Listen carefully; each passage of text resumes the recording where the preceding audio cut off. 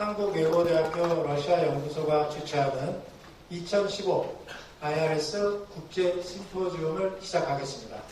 먼저 북극사업단 총괄하시는 김석한 교수의 개회사가 있겠습니다.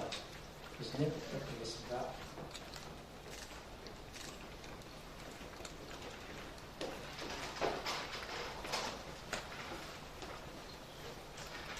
네, 오늘 우리 북극 심포지움을 맞아 자리를 빛내주신 여러분에게 감사드리면서 북극 심포지움 개회를 선언합니다. 개회사를 하겠습니다.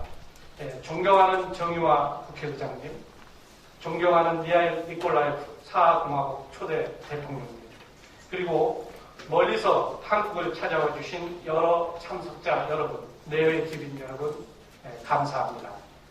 오늘 한국외대 미네르바 컴플렉스에서 개최되는 북극 심포지움은 한국이 북극 이사회 업저버 국가가 된 이후 서울에서 열리는 최초의 대규모 국제 심포지움입니다. 북극 이사회 주요 국가의 대표적인 전문가들과 관계자들이 참석한 이번 북극 심포지움이 한국과 북극 이사회 국가 간 협력과 인류 사회의 북극에 대한 관심을 보조시킬 것임을 믿어 의심치 않습니다. 존경하는 내외 기빈 여러분, 북극해 해빙의 가속화로 북극의 활용과 경제적 잠재력에 대한 각국의 관심이 증대하고 각국의 북극 진출 계획이 가시화되고 있습니다. 현재 북극의 변화는 상호 밀접한 관계를 지닌 세 가지 변화가 중심을 이루고 있습니다. 첫 번째는 기후변화와 연관된 환경 이슈입니다. 두 번째는 북극 항로의 상용화 및 북극 지역 자원 개발 가능성의 확대입니다. 세 번째는 북극 거버넌스에 대한 변화 요구입니다. 이와 같은 세 가지 흐름의 변화는 북극해 주변 국가 및 유럽 지역을 중심으로 이루어졌던 북극 의제를 글로벌 이슈로 만들고 있습니다. 북극 이슈의 글로벌화는 한편으로는 국가 간 새로운 경쟁을 자극하는 측면도 있습니다. 때문에 자칫 국가 간 경쟁이 과열을 초래하거나 또 다른 국제적 갈등의 장으로 북극을 만들 위험도 있는 것입니다. 이러한 점에서 북극에 대한 관심과 협력은 친환경적, 과학적, 개방적, 평화적 목적을 지향하면서 동시에 국제 정치 및 거버넌스 차원에서 새롭게 재조명되고 국제사회의 중요 의제로 다뤄져야 할 것입니다. 2013년 5월 15일 키루나 회의에서 한국이 상시 옵저버 국가가 된 것을 계기로 북극에 대한 관심이 한국 내에서도 커지고 있습니다. 이번 심포지움은 바로 이러한 흐름 속에서 해빙이 초래하는 북극 환경의 보존 위험 증가와 개발 편의성의 증대라는 북극의 역사를 비롯한 다양한 가능성과 관련 이슈들에 대한 전문가들의 솔직하고 심도 깊은 논의를 하기 위해 마련된 것입니다. 발표자 및 토론자들이 기탄 없는 의견 개진과 심도 높은 토론을 기대합니다. 그래서 이 심포지움이 현재 글로벌 사회가 북극과 관련해 직면한 북극의 환경 보존에 대한 계속적인 관심과 함께 북극을 활용하는 지속 가능한 개발의 이슈를 조화시키는 데 기여하기를 기대합니다. 감사합니다. 한국외대 러시아연구소 북극사업단장 김석환.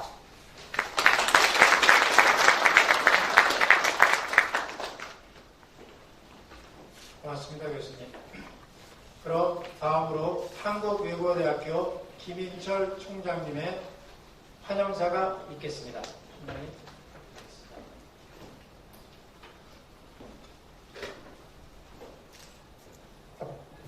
여러분 평안하셨습니까?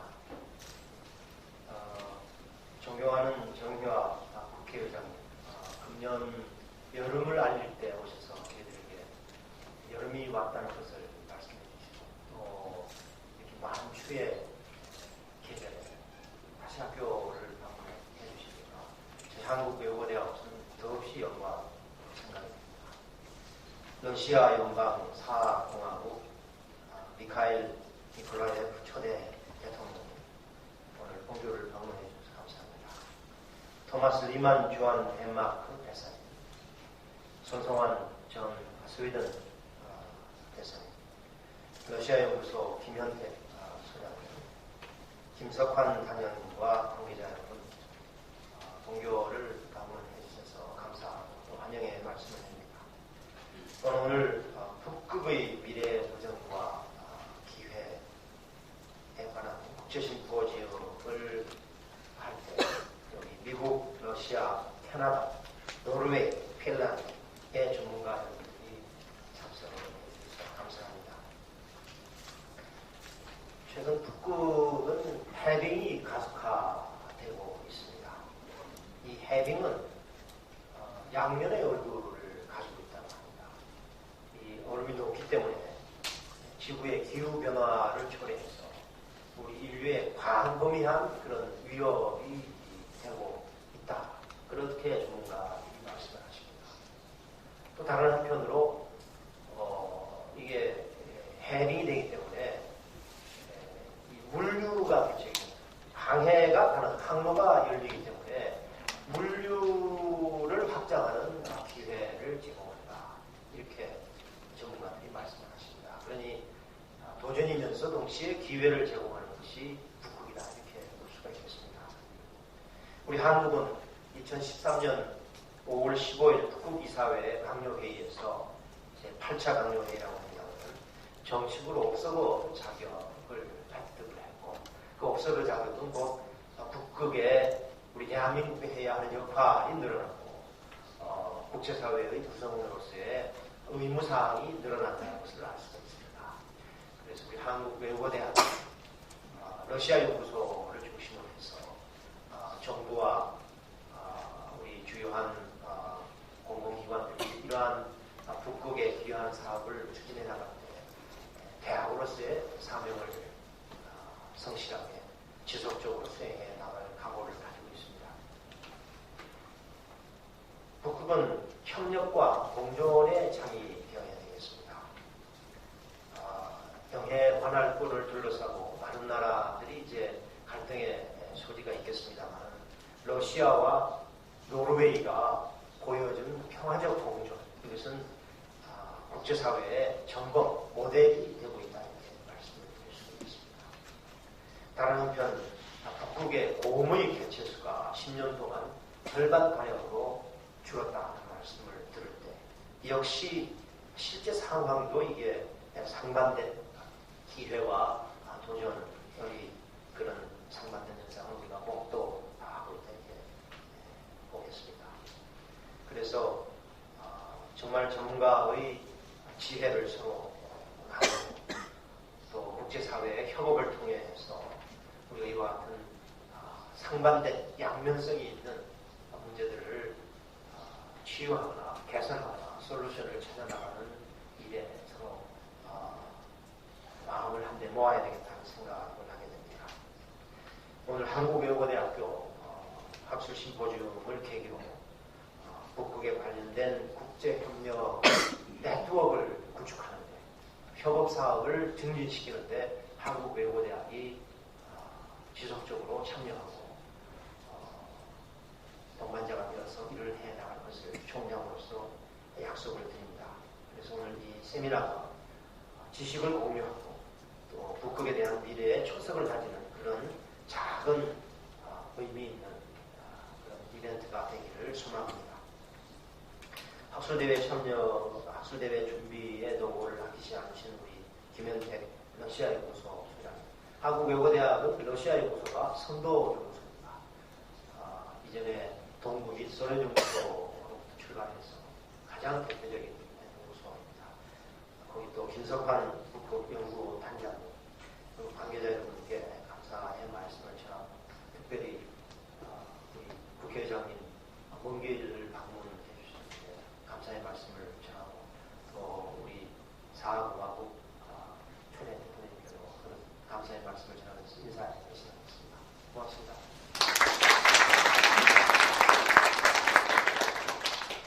네, 고맙습니다, 총장님. 다음으로는 대한민국 정의화 국회의장님이 축사를 해주시겠습니다. 기자님. 여러분 반갑습니다. 제가 출산 줄 알았으면 굉장히 짧게 준비를 했을 텐데 제가 웰컴 스피치라고 그래서 10분 정도 원고를 준비했습니다. 제가 준비한 대로 말씀을 드리도록 하겠습니다. 여러분 반갑습니다. 우리 북극의 미래 국제 심포지움 개최 진심으로 축하를 드립니다. 특히 미하일 니콜라예프 러시아연방 사하공화국의 초대 대통령님과 여러 외국에서 오신 주민 여러분 대단히 반갑고요. 오늘 이 행사를 준비한 여러분들에게 제가 축하의 말씀을 드립니다. 마침 얼마 전에 제가 러시아와 핀란드를 방문을 했습니다. 그래서 북극에 대해서 생각해 볼 그런 기회가 있었는데요. 러시아와 핀란드는 이미 수년 전부터 정부 차원의 북극 정책을 수립해서 추진 중이었고, 특히 핀란드에 제가 마리아 로헬라 국회의장님을 뵈었는데 북극 연구 개발에 우리 한국과의 협력 확대를 기대한다는 그런 말씀도 계셨습니다. 생각보다 북극은 그렇게 먼 곳에 있지 않았고 이 인류 공동의 자산에 지구촌의 미래가 걸려있음을 깨닫는 좋은 기회가 되었습니다. 과거 북극은 인간의 발길이 닿지 않는 미지의 세상이었고 지리적으로는 탐방의 탐험의 그런 공간이었습니다. 하지만 지금은 기상, 해양, 지구 물리학의 새로운 요람이자 경제적 기회의 장으로 변모하고 있습니다. 북극은 에너지 자원과 식량 문제에 있어서 인류 최고의 포로다 이렇게 해도 과언이 아닙니다. 국제사회는 해운 항로와 수산 자원에서부터 석유, 천연가스 그리고 철을 비롯한 광물 자원에 이르기까지 북극의 무한한 잠재력에 눈을 돌리고 있습니다. 또한 북극해를 가로지르는 북극 항로는 세계 각국의 물류 비용을 획기적으로 절감시킬 것으로 주목을 받고 있기도 합니다. 하지만 기후변화라는 거대한 도전 역시 만만치 않습니다. 특히 북극 지역은 지구 평균보다도 기온이 2배나 빠르게 상승하고 있습니다. 북극이 기후변화 영향을 가장 심각하게 받고 있는 것이라고 볼 수 있습니다. 기후변화에 따른 재앙은 더 이상 영화나 소설 속의 이야기가 아니고 우리 눈앞에 현실이 되고 있습니다. 전문가들은 북극의 변화가 지구 환경에 큰 충격을 가져올 것이고 다소 편차는 있지만 2030~40년경에는 북극 해를 뒤덮는 얼음이 여름철에는 모두 소멸될 수도 있지 않느냐 하고 예측을 하고 있습니다. 만약에 그렇다면 그 피해는 정말 얼마나 클지 가늠하기가 불가능하지 않겠나 생각이 되고요. 북극의 미래, 도전과 기회라는 오늘 이 심포지움의 주제처럼 북극은 모든 인류에게 새로운 기회인 동시에 미정유의 도전이 되고 있는 것입니다. 하지만 북극의 해빙이 아무리 위협적인 도전이라고 하더라도 우리 인류가 공동체 의식을 바탕으로 해서 슬기롭게 대처한다면 반드시 극복할 수 있다고 생각합니다. 북극을 주인 없는 땅으로 여기거나 선점을 위해서 치열하게 경쟁해야 할 대상으로 보는 시각은 매우 위험합니다. 북극에서 이기적이고 배타적인 국가 이익의 추구는 인류 모두에게 재앙을 초래할 뿐입니다.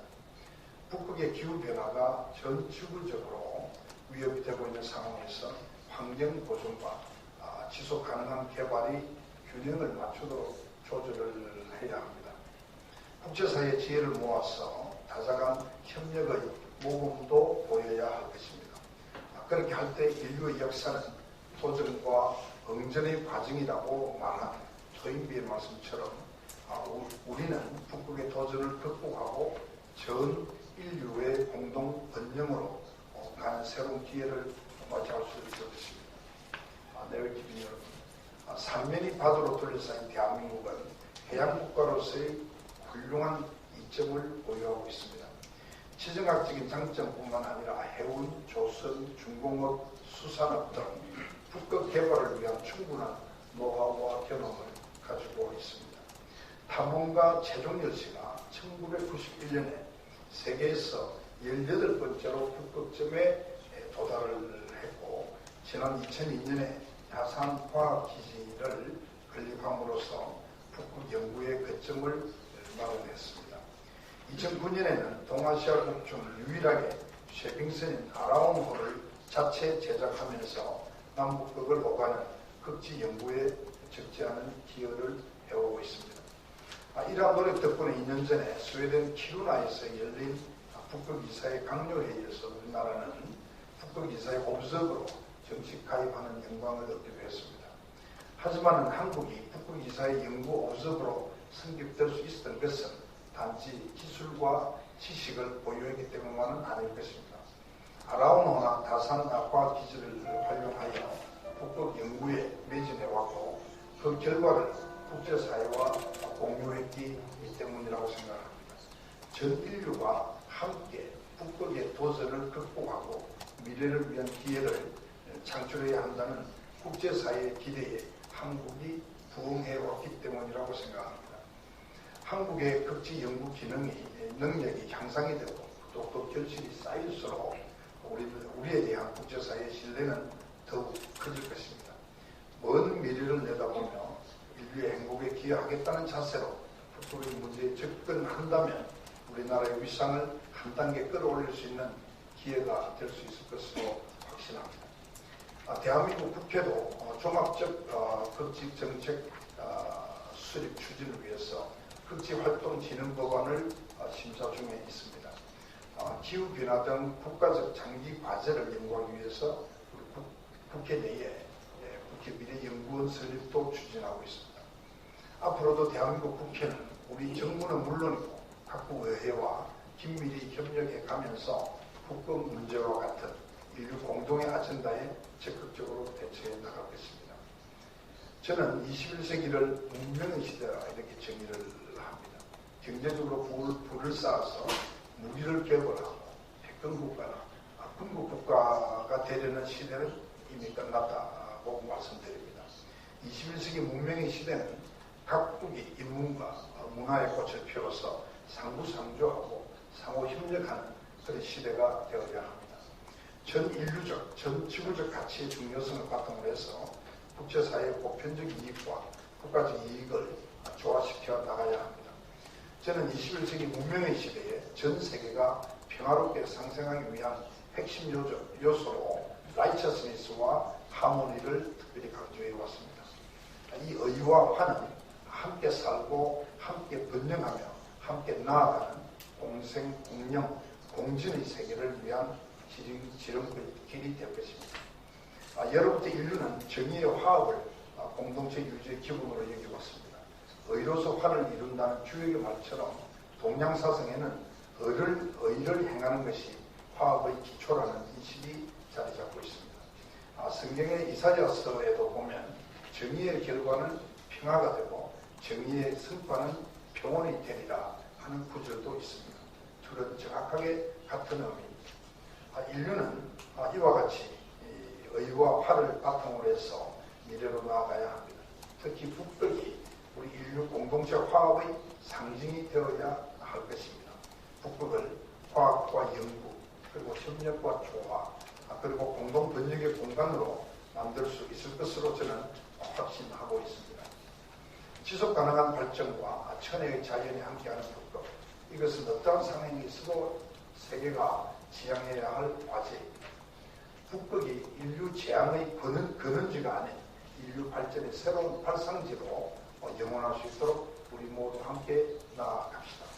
오늘 중요한 글로벌 아젠다의 북극 문제를 논의하기 위해서 세계적 여러 전문가들이 이곳 서울의 외국인 대학에 이렇게 모였습니다. 여러분이 나눠주실 귀중한 경험과 지혜를 통해서 북극과 인류의 미래를 위해 우리가 나아가야 할 방향이 이 자리에서 뚜렷하게 제시되었으면 하는 바람을 가지고 있습니다. 다시 한번 오늘의 국제 심포지움을 축하드리고 함께하신 모든 분들의 행운을 기원합니다.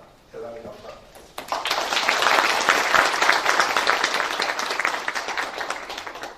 고맙습니다, 회장님. 다음은 니콜라예프 러시아 사하공화국 초대 대통령의 기조연설을 읽겠습니다.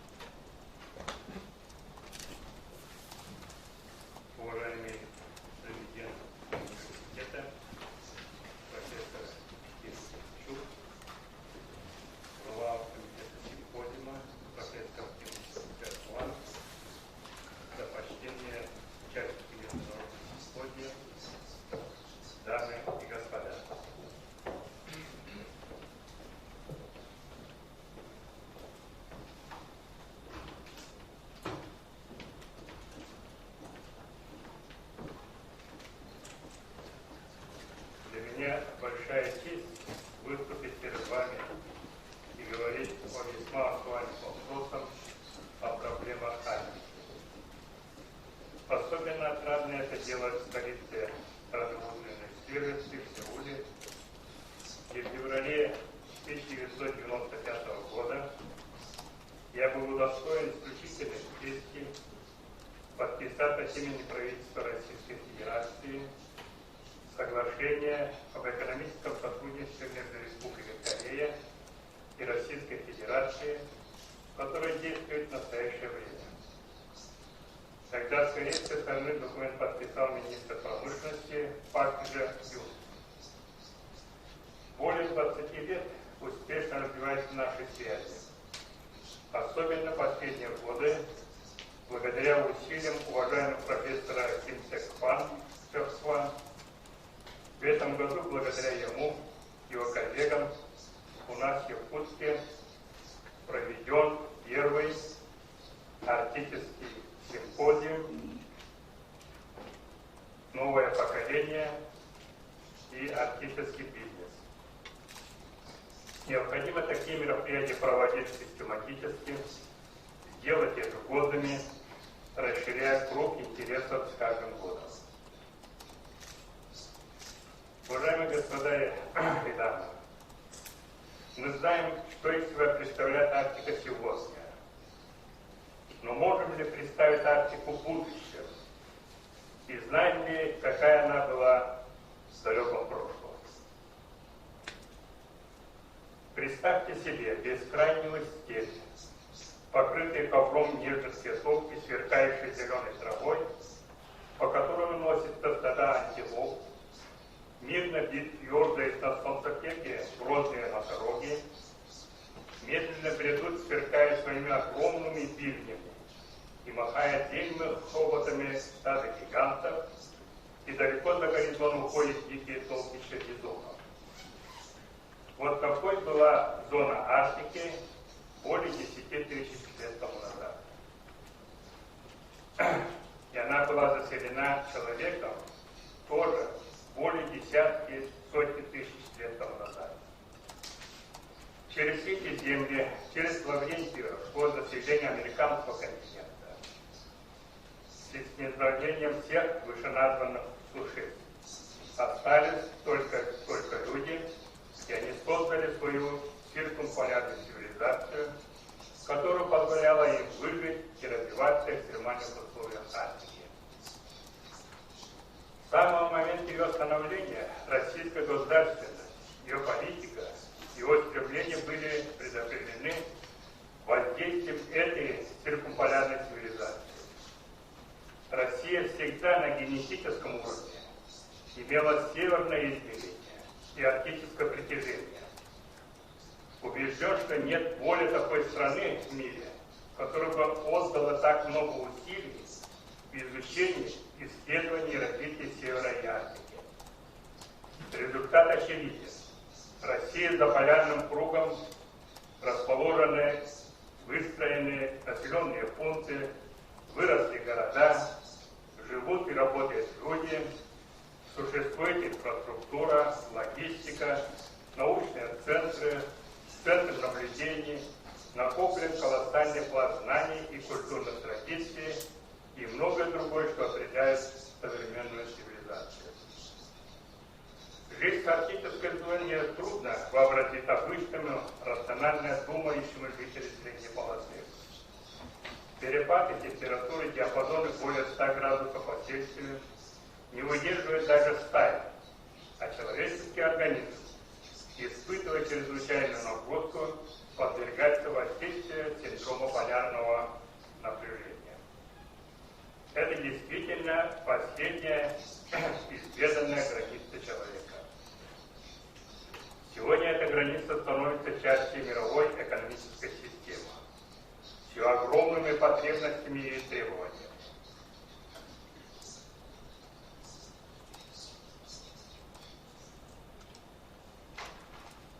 И все это результат нового цикла потепления климата, критического углубленного антропогенного влияния. Все это ставит перед всеми, особенно перед жителями Арктики, огромные вызовы. Ведь в Арктику приходят индустриальные технологии добычи полезных ископаемых. Не секрет, что техногенные риски будут чрезвычайно чрезвычайно высоки, и эти риски только увеличатся вместе с набирающим оборотом изменения климата. Все эти новые виды индустрии, будь то добыча редкоземельных металлов и алмазов, или нефти и газа, имеет множество побочных эффектов, притом негативных. Насколько трудно будет остановить утечки нефти на глубоководных скважинах на шельфе Ледовитого океана, или организовать более или менее эффективную операцию для борьбы с техногенными катастрофами, арктических условиях трудно представить. Мы этого не знаем пока, и вряд ли можем предугадать при условии возникновения множества изменений. Изменится все, и прежде всего уклад жизни жителей Арктики. Даже миграционные пути и арктическая фауна. Но самое главное, эти изменения будут затрагивать тундру, которая сейчас находится в хрупком равновесии. Происходит таяние вечной мерзлоты.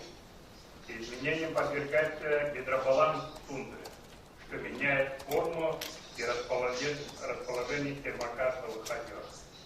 А атмосфера усиленно выбрасывается метан, при этом образуется множество разрывов тундры.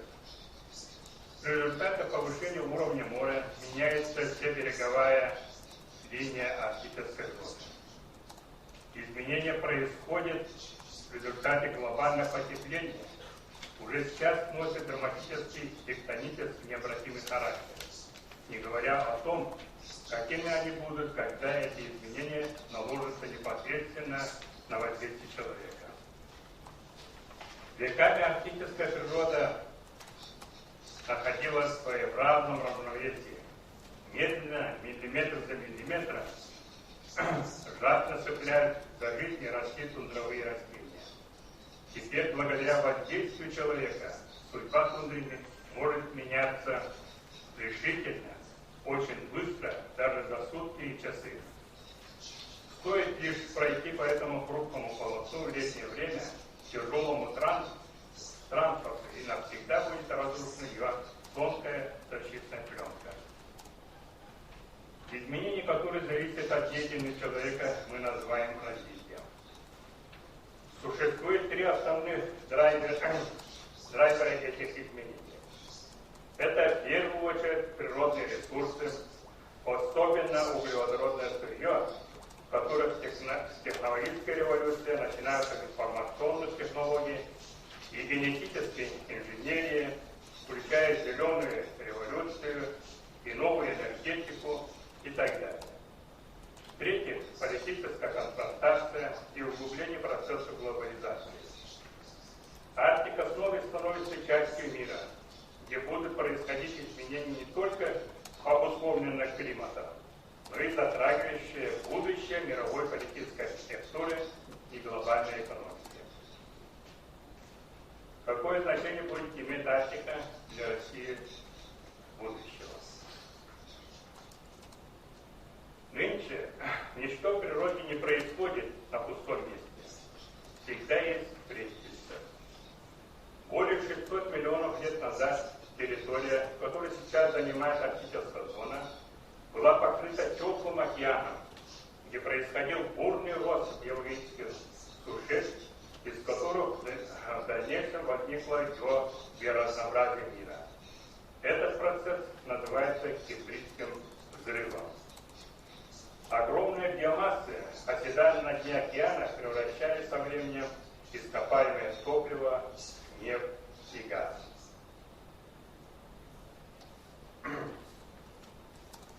Поэтому сегодня Арктика рассматривается как главная кладовая, и это, несомненно, является определяющим фактором развития российского восприятия Арктики. Потенциальное богатство Арктики проектируется в силу мощь государства российского.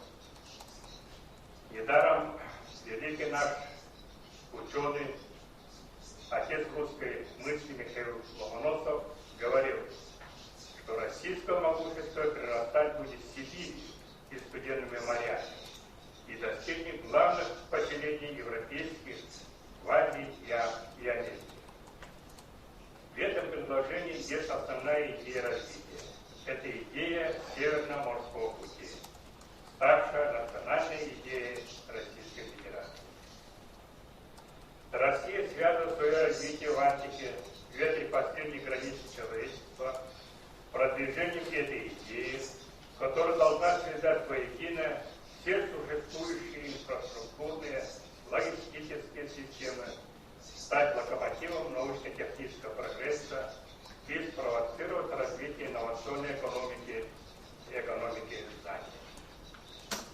Новизна, масштаб и многофакторность и многовекторность задач, которые возникли при реализации идеи, а также возможность применения сквозных технологий, будет только способствовать возникновению инновационного пути развития. И это есть фабула всей арктической политики России. Для этой цели Россия акцентирует свои законные территориальные требования, проводит исследования континентального шельфа Сибири, хребтов Менделеева и Ломоносова. В связи этого, вот уже второй раз Россия направляет заявку Организации Объединенных Наций на расширение границ российской части континентального шельфа за пределами своей 200-мильной экономической зоны. Также быстрыми темпами и приоритетном порядке разворачивается инфраструктура безопасности, о чем говорит открыто недавно в городе Мурманске арктического аварийно-спасательного центра, восстанавливаются военные базы, например, Новосибирских островах и прочая военная инфраструктура. При этом все время усиливается научно-исследовательская составляющая российской Арктики. Сейчас там находится 8 центров Российской академии наук, включая 46 академических институтов и 50 отраслевых институтов. В зоне Арктики севера находятся расположены 217 высших учебных заведений и учреждений, где работает и учатся более 300 тысяч студентов и научных работников. Это немало. Собрана критическая масса, необходимая для образования основы инновационного развития Северного морского пути и всей российской арктической зоны. Таким образом, образное воззвание Ломоносова начинает обретать все более четкие очертания. В ходе реализации проекта Северного морского пути еще более укрепится эффективность управления мегарегиона российской Арктики. В то же время она будет достаточно децентрализована, чтобы поддержать креативный дух, инновационный характер экономического развития, основанного на принципе экономики знаний. Для России проект Северного морского пути станет настоящим двигателем инновационной экономики и новой экономики Арктики. Уважаемые дамы и господа, конфликты в нашей жизни то начинаются, то затихают. Сегодняшнее геополитическое противоречие не носит фундаментальный идеологический характер и не будет постоянным. Вечно будет только Арктика. В буквальном смысле Арктика – это вершина мира. Здесь сходятся меридианы и сближаются континенты. Несмотря на все разнообразие Арктики, она представляет собой единое целое, где балом правит природа. Многие процессы в Арктике происходят одновременно и не затрагивают всех жителей Арктики. В Арктике человек обретает свое собственное «я». Человек становится частью Арктики, он начинает принадлежать Арктике. Я сам вырос в Арктике, самой большой арктической провинции мира, в Якутии, в республике Саха. И могу сказать совершенно уверенно, что мы, жители Арктики, не делим людей по категориям, по расам, по национальностям. Для нас каждый человек бесконечно дорог и ценен. Поэтому человеческий фактор, человеческий потенциал имеет чрезвычайно важную роль в Арктике. Когда вопрос стоит о будущем исследуем Арктики, то следует иметь в виду три основные фактора. Первое.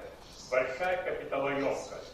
Все то, что мы не делали в Арктике, все будет стоить на порядок дороже и более дороже, чем сегодня. Во-вторых, освоение Арктики потребуется новые и новые технологии. Огромные постоянные усилия в области научных исследований, то есть оно будет новым путем. В-третьих, чрезвычайная хрупкость арктической экосистемы, крайне низкий восстановительный потенциал приведет к тому, что любые техногенные катастрофы, случись они в Арктике, будут иметь последствия на порядке выше, чем где-либо. До настоящего времени развитие Арктики еще шло под эгидой эффективного международного сотрудничества, ведущая роль в котором принадлежала Арктическому совету. Это межгосударственная форма высшего управления высшего уровня, где все решения принимаются на концептуальной основе, что позволило до настоящего времени подготовить и принять общие правила игры в Арктике, такие как единая стратегия защиты окружающей среды в Арктике, Арктическом соглашении о поиске и спасении, подписанное всеми 8 государствами, членами Арктического совета. Уровень кооперации и международного сотрудничества в области научных исследований и политических решений остаются удивительно высоким в Арктике, несмотря на все перипетии взаимоотношений государств-участников Арктического совета. Сможем ли сохранить или даже усилить эти тенденции в развитии Арктики в будущем? Что будет иметь наибольшее влияние в том, чтобы эти тенденции сохранить? В этой связи у меня следующее предложение на ваше усмотрение. Во-первых, развитие Арктики будет идти в виде масштабных инфраструктурных проектов, для разработки которых нужны научное сообщество, и эти проекты должны быть экономически состоятельными, сквозными, охватывающими многие аспекты развития, влекущие за собой целый спектр позитивных последствий для развития прилегающих и близких регионов. Например, можно предложить наземный коридор до Северного морского пути через Арктический морской порт Тикси. Это будет предусматривать строительство железной дороги с города Якутска до Тикси, которая имеет выход в Транссибирской железной дороги, входящая в единую систему Великого Шелкового пути, и при этом станет катализатором развития всего севера Якутии и арктического побережья России, в регионе с местными минеральными ресурсами, богатыми залежным руд и углеводородной сырья. Во-вторых, совершенно очевидным является необходимость создания международного арктического университета развития, который должна стать основой по схеме Север-Юг. Существующий на данный момент университет Арктики, созданный по принципу Север-Север, в основном занимается гуманитарными, этносоциальными и антропологическими проблемами. Международный арктический университет развития должен охватить все регионы страны Арктики. Воздействуя работают все страны-наблюдатели Арктического совета, сыграть важную роль в формировании арктического научного и профессионального сообщества, готовя арктических специалистов, используя человеческий потенциал Арктики, создание Международного арктического университета развития будет самым действенным и эффективным шагом в направлении устойчивого развития Арктики. В-третьих, для разработки таких масштабных инфраструктурных проектов нужны финансовые возможности, которые может предоставлять только Международный финансовый институт, такой как Арктический банк развития и реконструкции, в создании которого могут принять участие не только арктические страны, но и страны-наблюдатели Арктического совета. Четвертое. 2025 году Россия будет отмечать 300-летие начала полномасштабного изучения Арктики и прилегающих территорий во время первой Камчатской и Великой Северной экспедиции, задуманной еще Петром Великим и начавшей под руководством Витуса Беринга. Это была самая большая история человечества спонсирования государством серия великих экспедиций, внесшей наибольший вклад в исследования Арктики, продлившей более 20 лет, на которые было привлечено более 3000 ученых стран. Полагаю, что наилучшим способом отметить этот великий научный подвиг было бы организация международной экспедиции, новой Великой Северной экспедиции. Это помогло бы консолидировать усилия всего мирового научного сообщества и поднять проблему арктической науки на совершенно иной, гораздо более высокий международный уровень. Будущее Арктики должна находиться в плоскости обширного международного сотрудничества. Только открытая Арктика будет иметь возможность развиваться устойчиво, гармонично и экологически безопасно. Это будущее вы можете начать сейчас, сегодня, создавая направления мысли и идей, способствуя развитию проекта сотрудничества и кооперации, образовательной, научной и экономической сфере.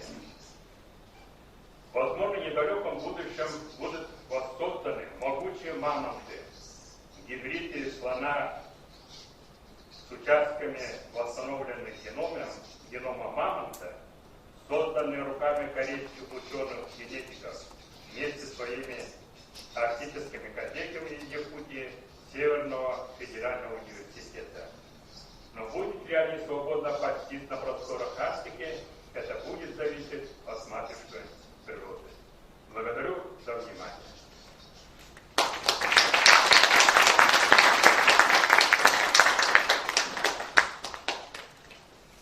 고맙습니다.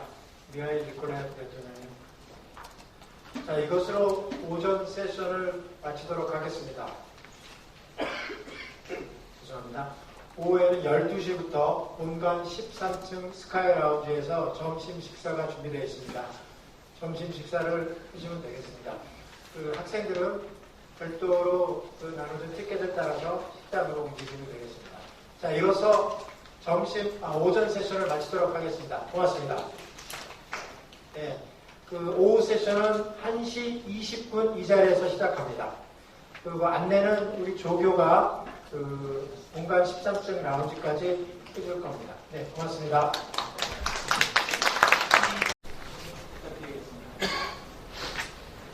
네, 여러분 반갑습니다. 네, 여러분 반갑습니다. 오늘 오후 세션 사회를 맡은 경남대 이종입니다. 제가 오늘 오전 시작되고 와서 이제 말씀을 듣고 그랬습니다. 오늘 한국 외대 러시아연구소 북극연구단이 주최한 이 북극의 미래 어떤 도전이 있는가라고 하는 이런 심포지움은 아주 의의가 대단히 크다 이렇게 생각합니다. 왜냐하면 이제 이것이 북극이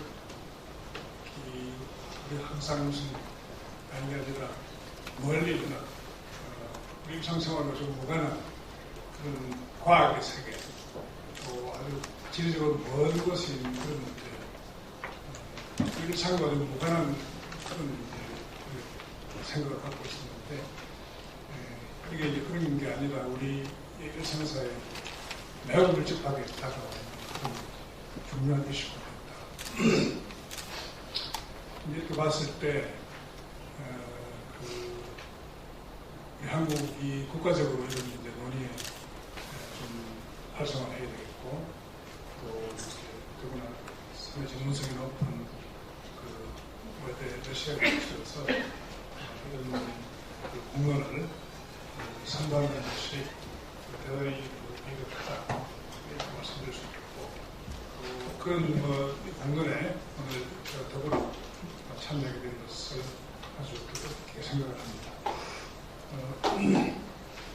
이게 북극이 보니까 세계 이제 세 가지의 큰 의미가 있는 것 같아요. 하나는 이제 앞에 오전에 많이 말씀하셨지만 이제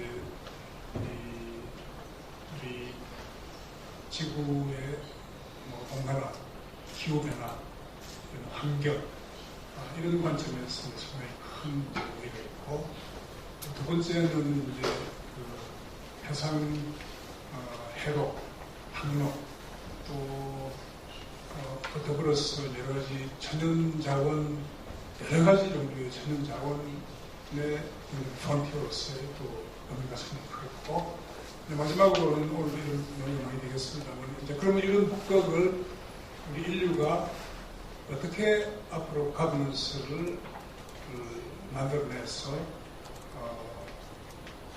우리 환경적 관심, 또 여러 가지 과학 기술의 관심, 또 교통 물류의 관심, 이런 것들을 잘 조화해내고 또 국제적인 협력을 우리가 이런 관점에서 어떻게 끌어낼 것인가 하는 것이 그게 과제가 아닌가 생각을 해봤습니다. 오늘 그 첫 이제 오후 세션은 5분의 발표자가 계시고 또 3분의 국내 패널리스트들이 토론을 맡아주시는 분으로 그렇게 구성이 되어 있습니다. 이제 제가 쭉 좀 소개를 드리면 먼저 노르웨이에서 오신 난그랜 Norwegian Institute of International Affairs, 노르웨이 국제문제연구소 시니어 리서치 펠로 선임 연구위원 되겠죠. 렌 예니 박사님께서 오셨고, 네, 그 다음에 그 옆에 아주 최고 당당한 우리 러시아 모스크바에서 이메모, 전명한 이메모의 부원장으로 계시는 바실리 미헬 박사님으로 오늘 발표해 주시겠습니다. 그리고 예쁘니까, 네, 우리 이제 서울에 계신데 외무부에 바로 이 북극 문제를 담당하시는 김찬우 대사님 소개드리겠습니다. 한국 우리 바로 외대 러시아연구소의 선임연구위원에 계시는 박영민 박사님께서 박사를 드립니다. 그리고 제 왼쪽에 지금 덴마크에 서울 주한 덴마크 대사님으로 계시는 토마스 레만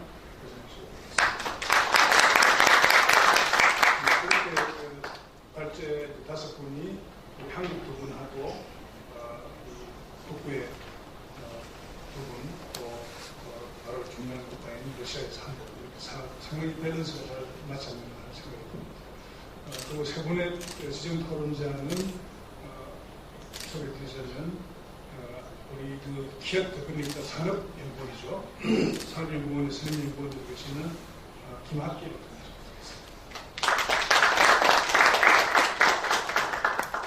그 옆에 한국 철도연구원의 나희성 박사님 주셨습니다. 내가 선생님은 대한민국의 철도, 특히 대륙 철도, 또 한반도 철도 이렇게 하는 아주 전문성이 있다 있는 분. 그 옆에 또 바로 한국 외대 러시아 학과의 제성문 교수님 소개드리겠습니다. 이렇게 8분 패널리스트가 좀 많은데 시간은 좀 한정되어 있고, 제가 몇 시에 말씀드립니까? 3시 한 2시간 정도 하면 됩니까? 그래서 제가 교통통제를 좀 잘하는 수 있도록 그렇게 협조를 해주시면 좋겠습니다. 그러면 먼저 렌 예니 박사님께 프레젠테이션 부탁을 드리겠는데 한 15분, 15 minutes, within 15 minutes. Thank you.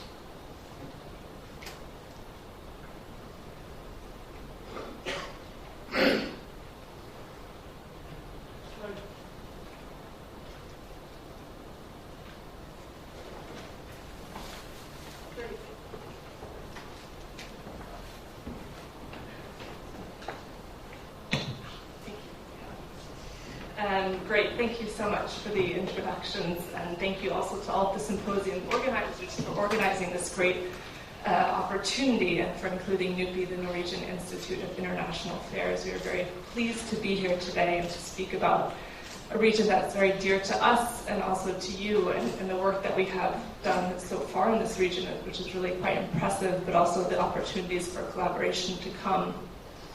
At NUPI, where I'm located, we do quite a bit of work on Arctic research. And today I'd like to tell you about one of the larger projects that we conducted on the Arctic, and specifically on the Asian states' interest in the Arctic, but also on the interests of Arctic states in respecting these Asian states' interests. But to put this into context, I thought it would be helpful by speaking a little bit about Norwegian's policy on the High North. The High North is the #1 strategic area of importance for the Norwegian government, and so we put a lot of effort into making our positions on the High North known, but also reminding that Norway is a very collaborative partner and one that we hope to include many of the interests of other Arctic states and non-Arctic states in our policies. So I'd like to speak a little bit about that, and also about what the Arctic future for Norway looks like within the prism of Norway-Korea collaboration.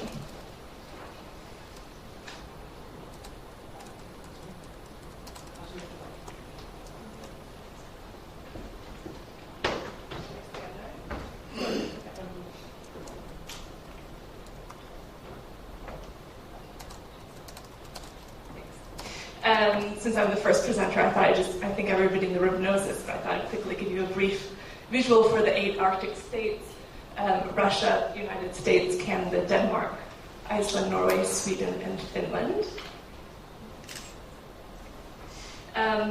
Norway and the High North, as a country, Norway's sea territory, 80% of it lies in the High North, and 40% of its land territory is also located north of the Arctic Circle. So the High North is a very deep area of interest for Norway. It has long been an area where Norway has been an international relations entrepreneur, and by 2004 the concept of the High North was taking a significant space within the Norwegian policy dialogue.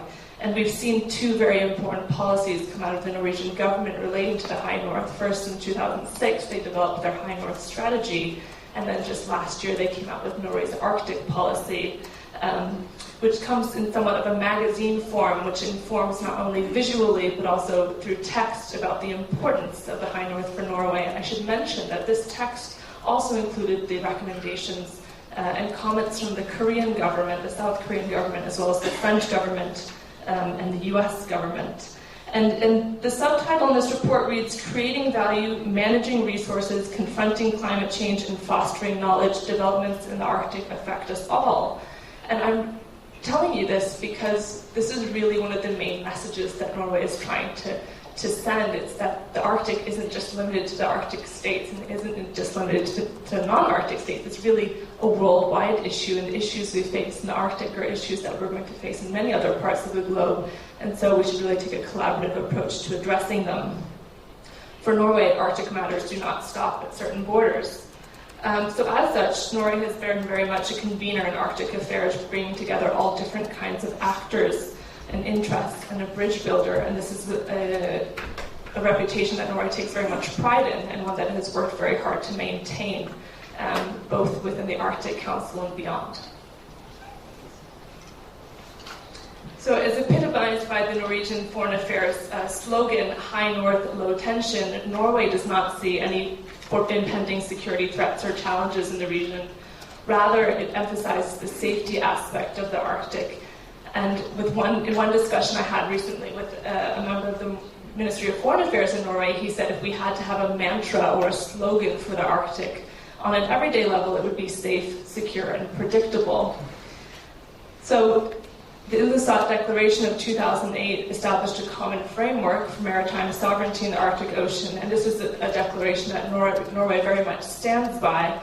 It believes that claims and disputes in the Arctic are negotiated between the Arctic coastal states, and that they're not likely to escalate into bigger security issues. For instance, we had the monumental signing of the Barents Sea Agreement in 2010 between Russia and Norway, after many years of discussion and deliberations and negotiations behind closed doors about where that delimitation would be. So we do believe that there are infrastructures within the Arctic that can help us reach solutions to the problems that we have, no matter how ongoing they may be. And the Arctic is very much an area of cooperative governance, and we see this through the growth of circumpolar and sub-regional cooperation. For Norway, there are many annual informal and formal meetings, both within Arctic military states and non-Arctic military states, that also contribute to the sense of developing the safety standards that we need in the Arctic, which is a crucial part of Norway's policy, because these growing levels of human activity that we see in the Arctic are important to be addressed not only on a state-to-state level, but also cooperatively through different government approaches.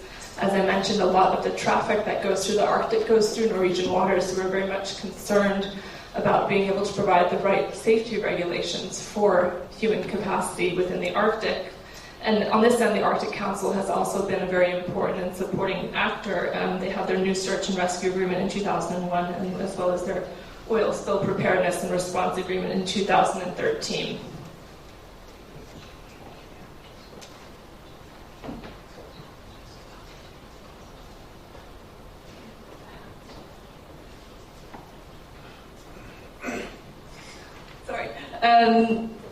I put together this slide. It's a list of Norway's high maritime interests. I'm not going to go through them all, but the reason I put this slide up is because it really highlights some of the areas that are of importance to Korea and also importance to Norway. And so I think that the collaborative effort between the two countries is very much visible when you see where the priority areas are within Norway's side of things.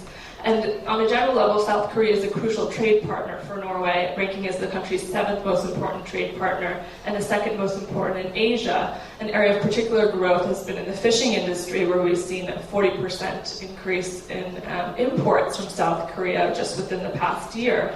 But beyond this,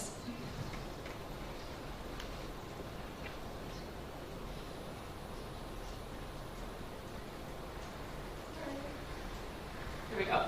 This is a map developed by the Norwegian Maritime Institute, kind of giving you an idea of what kind of a maritime state Norway is. You can see the International Economic Zone, which is right outside here, and the green area is bordered by Norway's blue zone, and this is Norway's main economic zone on the coast, and that is where a lot of these maritime activities are taking place.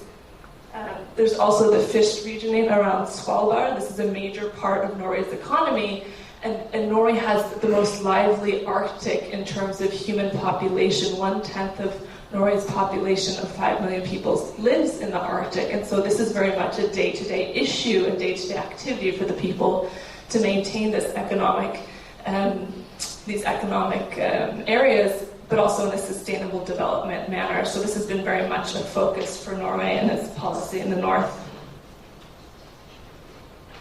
This links also to the commercial activity in the Arctic, and given this topography, the commercial activity, namely fishing, mining, petroleum, and tourism, play very important parts in the Norwegian economy.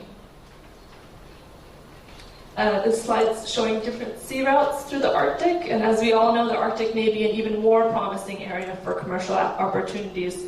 There's a potential for shorter transcontinental maritime transit through the Northern Sea Route and extraction of onshore and offshore petroleum and mineral resources. Most of the traffic is interregional, internal, and 80% going through Norwegian waters, although we can't really describe what's going on now in terms of commercial activity as a Klondike or a boom. That would be inaccurate. In fact, if you look at the numbers, we see a significant decrease over the past year. In 2013, for example, there were 71 passenger vehicles going through the Northern Sea Route, and just last year that had dropped to 41. So this is still an area of very much interest, but also one where future predictions are being made cautiously, and operations in the Arctic environment can be very complex, costly, and in some cases dangerous. So the profitability of commercial ventures in the Arctic may be influenced by the dynamics in the market itself, evolving concepts for production and distribution, and this is a position that Norway continues to promote. I'd like to speak briefly about the report that I mentioned previously, which was something that we conducted at NUPI in 2013, both prior to and after the Arctic Council's ministerial meeting in Kiruna, Sweden. We had a project that was sponsored by the Norwegian Ministry of Defense, where we looked at the interests of 4 Asian states. We looked at China, South Korea, Singapore, and Japan, and how those interests were received by 3 Arctic states, Norway, the US, and Russia.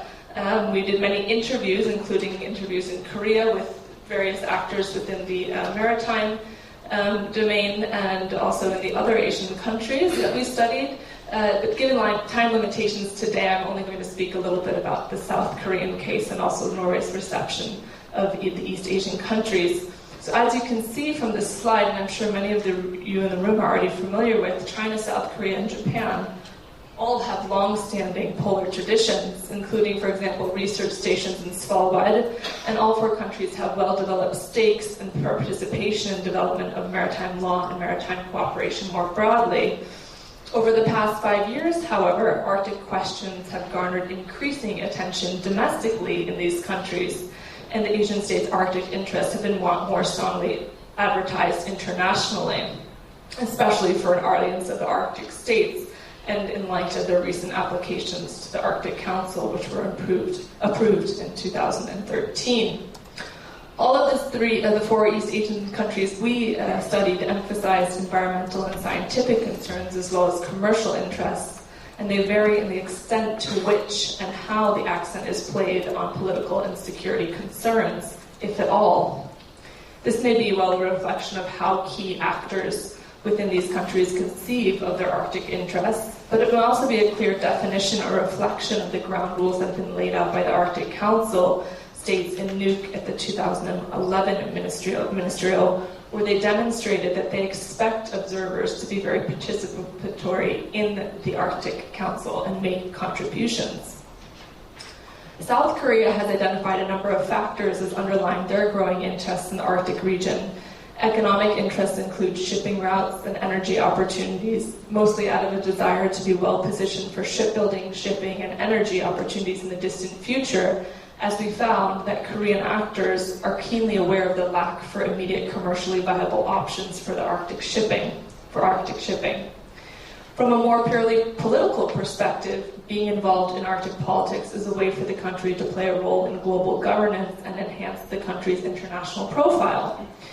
Security concerns are limited to a general interest in global security, although more explicitly acknowledged by Korea than by other East Asian state interviewees. As one interviewee told me, Korea is concerned with Arctic security in the same way that Norway is concerned with East Asian security. In other words, non-Arctic states would like to be assured that they can operate in a secure environment provided by the Arctic states.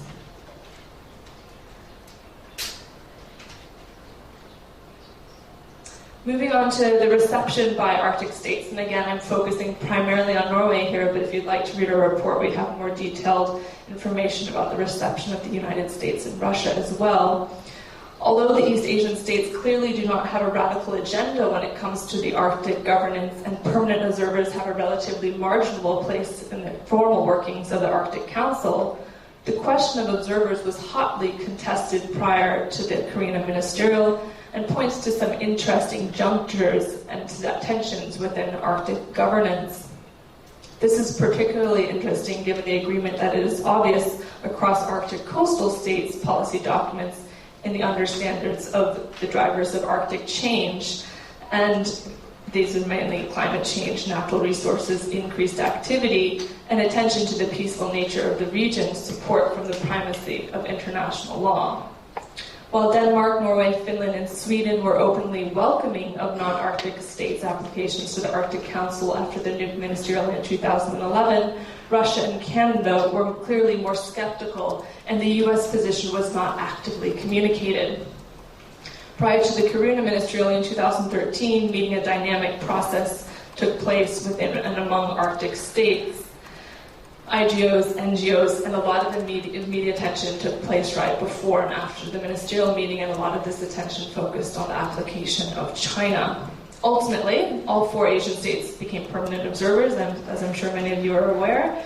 And Italy and India were also given permanent observer status. An interesting point to make here is that Asian states could have contributed to pursue scientific and commercial interests in the Arctic without becoming permanent observers to the Arctic Council. But to turn down these applications, it was argued, could have been potentially perceived as Western protectionism. And just to add a side note here, in many of my discussions with the Asian states that we studied, it was clear that they already had quite integrated roles in some of the working groups of the Arctic Council. For instance, Japan is very active in the Black Carbon Working Group and contributes a lot in the hard science perspectives. And that this work, whether or not they were given would continue. They had all intentions of that. So it wasn't necessarily about being more integrated within the groups they were already integrated in, but a higher level of understanding of their interests in the Arctic, and on a broader level, an interest in other working groups as well. Similar to its other Nordic partners, Norway was and is forthcoming and welcoming of Asian states' Arctic interests.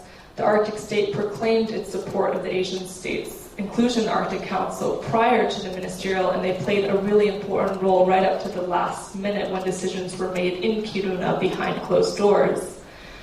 This is because in Norway's eyes, the issue of too much user participation is not it. The issue is more too little participation by observers and how to engage new observers more and more to use them as a source of renewal and ideas at the Arctic Council and within the Arctic region.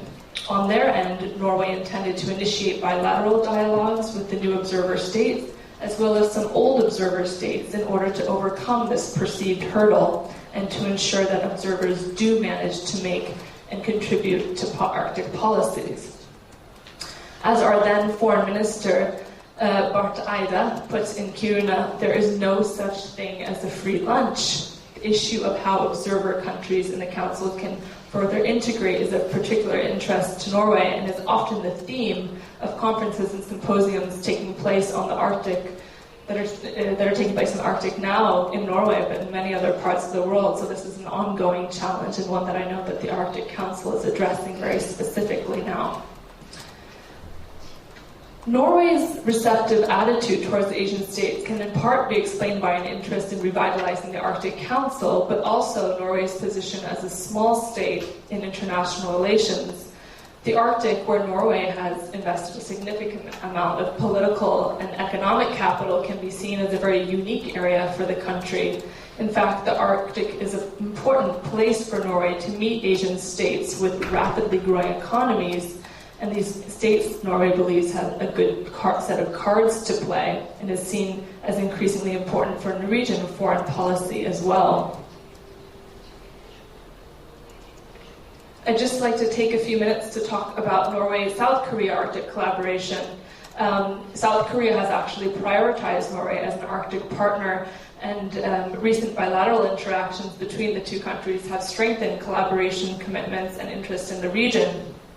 Norway recognizes South Korea as a predictable, cooperative, and active partner according to its Arctic policy, and one that is committed to becoming a constructive partner with all Arctic states. The countries held their first bilateral dialogue on the Arctic since South Korea attained permanent status in 2013. That dialogue took place earlier this year, and Ambassador Kim was one of the meeting leaders, so I'm sure he can tell you much more about the actual meeting than I can myself. But topics of discussion involved the Arctic Council, maritime questions, and scientific cooperation. Another very interesting point is that the Norwegian government has actually put out a 10-page paper on the collaboration between South Korea and Norway when it comes to the Arctic and its changing landscape. And this is something that the government has only done for South Korea and not for other observer states. And in this Arctic booklet, Foreign Minister Børge Brende outlined the importance of the Norway-South Korea partnership in the Arctic through a discussion of bilateral initiatives. Norway and Korea share an especially strong bond in the research sector, and this has a lot to do with South Korea's Daslan Station, which was established in Ny-Ålesund in 2002. The countries enjoy a tradition of scholarly exchange, and memorandums of understanding have been signed between the leading Arctic institutes in both countries. As I previously mentioned, also both countries share a maritime affinity. The sea territory zones in both Norway and South Korea are actually much larger than their land zones, and this has been a geographical attribute that has lent a lot to the state's identity, and also has made cooperation and understanding of each other's economic needs and interests a real merger in terms of partnership. In particular, cooperation in the shipping and shipbuilding sector has been close. Approximately 70% of bilateral trade is related to shipbuilding, offshore, and other maritime industries, and Norway is interested in further cooperation in these areas. Developing the Arctic in a sustainable manner is a high priority for Norway, and in this regard, the cutting-edge technology that South Korea provides Norway is important for their partnership. This helps balance environmental protectionism, but also our interest in economic output from the Arctic. The maritime industries in both countries are leaders and collaborators and will likely continue to be. One area where bilateral cooperation has particularly peaked over the past decade concerns continental shelf developments. Hyundai Heavy Industries is building a field floating installation on the Goliath field, which is the first oil field in the Barents Sea to be developed. And this is actually an installation that was developed in Norway, but is being built in South Korea. So you can really see the exchange there going on in terms of high technology collaboration. And Norway hopes that the future will bring similar projects and opportunities for collaboration. I'd finally just like to close by saying a few words about the Arctic future, but primarily from Norway's perspective. For Norway, its current policy approach will likely drive its Arctic activities and collaborative spirit in the high north for the years to come. I don't see much of a change coming, especially since our policy is quite updated, having been just released last year. Norway has very actively sought to spread the message of high north, low tension, and they will do what they can to make this still a very viable message. Further, Norway aspires to increase its international cooperation in the Arctic. In particular, it wants to develop Arctic networks and to promote knowledge about the Arctic through Arctic research exchange. But also, they want to spread more awareness about Norway's position internationally. And in fact, Foreign Affairs Minister Børge Brende recently assembled something called the Arctic Dream Team, which consists of internal MFA bureaucrats from embassies and home desk, as well as 11 key external actors from the business, research, education, environment, security, and emergency preparedness sectors. And the goal of this dream team is to meet annually to exchange ideas and collaborate on how Norway's message in the Arctic can be spread internationally, and how we can build awareness and collaboration on the development of this message. It may sound like I work for the MFA so far, since I'm speaking so much about the policies that the MFA is giving. Well, I don't, but there's one more thing that I think would be important to point out, and that is the very unique opportunity here in Seoul right now, supported by the Korea Foundation, and that's an exhibit about Norway's involvement in the Arctic, and it's called Arctic Futures. Explore the Arctic past, present, and future. And this exhibit consists of posters as well as interactive videos showing how Norway has gone from an explorer role in the Arctic and continues to go into a very high-tech role in the Arctic. And it also has lots of visuals showing our collaboration in the Arctic with our Korean partners, but others. And so it's a unique opportunity, I think, here in Seoul for those of you based here, and we'll run it. It just opened yesterday. We just had our number 2 in the Ministry of Foreign Affairs open it yesterday. But it will run until November 12th, so I hope if any of you have the occasion to go to the Korea Foundation and look at this, you can put some visuals to all of the things we'll be talking about today. I'd just like to close very briefly by reminding you that for Norway, the Arctic is an area of extreme importance. It's our number 1 foreign policy priority, but it's also, for a small state, a region that we have invested a lot in politically and economically, and also one that we continue to invest in internationally, and one that we hope to collaborate on very much in the future. I look forward to your questions and the discussion to the other panel's presentations. Thank you so much. Thank you. Thank you very much for your presentation. 지금 웬 박사님이 이제 발전 노르웨이가 이제 가장 그게 가까이 있는 국가고 또 다른 바다를 이제 그 여행을 같이 접하고 있으니까 이제 가장 관련국으로서 가장 중요한 국가라고 생각하는데 노르웨이의 그 자기들 얘기는 하이 노르트 뭐랄까요 고도 빵 정책에 가까이 그런 정책에 대한 소개 또 여기 한국을 포함해서 동아시아 국가들이 어떻게 이제 관련되는 하는 문제 그다음에 2013년에 코로나에서 중요한 아크텍 카운슬의 장관 회의 이런 데 이제 국제적으로 되는 그런 회의 그다음에 이제 노르웨이 한국의 그 협력 협조 이런 것까지 발전을 하고 있습니다. 감사드리고요. 그다음에 시간 관계로 모스크바에서 오신 Dr. Vasily, you have only 15 minutes. No name.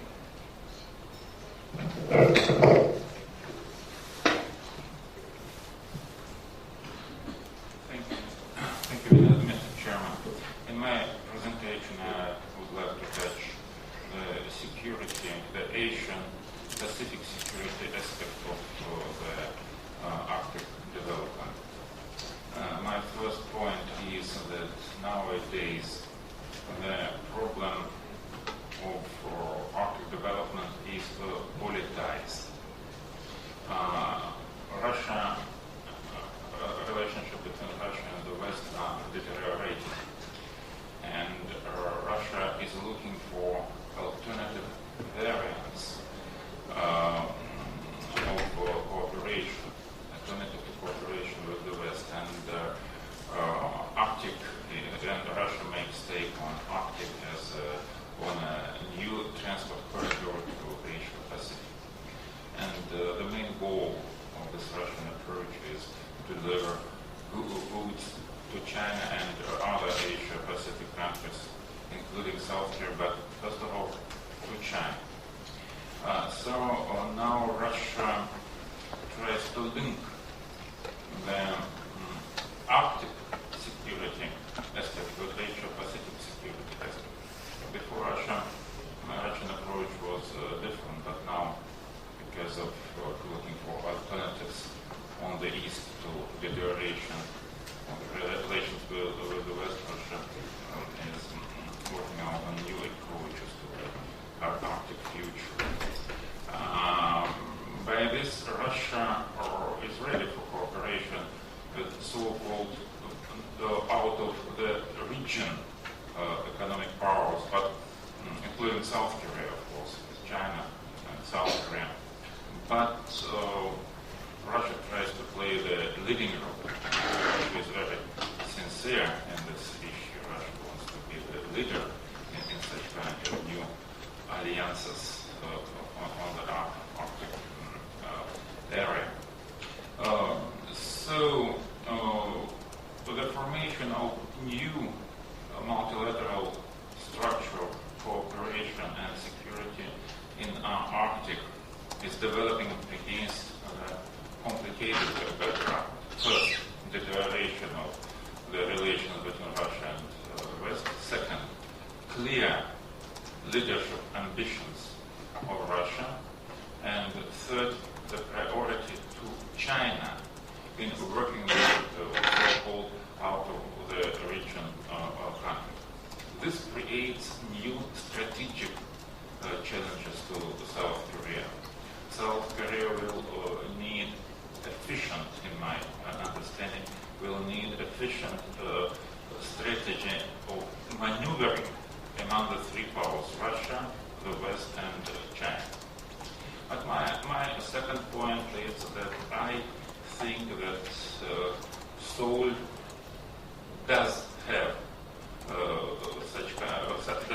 opportunities for such kind of maneuvering and for looking for and finding its own niche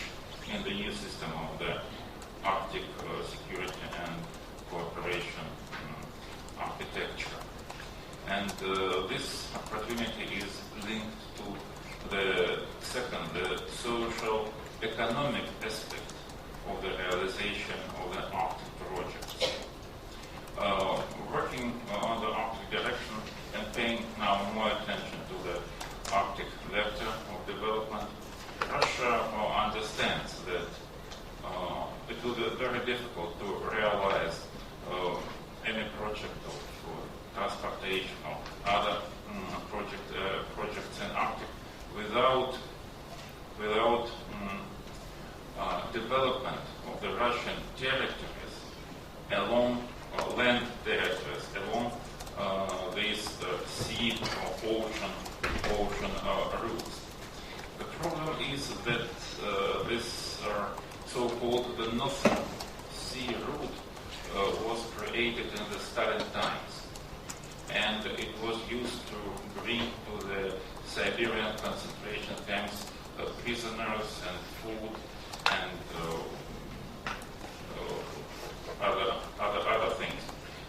So the infrastructure which we have now alongside the ocean Arctic route is very old.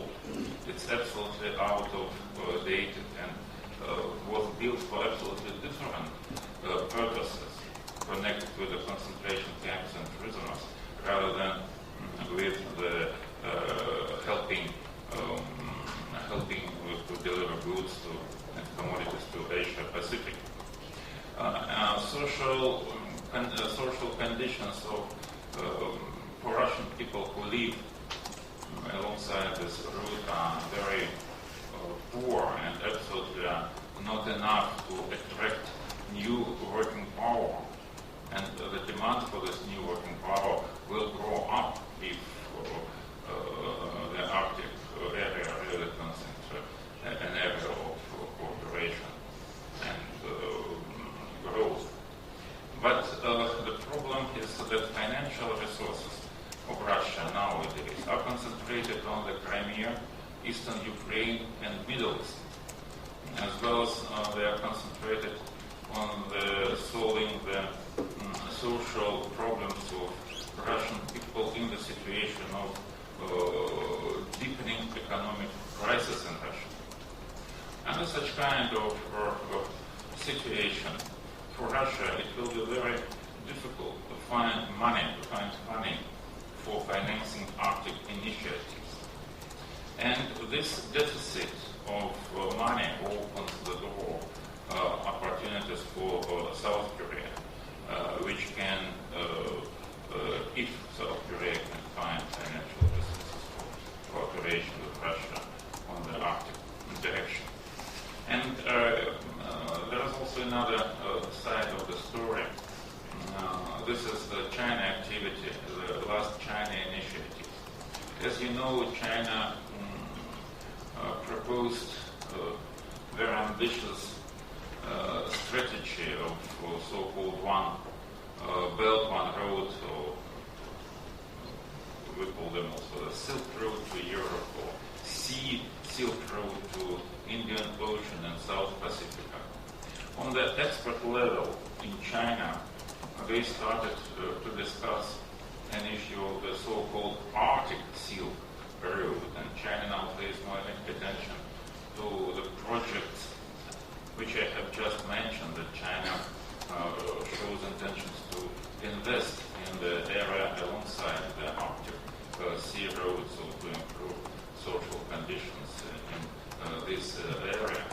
And China also established Asia Bank for Infrastructure Investment, which has to finance the ambitious goals of Chinese government. And this creates a new competition situation. Just before China proposed such initiatives, we with our South Korean colleagues discussed the idea of some kind, or establishment of some kind of Arctic investment bank. The governments participate in these projects. The logic of the idea was the following: the governments participate in the project. The bank issues shares and distributes them through a global stock market, and because government support, the project can be interesting for investors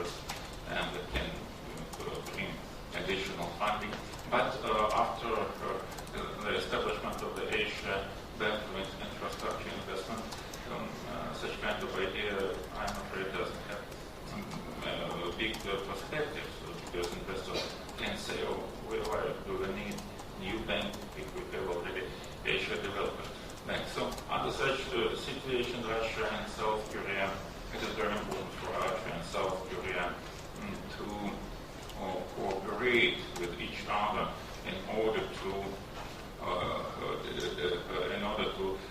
direct a part of Asia Development Infrastructure, Asia Bank for Infrastructure Investment, some resources of the bank for the needs for the Arctic vector of Russia-South Korean relations. And here, Russia and South Korea should work not only with China as the leader of this bank, but also with those European countries which are the members of this bank and which are interested in the Arctic development. My next point is that there exists one more strategic commitment to the Arctic cooperation. Now, many scientists, many experts in the climate issue in Russia, they predict that it's not warming of the climate, but in coming 60 years we will face the cooling of the climate in this area, and it is linked, I'm not a big expert on geography, but it is linked with the change of the Gulf Stream. And the Gulf Stream turns closer to the Canada area, and so it's very likely that it will be more cold in the Scandinavian state and in the northern part of Russia. And if this approach is true, the Arctic prospect becomes very problematic, because very short period of when we can transport goods, and competitiveness of this project is less in comparison with the Silk Road project supported by China. Nevertheless, I suppose that I do not see that our Arctic area will turn into the real competitor to the traditional routes of connection between Asia Pacific and Europe, or to new routes under the Silk Road initiatives. But nevertheless, our cooperation, not only with Arctic countries, but also with those countries like South Korea, which are located outside the region, but which have strong interest in developing the region. Our cooperation with such countries, including South Korea, is very important from the point of view of the Asia-Pacific, or better to say, North Pacific security situation. And I also see here the possibilities for connecting the strategic development with the South Korean so-called Eurasian initiative. The Arctic project opens for South Korea additional opportunities for communication with Europe, in addition to the South Way, traditional way, or Silk Road way. South Korea can get this northern way, so on two sides of the Eurasian states. So from this point of view, I suppose that it is very important to continue to work together on practical issues of Russia-South Korean cooperation, and I am sure that Russia-South Korean factor will turn into one of the very important basis of the new model of cooperation and security in the Arctic. Thank you.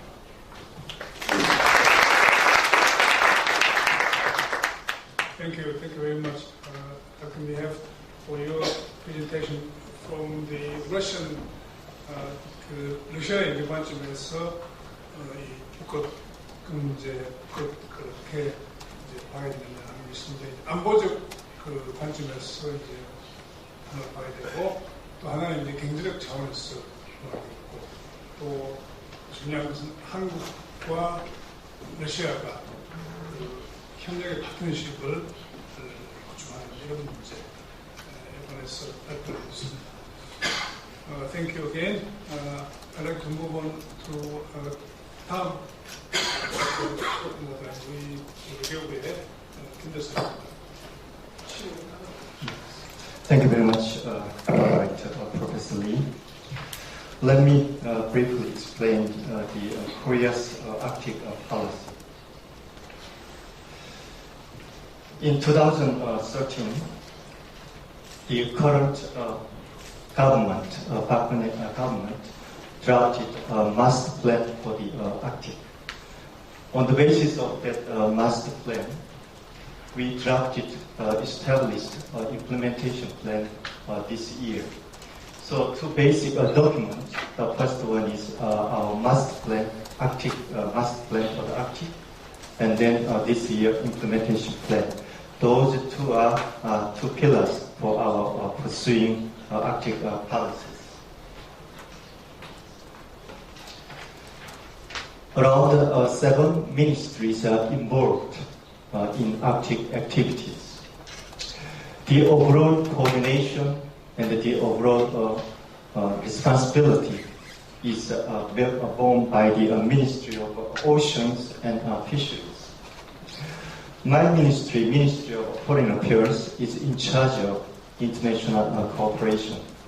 Other ministries are Ministry of Science, Ministry of Trade, Ministry of Land, Ministry of Environment, Korea Meteorological Administration is handling Arctic issues in their own capacity. There are many collaborative research institutes. Among them, Korea Polar Research Institute and the Korea Maritime Institute. Those are two most important research institutes. Let me briefly touch upon the Korea's history in involvement in Arctic issues. Compared to our involvement in the Antarctic activities, our activities in the Arctic is very new. In the early 1990s, we conducted very basic surveys and researches on the Arctic.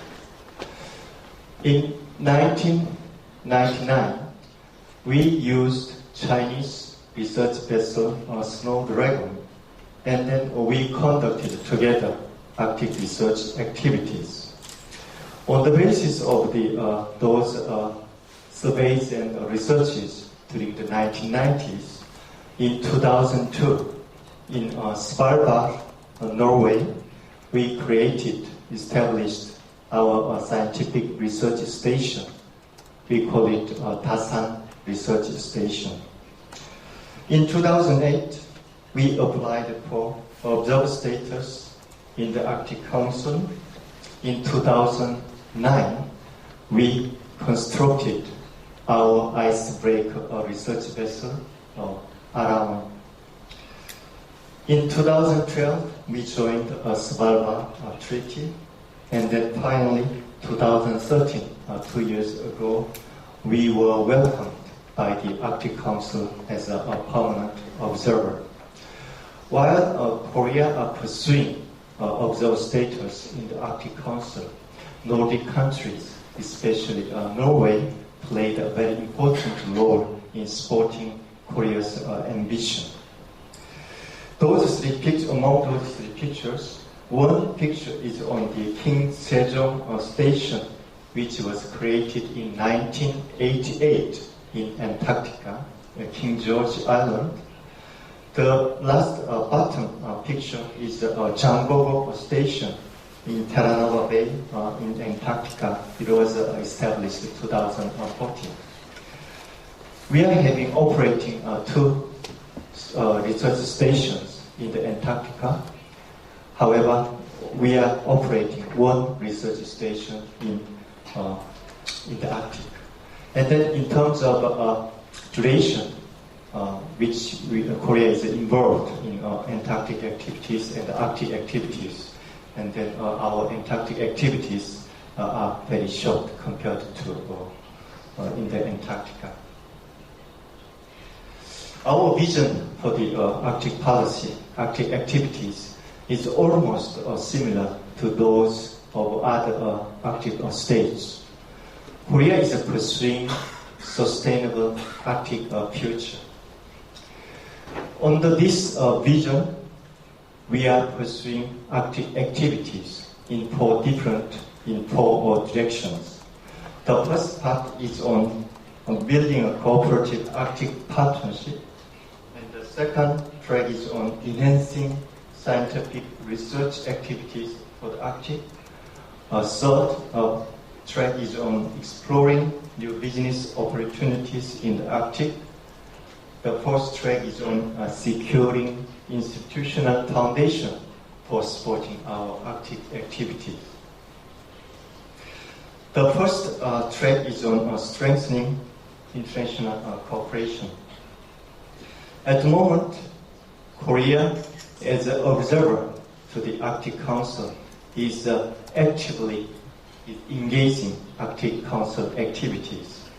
At the Arctic Council level, at the working group and task forces of the Arctic Council,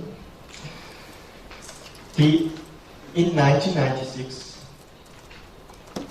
based on the Ottawa Declaration, the Arctic Council is pursuing three main objectives. The first objective is to enhance, improve the well-being of 4 million residents in the Arctic. The second objective is to pursuing sustainable development of the Arctic. And the third objective is to preserve Arctic environment. Korea, fully in line with those three objectives, we are actively being involved in the Arctic Council activities. In addition, Arctic Council is actually the most important international forum dealing with the Arctic activities. Arctic Council does not handle military security issues. We are also participating in the Arctic Circle, organized by Iceland, Arctic Frontiers, organized by Norway, and Warsaw Format, organized by Poland, aiming for the observer countries. We are also closely collaborate with International Arctic Science Committee too. Irrespective of the Ukraine incident, the cooperation in the Arctic hasn't been much affected. During the past around more than 40 meetings, international meetings, under the umbrella of the Arctic Council, only one or two international meetings were affected by the Ukraine incident. So overall, the collaboration and the cooperation among Arctic countries, Arctic states, are very good, very smooth. The aiming for the low tension is everybody's goal and objective. That is a good for 8 Arctic states. Scientific activities are really a key foundation for the understanding of the Arctic. Without having a full and a clear understanding of the Arctic, we cannot provide any solutions to the challenges the Arctic is facing. At the moment, Korea is utilizing Dasan Research Station, built in 2002, and then a research icebreaker vessel around, and then we are also operating in Norwegian city, Tromsø. Korea Polar Research Institute is operating together with Norwegian Polar Institute, a research center. Korean Polar Research Institute also wants to conduct. At the moment, already they are conducting research activities in understanding melting permafrost. They want to create circumpolar permafrost observation nodes. At the moment, they are having 4 research posts, and they want to have more collaboration with the Russian side. In Greenland and in Svalbard, Korea Polar Research Institute also having deeply involved in research activity. These are the very famous scientific journals. The first one is Nature Communications. The second one is Nature Geoscience. This scientific journal tells us that global connections between Arctic and non-Arctic regions in the field of climate change.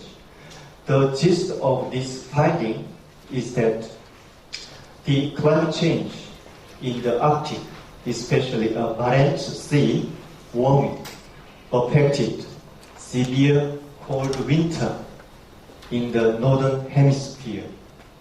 Also, Chukchi Sea and Barents Sea climate change affected cold severe winter in North America. So, Arctic issues are not Arctic countries' own issues.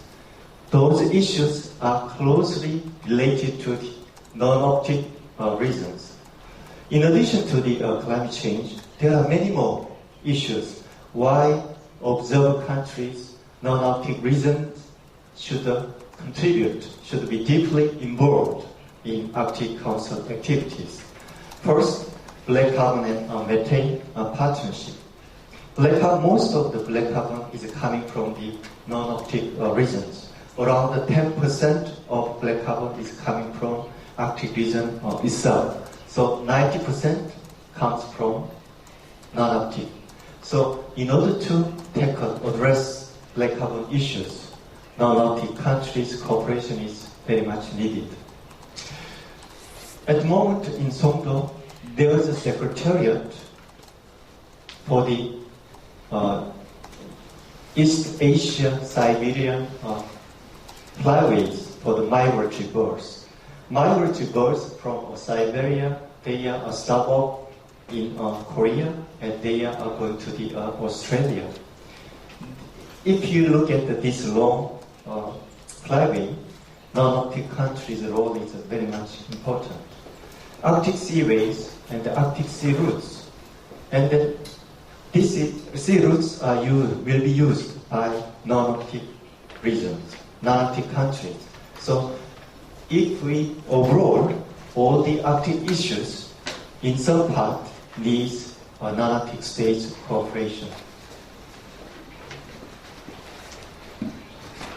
Korea is pursuing sustainable Arctic businesses. We tried in 2013, Henry Globis tested experimental voyage from Korean ports Gwangyang to the from Ust-Luga in Baltic area using Swedish icebreaker and then up to the Gwangyang. It showed that distance-wise and then duration-wise, it was very cost-effective. This year, Korean Daehan CJ Daehan Tongwon also tried just a small part of Northern Sea route. At the moment, Northern Sea route, where Korea has a much special focus on. This route cannot replace southern route, including Suez Canal. At the moment, the total transit number is just one day of the 365 days using Suez Canal. So less than 100 traffic we can notice. However, we are preparing for the future. That's the reason why we are having big interest in Northern Sea routes. Russia and Norway should be our core partners in utilizing Northern Sea route. When I visited, when I had bilateral consultations with many Nordic countries, their focus about the Northern Sea route has slightly shifted from optimistic attitudes towards the cautious attitude, because there are many uncertainties and there are many obstacles for us to overcome in order for us to utilize our Northern Sea route fully. However, from a long-term perspective, Northern Sea route will be a very useful and a very good alternative route. There are many issues, including Arctic seas, including fisheries in the high seas, and etc. At the moment, Korea is involved in building LNG carrier, which will be utilized for the LNGs produced in Yaman Peninsula.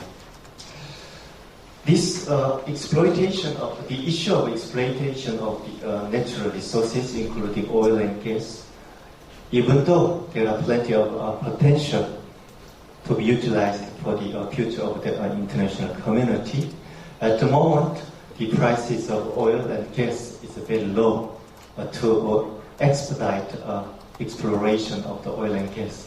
So when the international economy rebounds, and that exploitation or exploration activities will become more active.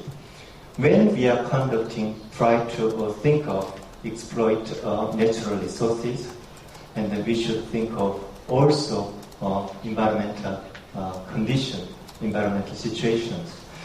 Last September, Royal Dutch Shell stopped in exploring their oil fields. So that was the very historic decision, but temporarily they started in exploring their oil activities near Chukchi Sea. Korea wants to have an institutional foundation in promoting our Arctic activities. This morning, our speaker, Jung Il-ha, mentioned law on promotion for the polar activities. And if we have this kind of domestic law in promoting our polar activities, and then our activities in the Arctic areas will be much more active. Korea Polar Research Institute and together with other research institutes, they want to have a Polar Information Service Center which compile and all the information related to Arctic in one place. My last slide is this year's international Arctic-related activities. The first photo is on a glacier meeting which took place end of last August. And the Korean Foreign Minister Yoon attended in that meeting, and then he made known Korea's Arctic policies. The next to the glacier photo, there is the Arctic Council meeting, which was held this month in Anchorage. The first one photo is North Pacific Arctic Conference. Korea Maritime Institute annually holds Arctic-related international conference in Hawaii. So many people are wondering why Hawaii is the centerpiece. But Hawaii is a good place to invite Arctic scientists, Arctic And then the second photo is my first mission to have bilateral consultations with our Norwegian counterpart. Starting with Norway, I conducted bilateral consultations with Finland and Denmark and United States and Russia too. My last slide is on the Arctic Circle activities. 17th of this month, in Iceland, Reykjavik, I led one Korean cultural team composed of traditional Korean music and dance, and then modern Korean b-boy team. And around 700 guests attended and watched Korea's traditional and modern aspects of our music and dance. We didn't forget while we showing our traditional and modern musics, and then Korea Polar Research Institute, and over there Dr. Jin explained our Korea's research activities in the Arctic. Thank you very much.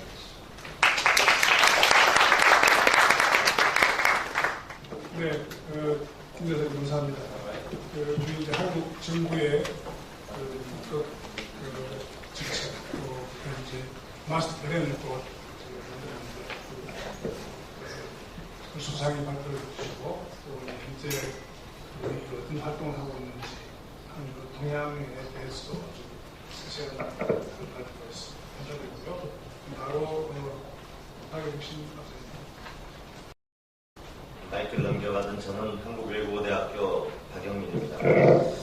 오전 키노트 스피치를 해주신 미하일 니콜라예프 사하공화국 초대 대통령께서 북극은 세계의 지붕이고 인류는 그 아래에 존재한다는 말씀을 해주셨는데, 그와 관계된 내용이 제가 오늘 발표할 내용입니다.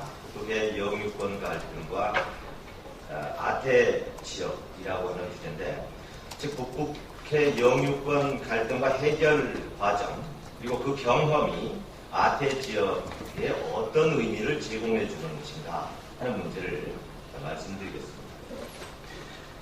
세계는 다양한 수준과 단위에서 갈등과 협력의 변주곡을 지속하고 있습니다. 그러한 변주곡은 주로 수준에 있어서는 국가, 그리고 단위에 있어서는 영토적 갈등이 그 중심입니다. 그런데 이것은 19세기와 20세기를 거치면서 대부분 해소되었다고 보지만, 그러나 21세기에 접어들어서 이러한 국가 간의 영유권 갈등이 재현되고 있다는 것이 우리가 관심 있게 보아야 할 대목입니다. 특히 아태 지역에서는 근래 동중국해와 남중국해에서 중국과 일본, 그리고 중국과 베트남, 중국과 필리핀 간의 영유권 갈등이 첨예화되고 있고, 또 우리의 동해 지역에서도 우리와 일본 간의 독도의 지명 문제를 놓고, 또 영유권 갈등을 놓고 치열하게 그러한 갈등이 전개되고 있다는 사실을 놓고 볼 때 21세기 영유권 갈등은 전통적인 주제가 아니라 여전히 계속되고, 또 우리에게 미래에 있어서도 해결해야 할 그런 중요한 과제가 아닌가, 이런 생각을 갖고 있습니다. 그런데 그러한 모델을 우리는 찾기 위해서 끊임없이 노력하는 것이 국제정치학의 주된 목적이고, 또 그러한 모델에 대한 발견이 국제정치학의 큰 기여라고 한다면 그 실마리를 어디서 찾을 것인가 하는 문제가 저에게도 대단히 중요한 과제로 다가왔는데, 연구를 하다 보니까 북극권에 있어서 영유권 갈등과 해결 사례에서 그 실마리를 찾을 수가 있었습니다. 그래서 북극권에서 벌어지는 영유권 갈등의 배경과 유형을 좀 살펴본 다음에 거기에서 우리는 어떤 시사점을 얻을 수 있을지를 한번 말씀을 드리고자 합니다. 북극해 지역의 영유권 문제 단층선은 주로 해상 지역에서 해상 경계선 문제가 하나 존재하고 있고요. 또 하나는 해저의 대륙 부흥이 또 하나의 단층선으로 존재하고 있습니다.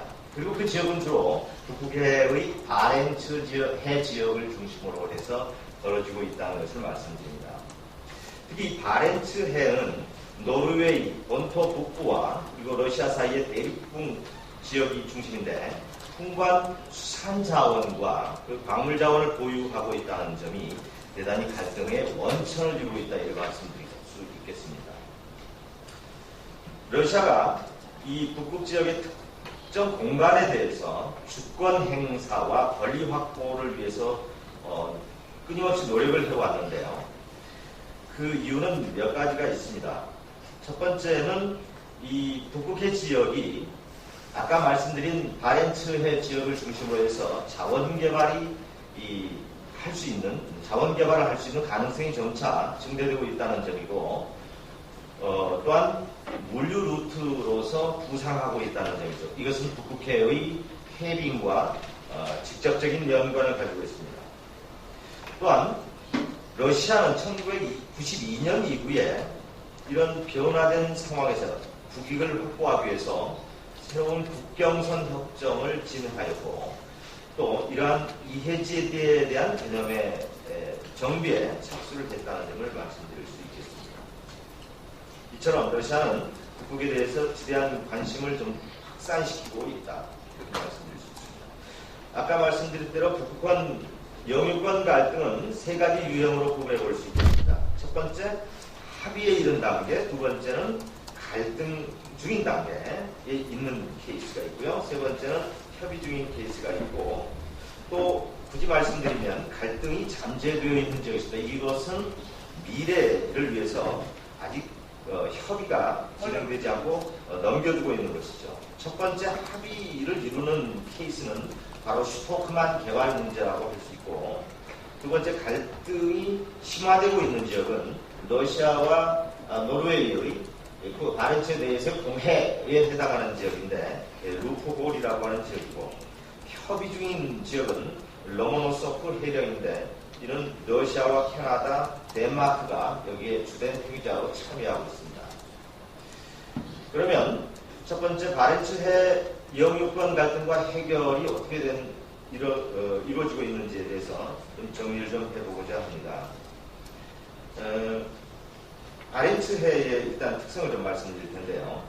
바렌츠해 지역의 영유권 갈등은 스발바르드 군도를 중심으로 전개가 되고 있습니다. 이 지역이 1596년 발견이 되었지만 20세기 이후에 본격적으로 이 지역에 대한 중요성이 부각되기 시작했습니다. 이 지역은 상당량의 석탄과 철광석이 매장되어 있다는 사실이 확인되었고, 이러한 사실은 국제적인 관심 대상으로 떠오르게 한 요인이 되었습니다. 또한 스발바르드 제도는 군사적으로 대단히 큰 중요한 지역인데 해군기지가 건설될 수 있다는, 또 해군기지 건설이 가능한 지역이라는 점에서 특히 노르웨이와 러시아 간에 이 지역에 대한 관심은 더욱 증대되었던 것입니다. 일단 스발바르드 군도에 대해서 첫 번째 노르웨이가 완전하고 절대적인 주권으로 인정받게 된 계기는 1920년 스발바르드 조약이 체결되면서부터입니다. 이후에 이 70년대 후반에 접어들어서 노르웨이와 구소련은 이 지역에 대한 탐사를 본격적으로 시작을 했고, 노르웨이가 1977년 스발바르드 군도 주변 수역에 대해서 200해리 어업 수역을 선포하면서 이 지역은 노르웨이와 러시아 간의 갈등이 점점 심화되게 되는 과정을 겪게 됩니다. 세 번째로 1980년대 들어서 바렌츠해 지역에서 탐사 및 개발을 중단 합의하면서 이 지역에 대해서 다소 갈등은 소강 상태에 접어들게 됩니다. 이러한 러시아와 노르웨이 간의 이 바렌츠해 지역에서의 이런 끊임없는 이런 과정은, 그러나 이것이 늘 갈등 상황만 제공하는 것이 아니라 이것은 중요한 양국의 신뢰와 또 협의, 또 갈등을 해결해 나가는 경험을 축적시키는 계기가 됐다는 점에서 우리는 그 의미를 찾을 수가 있겠습니다. 이 구체적인 사례를 두 가지 말씀드리겠습니다. 로모노스크 해령은 현재는 협의 단계에 있는 것인데요. 말씀드렸듯이 해령이라고 하는 것이 주로 대륙경에 관련된 것입니다. 그래서 러시아, 캐나다, 덴마크 간의 영유권 주장이 상충하고 있는 지역이 바로 로모노스크 해령이라고 할 수 있겠는데요. 이 덴마크는 2001년 12월에 대륙공 한계위원회 CLCS라고 하는데 이 대륙공 한계위원회에 200일이 가까이 대륙공 경계 획정 문서를 제출을 했습니다. 또 캐나다는 이 엘지미어 섬의 이 대륙공이 이 지역과 연결됐다고 끊임없이 주장을 하고 있고, 또 캐나다와 덴마크는 2005년 MOU를 체결하고 엘지미어 섬 북부 지역과 그린랜드 해저 자료 수집과 연구를 공동 수행하기로 합의하고 지금 조사를 계속 수행하고 있습니다. 덴마크도 로모노소프 해령이 그린란드의 자연적 연장이라고 주장하고 있고 이것을 입증하기 위해서 다양한 노력을 계속하고 있습니다. 이처럼 이 지역은 여전히 진행되고 있는 갈등과 협력이 진행되고 있는 과정에 있는 지역이라고 할 수 있겠습니다. 이 루폴 지역은 갈등이 첨예하게 대립되어 있는데요. 이 지역은 해양 경계선과 관련되어 있습니다.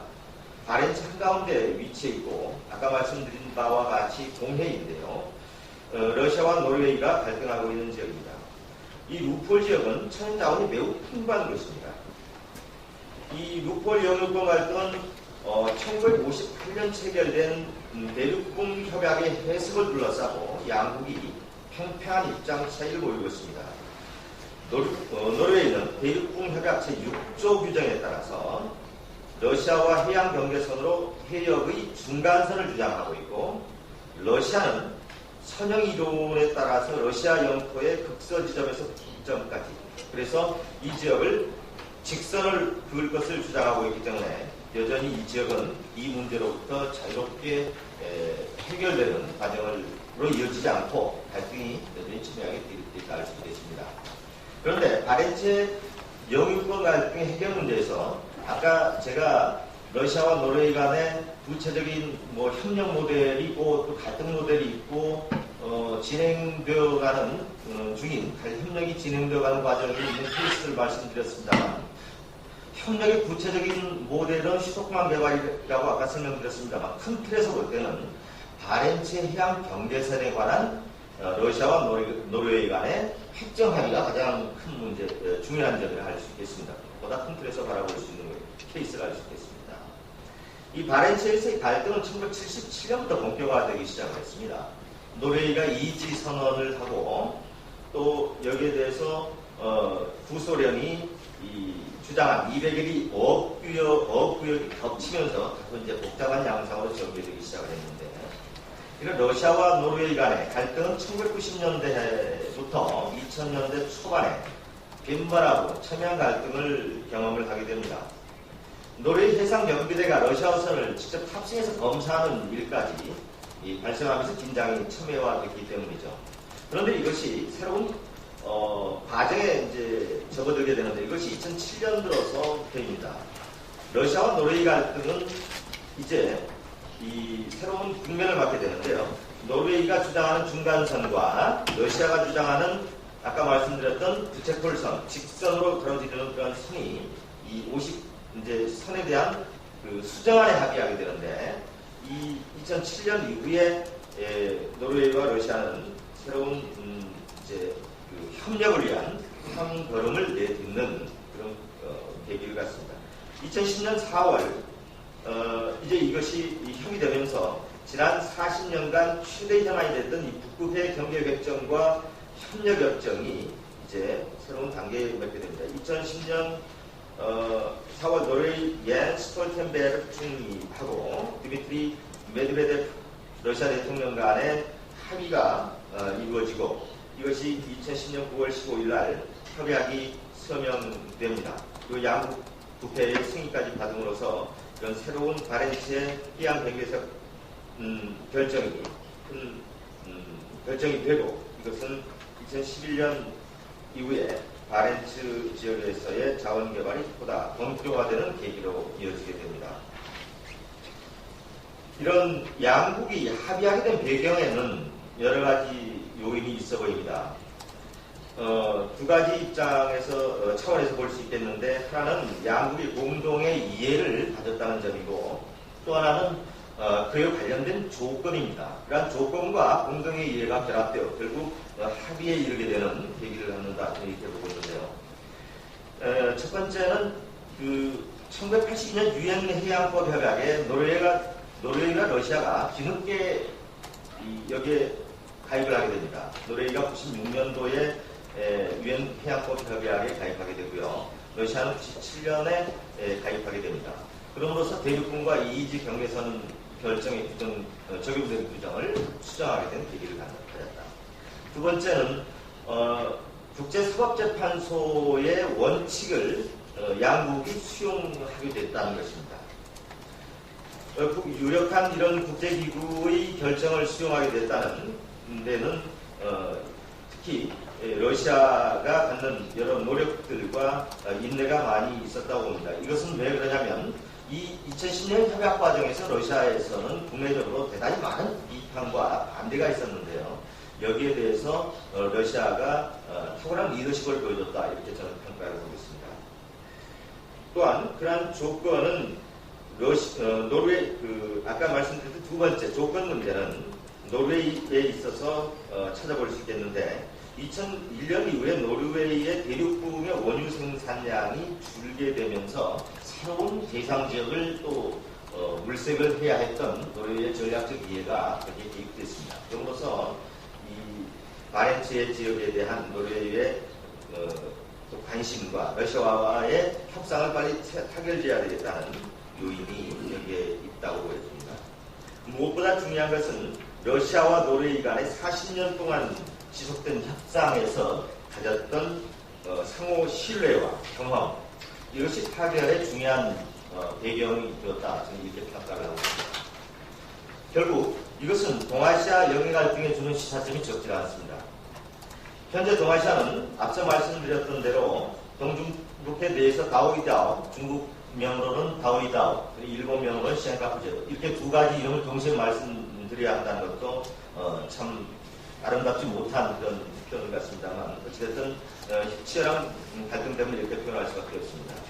중일간 영유권 분쟁이 치열하고 있고요. 남중국해에서는 중국과 필리핀 간의 남사군도 스프레틀리 제도 그리고 중국과 베트남 간의 서사군도 파라셀 제도를 둘러싼 갈등이 첨예하게 되어 있습니다.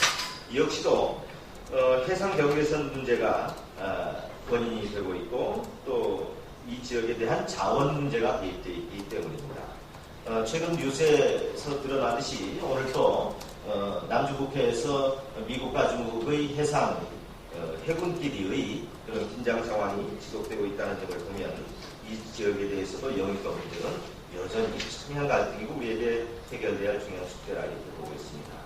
역시 우리의 동해 지역에서도 일본은 끊임없이 이 영유권을 주장해 오고 있습니다. 2005년 시마네 현이 다케시마의 날을 지정하고 2015년 4월 독도와 센카 열도 영유권에 관한 자료 그리고 이 영유권에 관한 자료를 약 1,500점을 DB화를 추진하고 세계적으로 이것을 홍보할 태세를 갖추고 있습니다.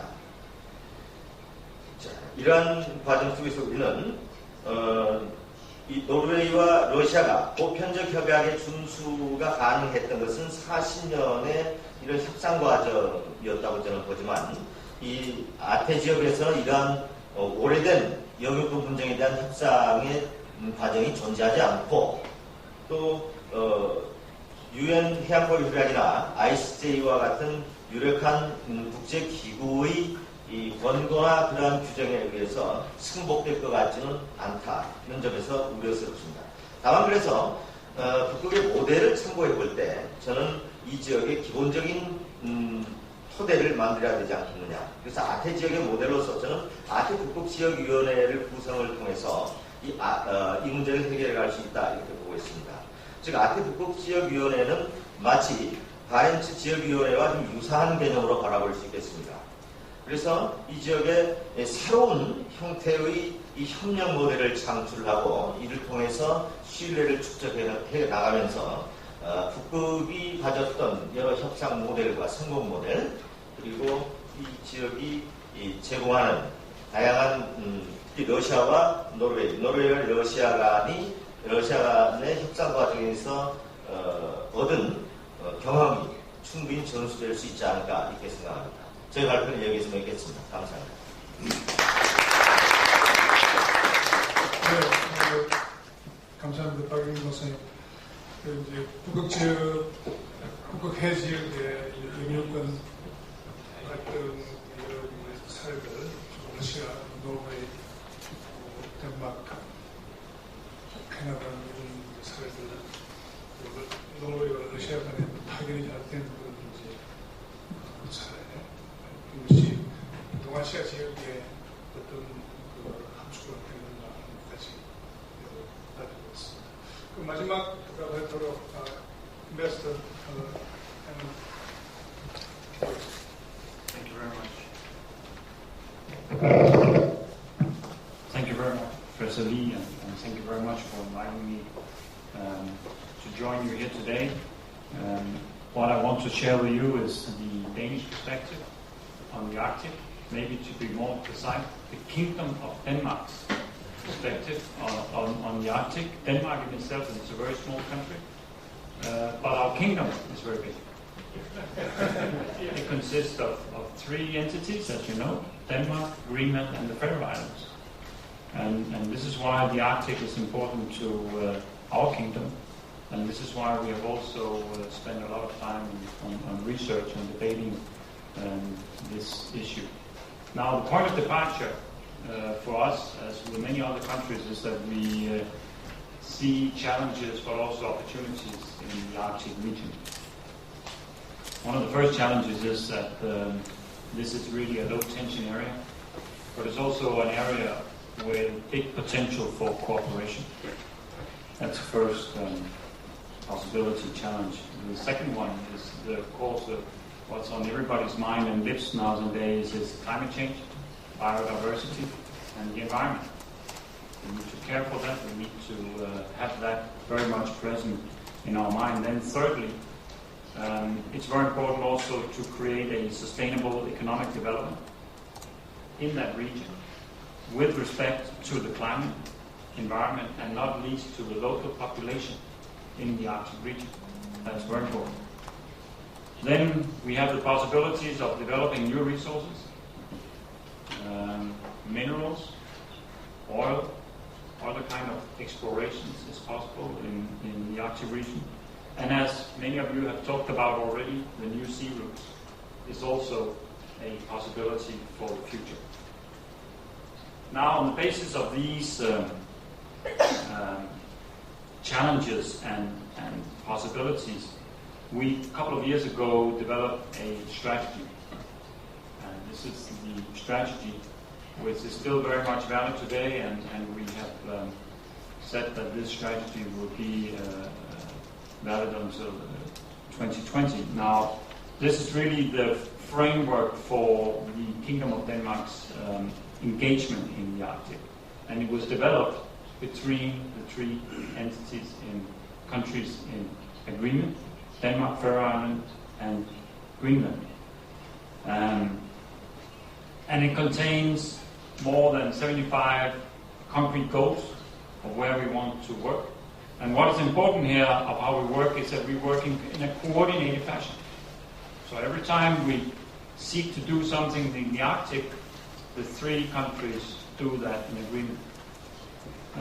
So that creates a lot of coordinating effort that is taking place in Copenhagen, in Nuuk, and in Torshavn on the Faroe Islands. And this kind of coordination really is across all areas, whether you talk about scientific and research areas, whether you talk about business, or whether it's more political issues. It all requires coordination among the three countries. A very, very important element of having this strategy, of being so close in coordination is that it allows the Kingdom of Denmark to speak with one voice. And we do that in all international fora, of course not least in the Arctic Council. But that is a very important goal and a very important aim. Now, what we want to achieve in the Arctic is that we want to see a peaceful, secure, and safe Arctic. We want to put very respect for the Arctic's fragile climate, environment, and nature. There's also the question of self-sustaining growth and development, not least for the people who will actually live in the Arctic region. And then we have a strong interest in having a close cooperation with our international partners. Now allow me to give you a few insights into what's behind these headlines when we talk about a peace, secure and safe Arctic. There was a mentioning of the Ilulissat Declaration from 2008. I think that's a very important, powerful illustration of our commitment to a peaceful and friendly approach. It's also very important to keep the Arctic as a low-tension area. I think that is what is in everybody's mind and everybody's wish. There are many fora already today which handle conflict resolution, and also approach to a constructive cooperation. And I think that's very much what we want to keep, that we have an institutional framework that works, and within that framework we should do our best to make sure that we keep the low tension area. There has been, for example, a lot of definition of territories. A lot of settling of claims will be handled in the future around the North Pole, but all that in accordance also with the Ilulissat Declaration. We believe that is, we have the institutions and the framework to handle that in a peaceful and good constructive way. Maritime safety is a fundamental importance. Very important that we have preventive measures, but with that we also look into training and ship safety, and of course the very important issues of save and rescue in the Arctic region is something very much on the forefront of what we do, and that is why also the Danish Armed Forces spend a considerable amount of time in the Arctic region, not only to enforce sovereignty, because we have a vast area to enforce, but also to involve themselves in search and rescue missions, environmental monitoring, for example, question of oil spills. So many issues in relation to peaceful and secure, safe Arctic, as you can understand. Then we have the very important area of respect for the Arctic's fragile climate and environment. This is really, in our view, about pursuing a very ambitious strategy here to build knowledge, to make everyone understand what climate change is about in the Arctic and what the consequences is for the rest of the planet. And here we need a lot of research, we need a lot of scientific involvement, and we're very pleased to see how Korea is so heavily involved in not least this specific area of scientific research.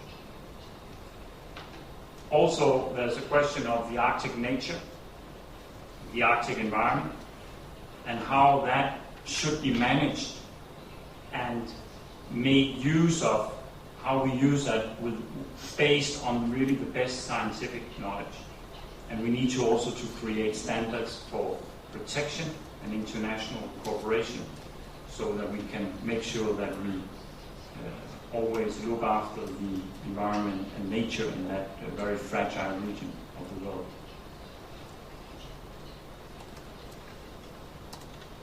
There's a question of self-sustaining growth and development in the region. There we have the question, of course, of mineral resources. Many countries being interested in exploiting that. There's a very high stakes here.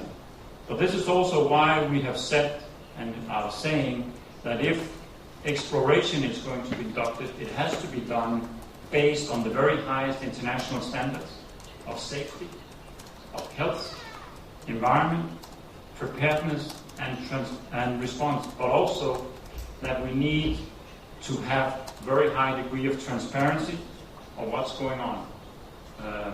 Again, with the aim of protecting the environment. Also, we see a great need to increase the use of renewable resources, energy resources.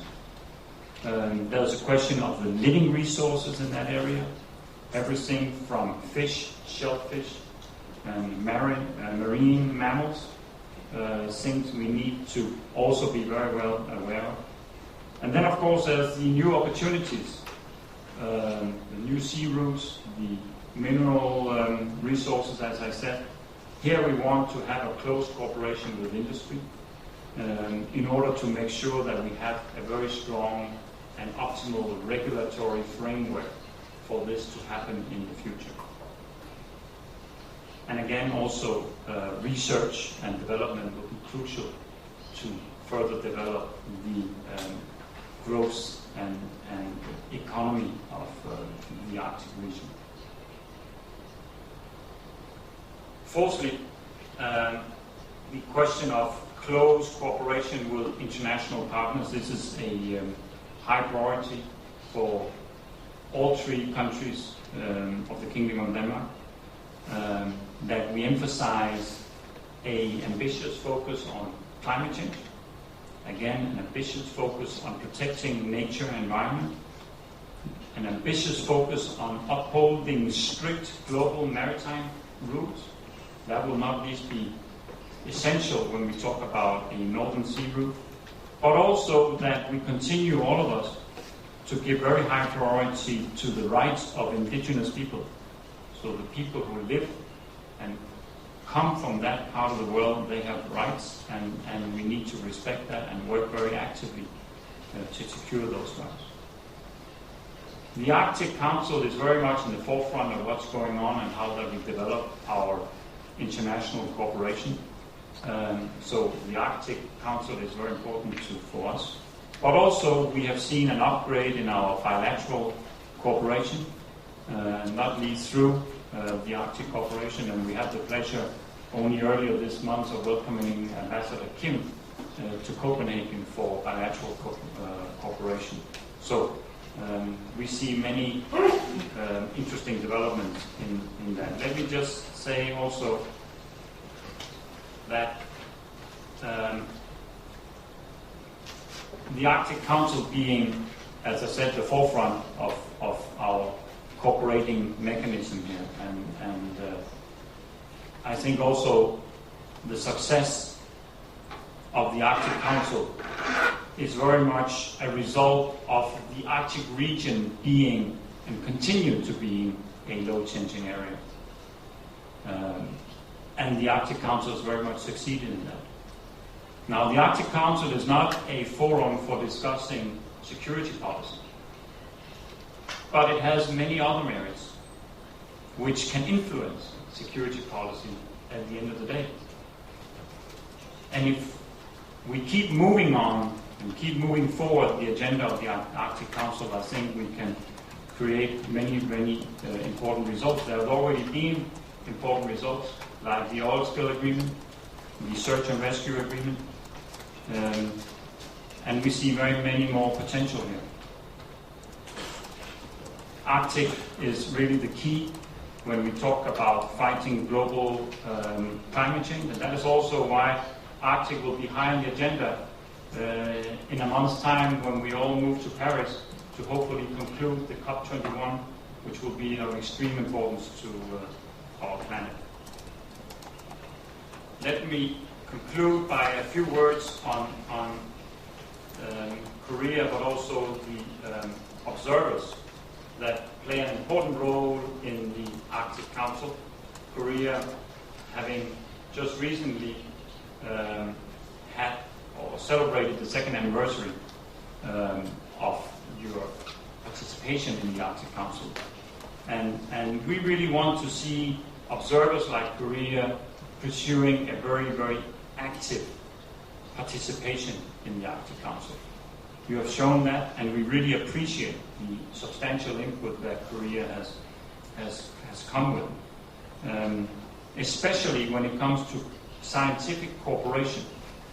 We believe that is a key area for everybody, and also for the observers to be involved in developing the Arctic. But there are also other areas where Korea will have huge competences. The ICT area.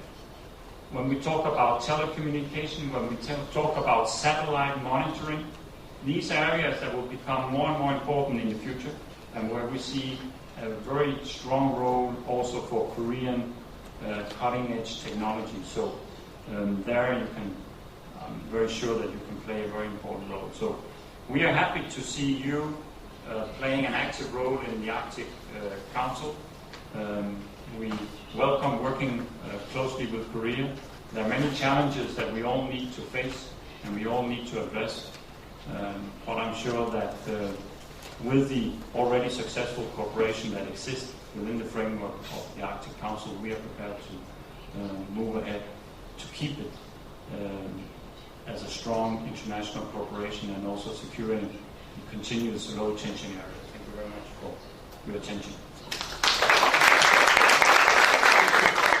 Thank you so much, Ambassador Lehman, for your very elaborate presentation of the Danish policy on Arctic.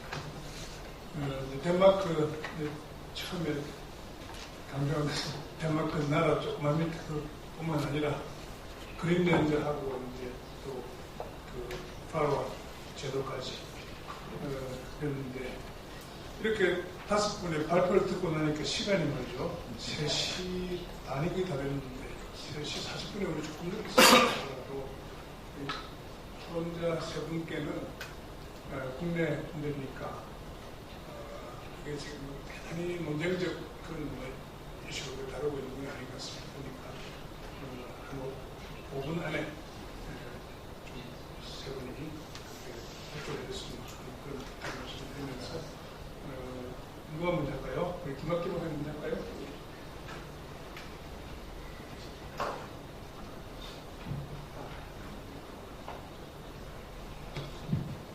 예, 산업연구원에서 김학기입니다.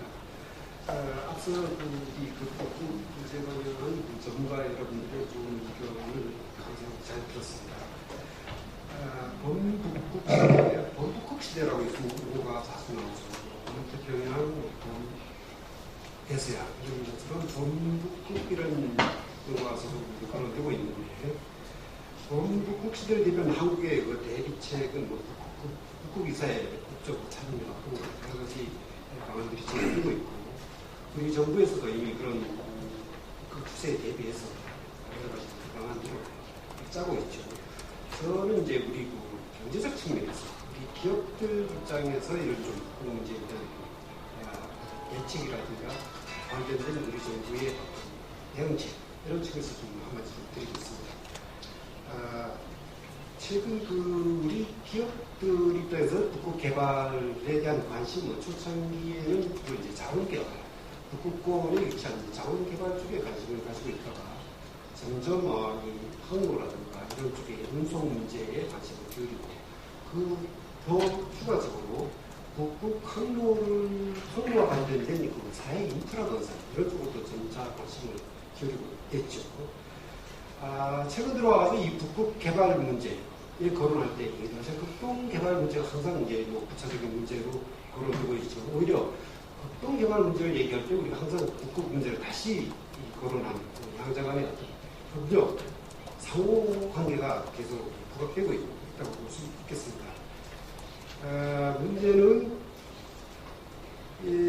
어떻게 경제적 측면에서 제 생각을 얘기를 드리면 러시아 극동 지역에서의 어떤 산업 협력 문제가 우리 정부나 우리 그 경제계의 대북 정책의 핵심적인 내용책이 되지 않을까 이렇게 생각을 합니다.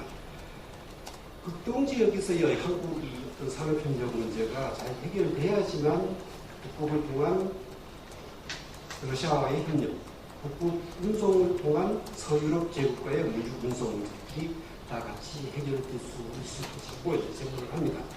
그런 측면에서 볼 때 우리 정부의 어떤 극동 협력 정책이 많은 노력에도 불구하고 이제 성과가 좀 저조했지만은 최근 뭐 새롭게 관심들도 적극 기울이고 있지만은 중국 위협 이런 차원에서도 좀 더 적극적으로 대응해야 되지 않을까 이렇게 생각합니다.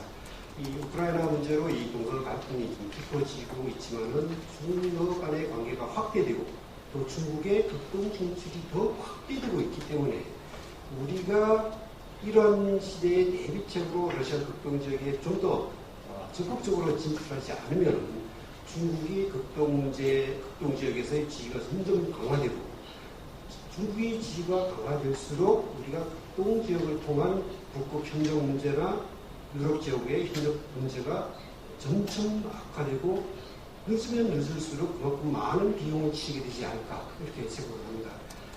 관련해서 제가 생각하는 어떤 극동 지역 포함한 북극 개발권에 대한 우리 대비책은 좀 더 이런 쪽에 포괄적으로 좀 생각을 가지고 좀 접근해야 되지 않을까 이렇게 생각합니다.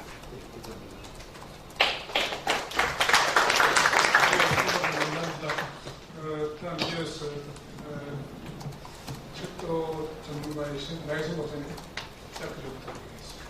예, 안녕하십니까. 철도기술연구원에서 온 나이스입니다.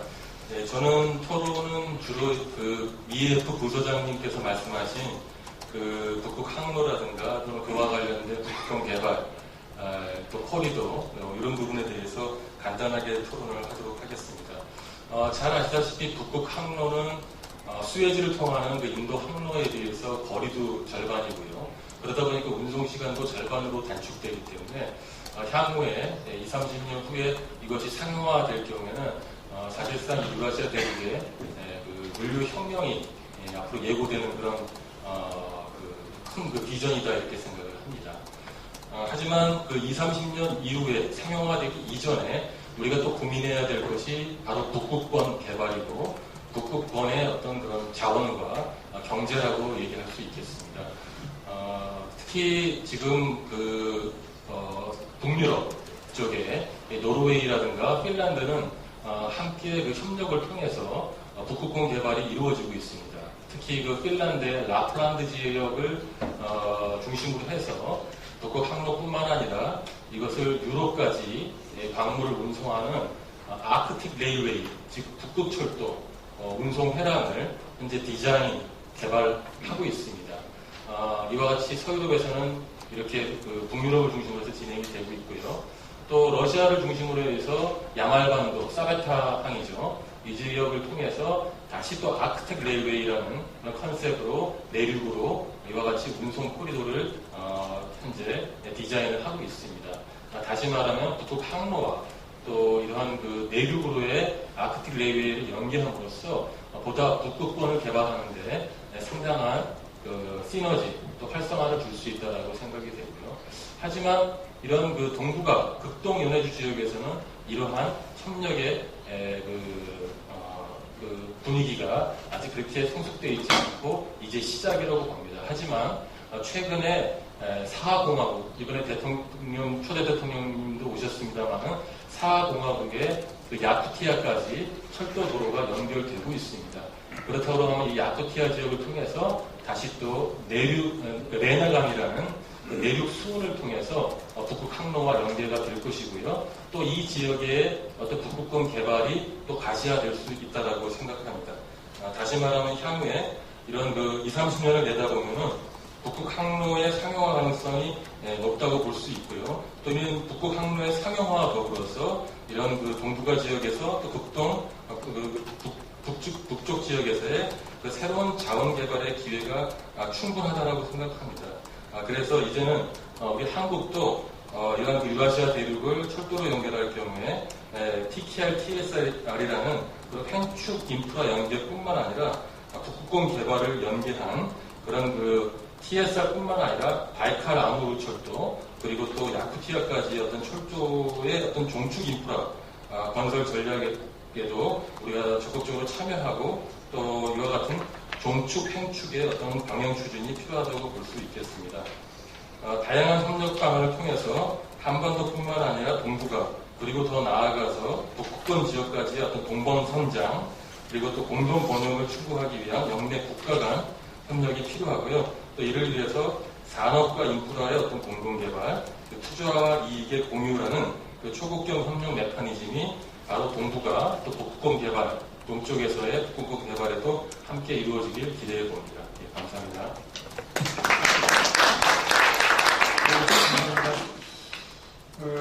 마지막으로 재성훈 교수. 예, 한국의 재성훈입니다. 오늘 발표 잘 들었고요. 간단하게 말씀드리도록 하겠습니다. 북극의 해빙, 기후온난화로 인한 북극의 해빙이 여러 나라에게 또 우리에게 기회와 도전을 주고 있는 것 같습니다. 경제적 측면에서는 동북아에서 북유럽으로 이어지는 새로운 물류루트 개척이 가능해졌습니다. 그런데 이것은 우리가 그동안 지구를 옆에서 보는, 즉 북극이 위에 놓이는 그런 지도만을 보아온 우리에게 지제 지구를 위에서 보는 지도가 필요해졌다는 것을 의미합니다. 그래서 굉장히 어떤 세계관의 변화를 일으키는 현상이라는 생각이 들고요. 그래서 항상 먼 나라로 인식되던 노르웨이, 덴마크 이런 나라들이 굉장히 가까워진 심리적인 그런 느낌이 듭니다. 그리고 새로운 협력의 기회, 교육과 투자, 또 자원 개발의 가능성들이 많이 열린 것 같습니다. 안보적 측면에서는 좀 다른 것 같습니다. 보다 안보 차원에서는 더 복잡해진 것 같습니다. 그동안 매서운 추위와 얼음으로 뒤덮인 이런 북극해는 북극해 주변국들뿐만이 아니라 전 세계적으로 안보 전략에서 상수였습니다. 얼음 방벽이 바다로부터 외적의 침입을 효과적으로 방어해줬기 때문입니다. 근데 이제는 러시아뿐만이 아니고 북극해 연안에 있는 국가들에게 새로운 전략의 수정이 필요해졌다는 생각이 듭니다. 그래서 북극해 영유권 문제와 함께 전략적 긴장에서 북극해도 이제 더 이상 자유로울 수가 없게 됐다, 이런 생각이 들었습니다. 이런 기회와 도전 앞에 이제 서 있는데 몇 가지 오늘 발표를 들으면서 들었던 생각을 간단하게만 좀 말씀드리겠습니다. 첫 번째는 한국의 북극 협력에 있어서 가장 중요한 파트너인 러시아의 경제 상황입니다. 미예프 부소장님도 지적을 하셨지만 서방의 대러시아 제재, 또 저유가, 전반적인 거시경제 상황 악화, 이런 상황에서 러시아가 북극을 개발할 여력이 얼마나 있을지 좀 고민이 들었고요. 그리고 이전에 러시아가 북극 개발부를 만든다는 얘기도 있었는데 요즘에 그런 얘기를 못 들은 것 같습니다. 두 번째로는 세계 경제가 전반적으로, 아까 러시아 경제도 말씀드렸는데 전반적인 침체 상황, 러시아뿐만이 아니라 유럽 경제도 어려운 상황입니다. 자원 개발이 활성화되기 어려울 것 같습니다. 그래서 왜냐하면 북극 개발에는 많은 투자가 필요한데 이를 주도할 수 있는 러시아와 유럽 경제의 어려움으로 한국 기업의 참여도 활발하게 되기 좀 어렵지 않을까, 적어도 당분간은 그렇지 않을까라는 생각이 들었습니다. 그리고 세 번째로 이것도 이제 미예프 소장님께서 좀 말씀하신 사항인데 북극의 이런 변화된 정세, 북극의 변화된 상황이 향후 동북아 안보에도 영향을 줄 수 있을 것 같습니다. 한 예를 들어보면 안보적 상황 변화로 전략적 수정이 필요한 러시아가 오호츠크해를 독점적인 영향력 하에 묶어두려 하지 않을까라는 생각을 해봤습니다. 남쿠릴 열도는 태평양에서 오호츠크해로 진입하는 위치에 있는 전략적 요충지입니다. 그래서 일본과 러시아 간의 남쿠릴 열도 영토 문제 해결이 더 요원해지지 않을까, 이런 생각을 한번 해봤습니다. 이 정도로 마치겠습니다. 감사합니다. 네, 아주 저는 좀 미안스럽기도 하고 그렇습니다. 준비를 많이 해오고 있었는데 너무 시간을 갖고서 답답해서 미안합니다.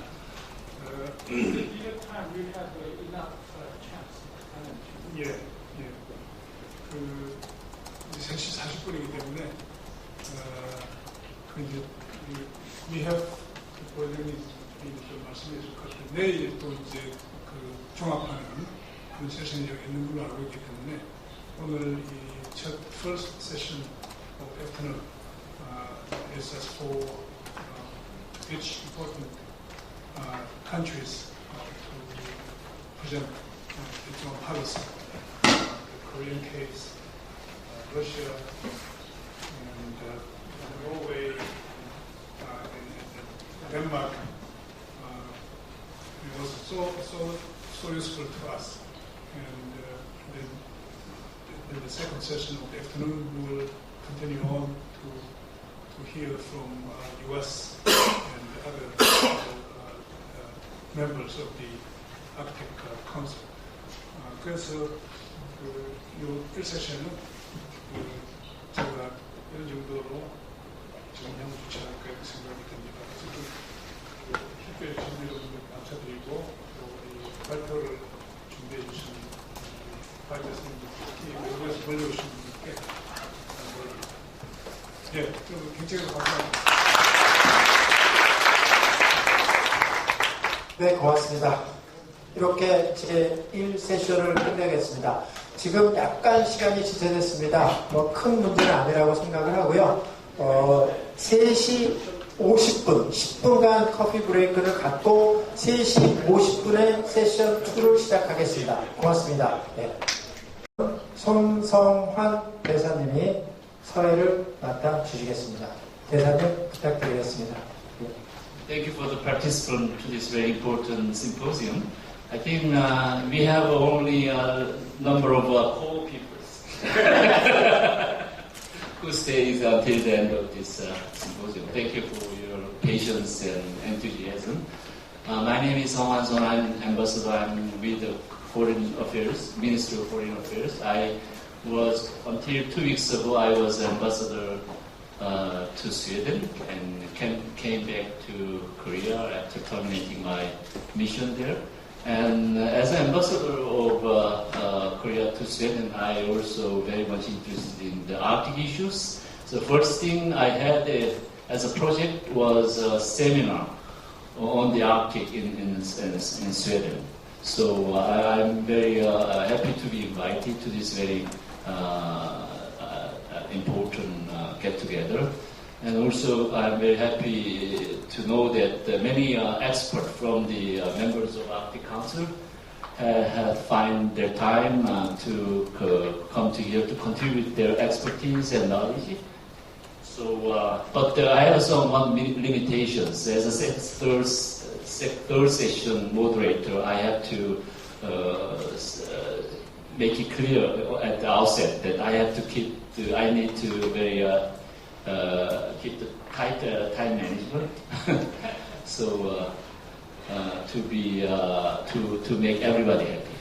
So we have at the third session we have 4 presenters and 4 presenters and 3 panelists. So I will give each presenter about 15 minutes each, and followed by the 5 minutes.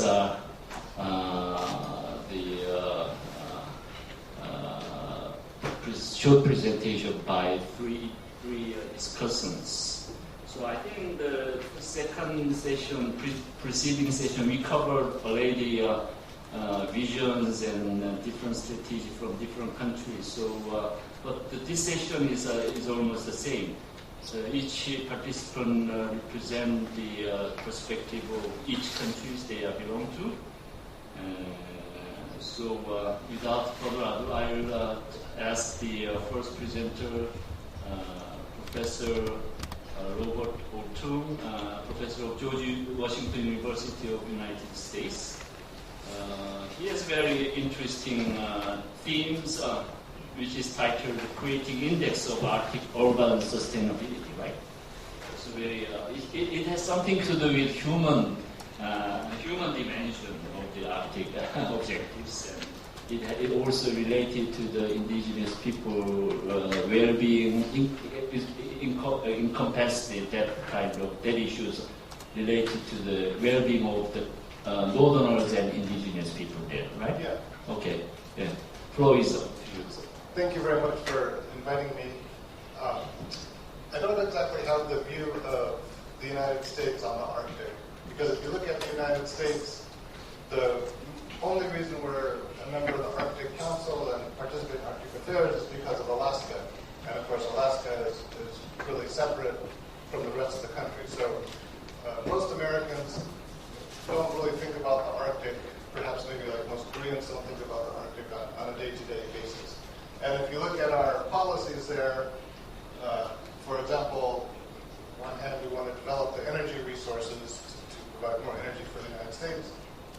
On the other hand, we're very concerned about the environment. So if you follow the exploits of shale oil, for example, they spent $7 billion trying to develop oil resources in the Arctic, but as a result of all that money and work, they produce nothing so far. And so now they've stopped drilling. So now the real focus is on the environment.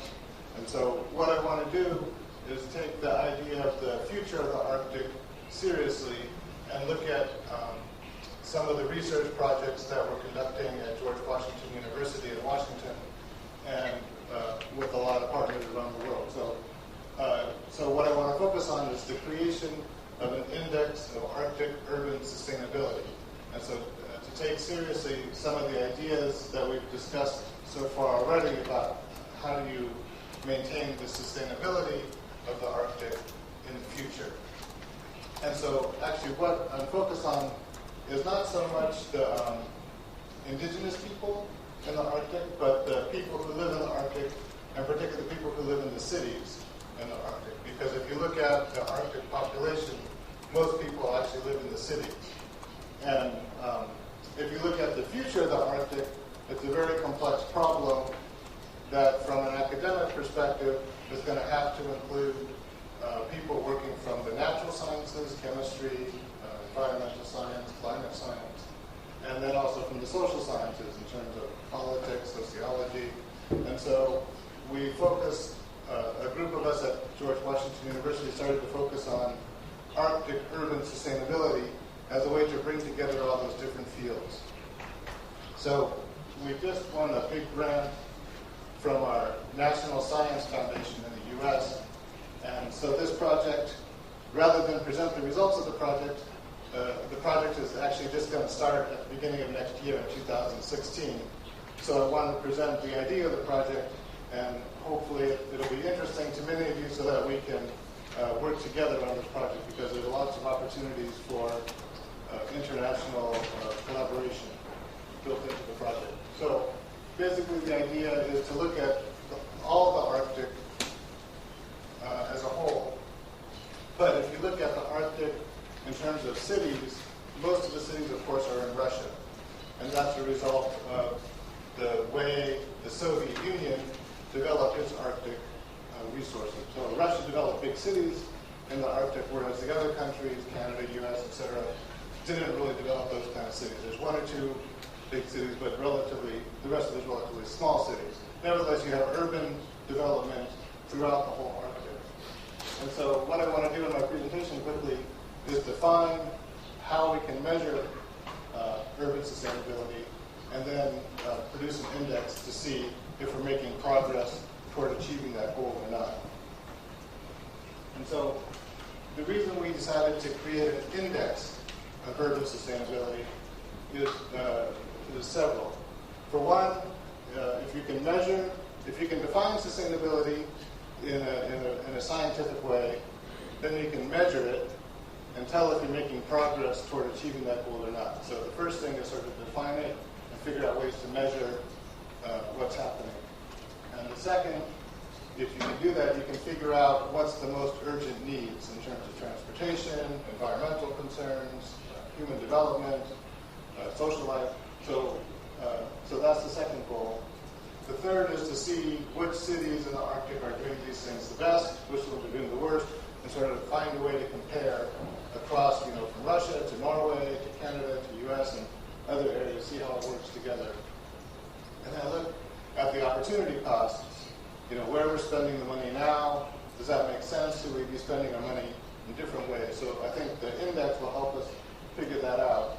And then the final thing is to figure out where external actors, and that of course would include South Korea, where they can have the greatest impact. So where the Arctic countries are doing things not as well as they could, and they could use support from other places. So I have some pictures of Russia and Norilsk here, of some of the big mines up in the northern part of Siberia.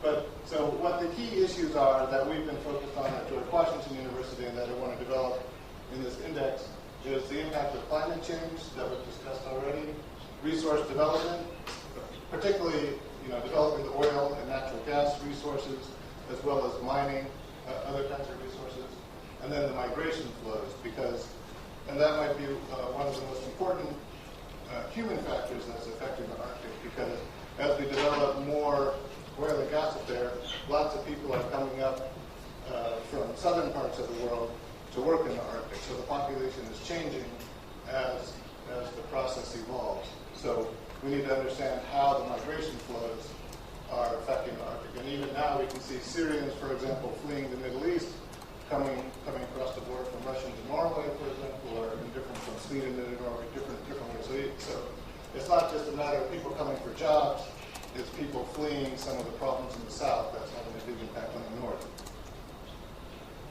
So when you start to create an index, and I'll show you in a couple slides the full index as it's developed in this preliminary form, but there's two kinds of measures that we include in the index. The first is the policy measures, and the second is the outcome measures. And so the policy measures are ways of looking at the policies that the countries adopt. And they don't tell you how well they're doing, they tell you how serious they are about promoting sustainability. And then the outcome measures tell you what the results are, what the consequences are. So we can show you that. So in terms of the outcome, we're looking at economic results in the Arctic, social results, and environmental results. And in terms of policy, looking at political institutions and planning mechanisms. So these will sort of show you, is the environment in the Arctic doing better or worse in the different cities. And this will show you, is the country making an effort to achieve those outcomes. So let me show you that in a little more detail. So here is the heart of my presentation, and this is the index that I'm proposing that we create so that we can measure the level of sustainability across different cities. And so you can see that each city in the end will have a score between 1 and 500. And then so there would be different 100 points for each of the 5 categories, whether policy outcomes or policy processes. So for example, if you just take the economic one, the main things that we'd be looking at in terms of economic development in the Arctic would be to understand what kind of jobs are being created there and how feasible it is for people to live on the basis of those jobs. So we look at I have a bit more detail here. So basically the idea is whether citizens can find work. If they can't find work, then it's not really sustainable to live in the Arctic, and whether the corporations can operate efficiently. So you have a sense of the population, you have a sense of how the corporations are doing. And so then to measure that, we look at things like the level of access. And so that would look, very carefully at how good are the transportation links to that part of the Arctic, the well-being of the population, how well are the cities taking care of the people who live there in terms of income and employment, potential for layoffs in factories. There's a lot of the factories up there now are in very difficult conditions. Then we look at things like infrastructure vulnerability. If you look at it now with the warming temperatures, a lot of the buildings are collapsing, a lot of the pipelines are cracking because the permafrost is thawing underneath them. We look at things like intellectual capital, the number of universities in the Arctic. If you remember, President Nikolaev, for example, mentioned the numerous universities that they've built in Sakha. So that obviously creates more potential for economic development in the far north. And then the availability of labor, so how easy it is for migrants to come up, those kind of ways. So looking at this, these factors would help us create the index, and then we could see which of the cities in the Arctic are sustainable and which ones are not sustainable. So here you can see, for example, a building, I think it's also in Neuros, where the permafrost has started to thaw, and so the foundation underneath the building collapsed. So you have a lot of this kind of infrastructure difficulties right now with climate change. So understanding how the climate change is going to affect the ability of people to live will be a key part of the process. So basically, what we hope to produce at the end is a multinational, multidisciplinary network of different kinds of scientists working together to figure out an index that will make it possible for policymakers to see what policies are working and which policies aren't working in terms of their promoting sustainable development for the Arctic cities. So this project is just going to start up next year. We have several partners in Russia and in Norway, including UPI, and we have other partners here at the university in South Korea. So we hope that there'll be lots of opportunities to work together, both in terms of policymakers, and working in the government, as well as scientists working in the university. So let me leave it there, and we will have for discussion.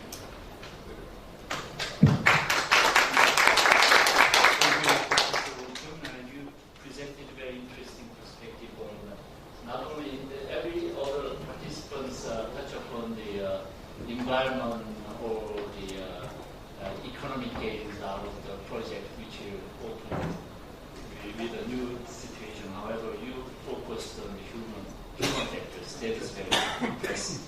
Thank you for your presentation. And secondly, I would ask the Professor Matthew Haikila. He is from the he is head of science communication Arctic Center of the University of Lapland. Pila. Yeah. Yeah. So Pila, Pila will become the next presidency of Arctic Council. So he will present us the continuity of Finnish policy and might be some minor potential change with the new government whose election took place several months ago. Thank you. The floor is yours. Okay, thank you, and thank you for inviting me to have a presentation in this important conference, in this important opening in Korean Arctic relations. So I'm coming from the Arctic Center of the University of Lapland in Finland. Our institute is combining Arctic research with Arctic exhibition and outreach, and we do a lot of cooperation with Finnish authorities, for instance, the Finnish Ministry of Foreign Affairs, and when Finland is preparing to the chairmanship of the Arctic Council, so I'm sure that our institute will also play some kind of role in that process. Some words about my own background, perhaps, to give some perspective. So, before my current work, I used to work as a journalist in a Finnish newspaper, and in this role I had been following the Arctic developments already for a long time. When the Arctic Council was established in 1996 in Ottawa, I was the only international journalist in place there. That time Arctic Council was a very low-level event. Nobody was interested about it. I got a feeling that even those who were in the meeting were not interested about it. But today, as we have noticed, the situation is totally different. And as Finland will act as the next chairman of the USA in the Arctic Council, I would like to open you some principles on how Finland is operating in Arctic matters. For Finland, Arctic is of course one of our most important areas of interest, being a Nordic and Arctic country. Arctic is a familiar surroundings for us. And of course it's kind of, it's in a way easy to play a role there, and also Finnish politicians obviously like to play a role there because it's so much different nowadays from the other mess going around in the international politics, the migration crisis, the Ukrainian situation in Syria. So when we compare all that to the international relations in Arctic, it's a very much different picture. Even, of course, the Arctic cooperation has been affected somehow by what has been going on everywhere else. In Finland, we have a rather new government. Last spring, we had parliamentary elections, and after them, we have a coalition majority government with three parties, each of them coming from the right side of the political spectrum.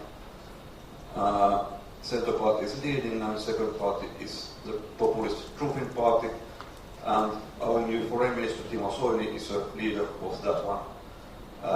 He's the one who is also, if the government stands until as it's supposed to be, and I believe it does so, Timo Soini will be chairing the Arctic Council when Finland has this term. And actually, one of the first intensive trips for our new foreign minister was to Alaska, to this Arctic event invited by Mr. John Kerry, and it was a kind of quick start for him to get involved in Arctic affairs. And since that, he has kept a pretty high profile in Arctic. He has highlighted it in several interviews and also already hosted some Arctic events like the Barents Euro-Arctic Council meeting in Oulu a couple of weeks ago, where the Russian Foreign Minister Sergei Lavrov came to Finland and the chairmanship in the Barents Euro-Arctic Council turned from Finland to Russia. And the activities in Barents Council are in much lower level than in Arctic Council, but it's also a kind of continuity to first of chairing the Barents Council and then after that soon chairing the Arctic Council. The preparations for the Finnish Arctic Council chairmanship, they are still in a very early stages. There are not yet available any drafts of the chairmanship program.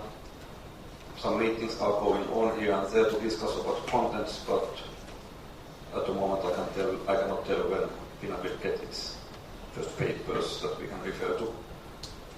But it is obvious that they are building a continuity, a bridge from the US chairmanship to the Finnish one.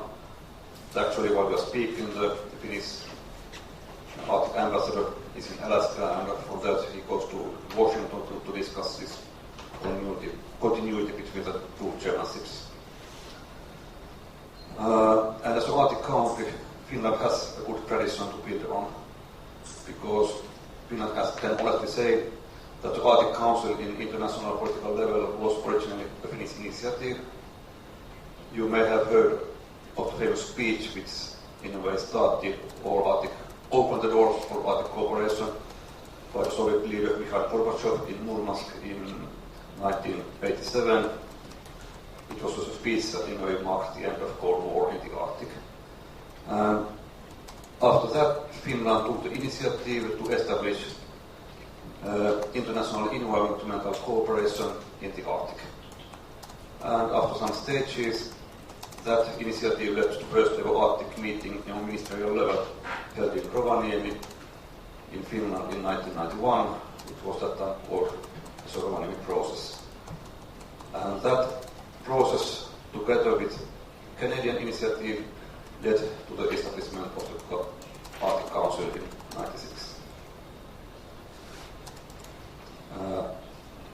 Finland was also active in establishment of the University of the Arctic, which many of you know about. It was officially launched in Rovaniemi in mid-90s, and the International Secretariat of the University is also hosted there. After that, Finland was active in the European Union. It initiated the Northern Dimension policy to the European Union in 1997, and after several years of negotiations, it really became a politics of European Union. It has not had any high profile in the Arctic, but on regional level, it's existing, and it has some financial structures that are making it able to finance major things in most of all on environmental affairs in Baltic region and North Russia. After that, there was some silent years in Finnish Arctic policies, but about 6 years ago, Finland became active again, and the first Arctic strategy once ago for Finland was launched in 2010. That strategy had its focus on international affairs, and when the next government came into power in 2011, it was seen that this approach is too narrow, and Finland started to draft a new Arctic strategy with an idea that it takes into account basically everything, from some regional domestic policy to international matters, radio herding to mining, from tourism to climate change, whatever. And that kind of strategy was published in 2013.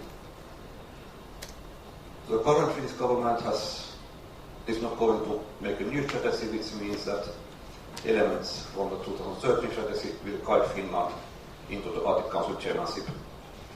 Actually, the government program of the new is rather modest when it talks about the Arctic.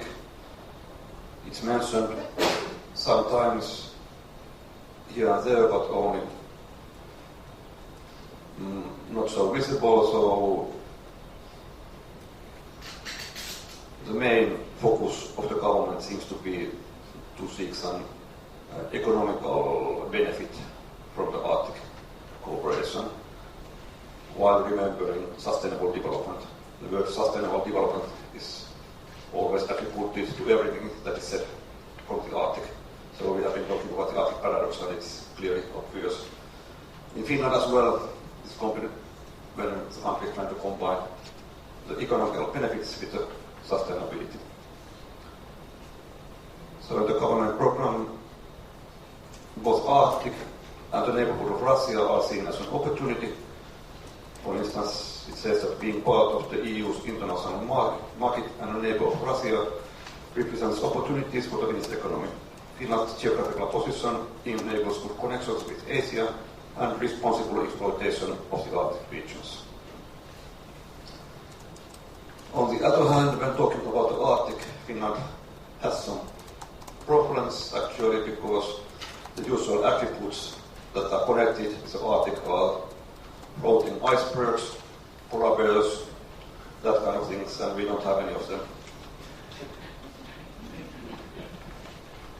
We don't even have isolated indigenous communities, so all our Arctic communities are very much connected to everything.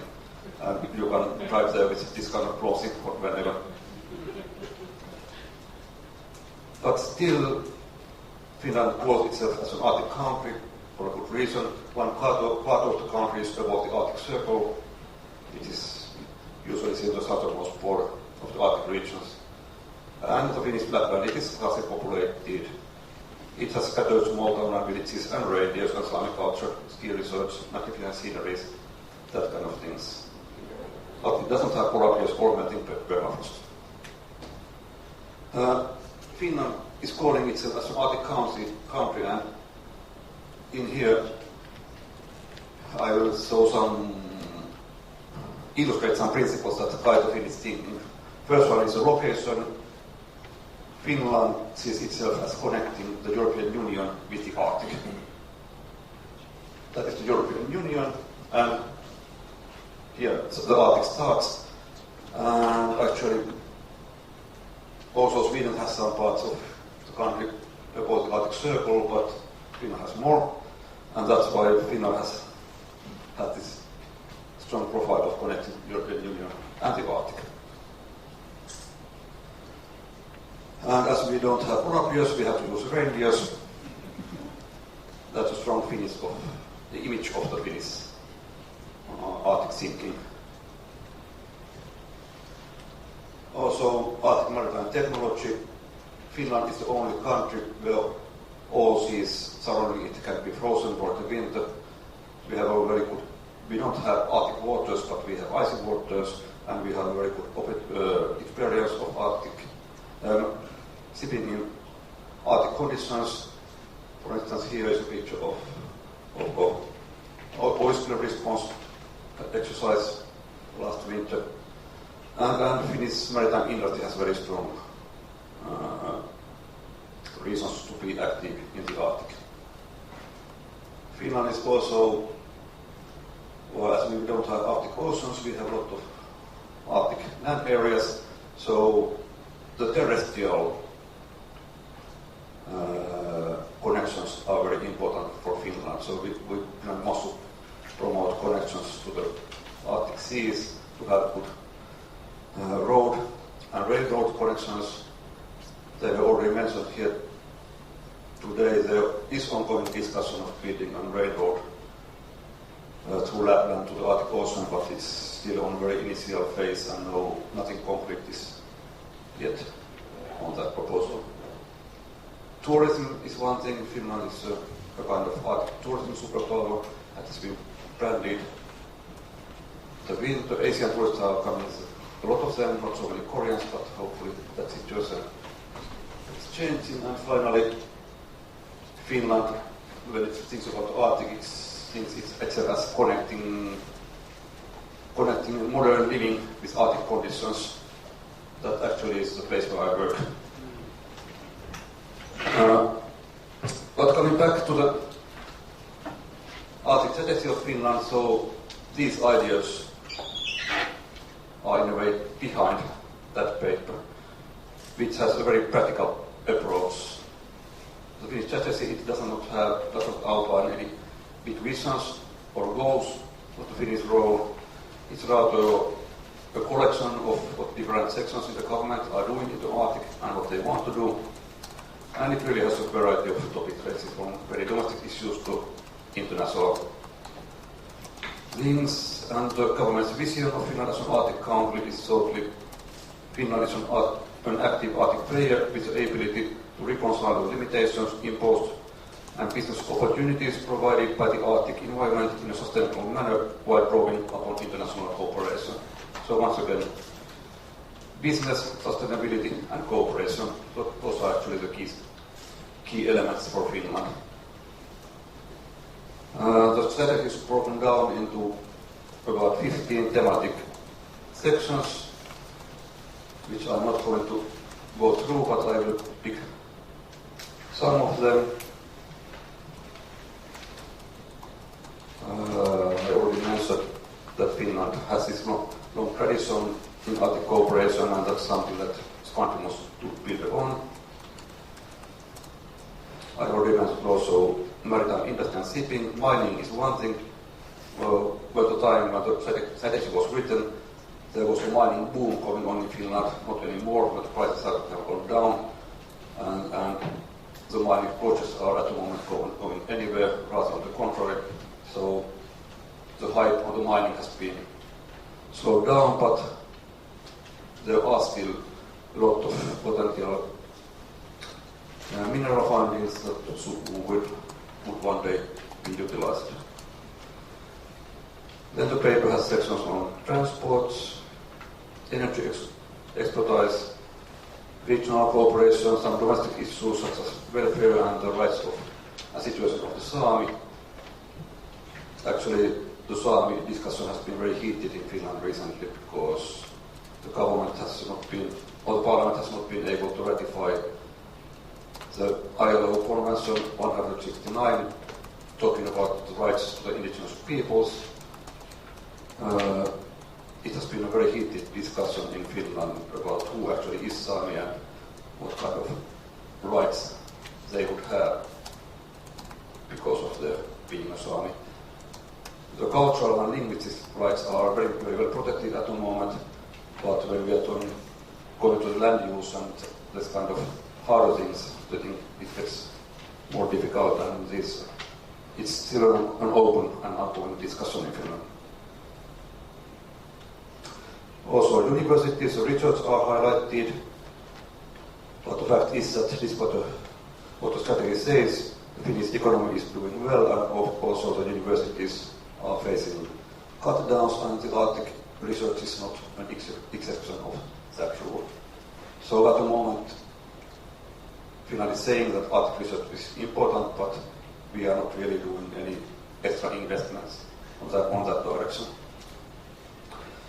And finally, some words about the foreign policy. So, Arctic Council is the main forum for Finland in Arctic matters. Finland wants to enhance the Arctic Council. The strategy even says that Finland wants to have it as a treaty-based international organization, which is quite a big goal. As far as I know, there are no active discussions on that direction, but that's a way where countries want to go Finland has been in favor of letting the new observers come in, and we have been very much in favor of having the European Union as a permanent observer in the Arctic Council, but until now it has not succeeded, first because of Canada, then because of Russia. It's a very complex situation in that sense, but that's one of the main goals for Finland when it comes to Arctic Council. And finally, the strategy is now 2 years old.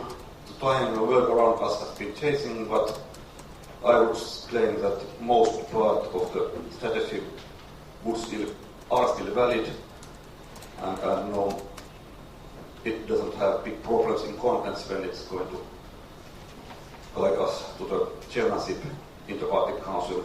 Of course, some things have not happened as planned. For instance, the economical situation, the international relations, they are now very much different from what was planned, and the strategy put a lot of emphasis on possible economic projects like infrastructure projects in Russian sides. Those are not happening.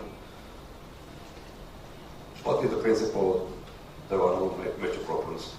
One thing is that the climate politics is in a way built in everything in the paper, but it doesn't have any very visible role. And when Finland is preparing to this Paris meeting about a month from here, so Arctic has not, for some reason, not been a major theme for Finland when preparing for the UN negotiations. I'm not quite sure why the situation is that. The explanation may simply be that different teams in the government are preparing for those issues, for Arctic issues and for climate issues, and they maybe do not really cooperate together. And what does all this mean for the Finnish-Korean Arctic cooperation? At least the doors are open for much more activity, for instance in the tourism sector. Not only that, Finland has been supporting the participation of the observer countries, Korea among them. And our institute and the Korean Maritime Institute, we are having discussions about concrete cooperation on the information side, and I believe that many Finnish and Korean Arctic players would be able to find each other in the future. So, thank you.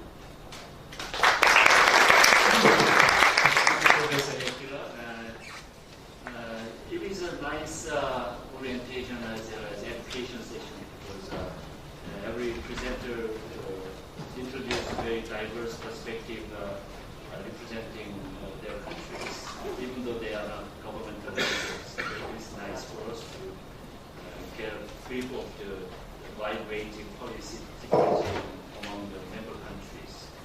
And through his Professor Ekila's presentation, I became aware of the contribution of Finland to the building of governance through Finnish idea and initiatives. So thank you for the Finnish contribution. And also about the bilateral potential bilateral cooperation between Finland and Korea. I think, I fully agree that both countries are well positioned to cooperate further in the shipping and maritime transport, as well as tourism. So you mentioned that Finland is a superpower for tourism. So Korean tourists make great contribution to make you a superpower for tourism. Thank you for your presentation. Next time, I will give the floor to Professor Paul Lachenbauer, professor of the St. Jerome University of Waterloo of Canada. I think he will present the policy and strategy of Canada. But before giving you the floor, in the second session, the presenter of Canada, Norway introduced very interesting story narratives about the position and attitude during the process of admitting the new observers. So one of the two countries, two existing members are not very much enthusiastic to expanding the club. One of which is Canada. So could you elaborate a little bit about the change the perception of policy, even though you are not representing your governments? Thank you. Well, thank you, Mr. Beth. Thank you, Mr. Chair. Thank you to the organizers for having me here. My first trip to Korea, and I'm thoroughly enjoying this. And yes, certainly it'll be an issue that will come up briefly in my comments, but we will definitely follow up during question period. I'd be happy to address. I did work closely on a few files for the Department of Foreign Affairs, so while I'm not speaking for the government of Canada, I may be able to speak on official lines and how some misinformation was also put out there about Canada's position, or the complexity of Canada's position. So first I want to start us off. I can't refer to Canada as a small country. We have less than 40 million people in total. The population of Greater Seoul is more than half of Canada's population. But geographically, of course, we're the second largest country on Earth. 40% of Canada's land mass is located north of the 60th parallel. And in that area, which is about 4 million square kilometers, live 110,000 people. So to give a sense of difference, the United States in their Arctic Council chairmanship refer to it as one Arctic. And that's one way of looking at what we see in the Arctic. But from another perspective, we might think about the Arctic as actually encompassing very different regions with very different challenges and realities on the ground and different opportunities. So partly my discussion will talk about what is unique about Canada, and even the fact that when we look at our three northern territories, even they are quite different. The territory of the Yukon is not mostly indigenous. 75% of the population is non-indigenous. In the Northwest Territories, the population is 50% indigenous, 50% non-indigenous, with most of the non-indigenous population living in an urban area, a city of Yellowknife. And then we have our territory of Nunavut, which is overwhelmingly indigenous, a largely Inuit territory. So Canada is a complex country, and even our north is quite a complex place. Though to understand Canada's northern strategy, to understand our position on some of the issues of observers, it's very important to recognize that our northern peoples are at the core of our strategy and our way of looking at the world. So in contrast with Finland, where every community is located to a road or rail network, when you look at the territory of Nunavut, all the yellow on this map, no two communities are connected by road. The only way to get to those communities for most of the year is by airplane, and for a short season, resupply by ship. So very different realities and very different challenges that obviously face the Canadian North. And also a very young population. I learned since I've arrived in Seoul that Korea has one of the lowest birth rates, or the lowest birth rate in the world. Canada's north, particularly Nunavut, has one of the highest birth rates on the entire planet. That in fact, almost half of the population is under 25 years of age. So very different pressures in terms of a future, and being future-looking and making sure that whatever strategy Canada has in place today is going to prepare for a more sustainable future. To complicate, we have territories which are sort of like provinces, but not the full controls of provinces. On top of that, Canada, I think, is very much at the forefront in the world of recognizing Indigenous rights. We've reached relationships with our Indigenous peoples through a series of land claim agreements that encompass much of our north, which adds another layer of complexity, because any foreign relationships that we build, any development that's taking place, not only has to have support of the government of Canada, but also the support of the territories and also of the different Aboriginal groups who have rights to land and have a strong formal say in what goes on in Canada's north. Now, talking about foreign policies, I thought I'd put some of these slides in to give a bit of background to say Canada's been actually coming up with northern strategies for a long time, well before it was commonplace for a lot of Arctic states to begin talking about northern foreign policies. In 2000, we came out with a document that laid out 4 main pillars looking at security and prosperity of Canadians, especially Canadians who live in the north, and Indigenous peoples Canada's sovereignty is always something that we talk about in terms of our north. Establishing the circumpolar region as a vibrant geopolitical entity integrated in a rules-based international system. This was reflecting the Arctic Council, which, as we heard from Markku, Canada and Finland were at the forefront of negotiating in terms of the Arctic Environmental Protection Strategy and the Rovaniemi process. But Canada very much was at the vanguard of trying to encourage states like the United States to get on board for the Arctic Council, and then promoting human security. So for more than 15 years, Canada has had a foreign policy strategy that looks almost identical to all the ones that the Arctic states have been putting out in the last 5 to 8 years.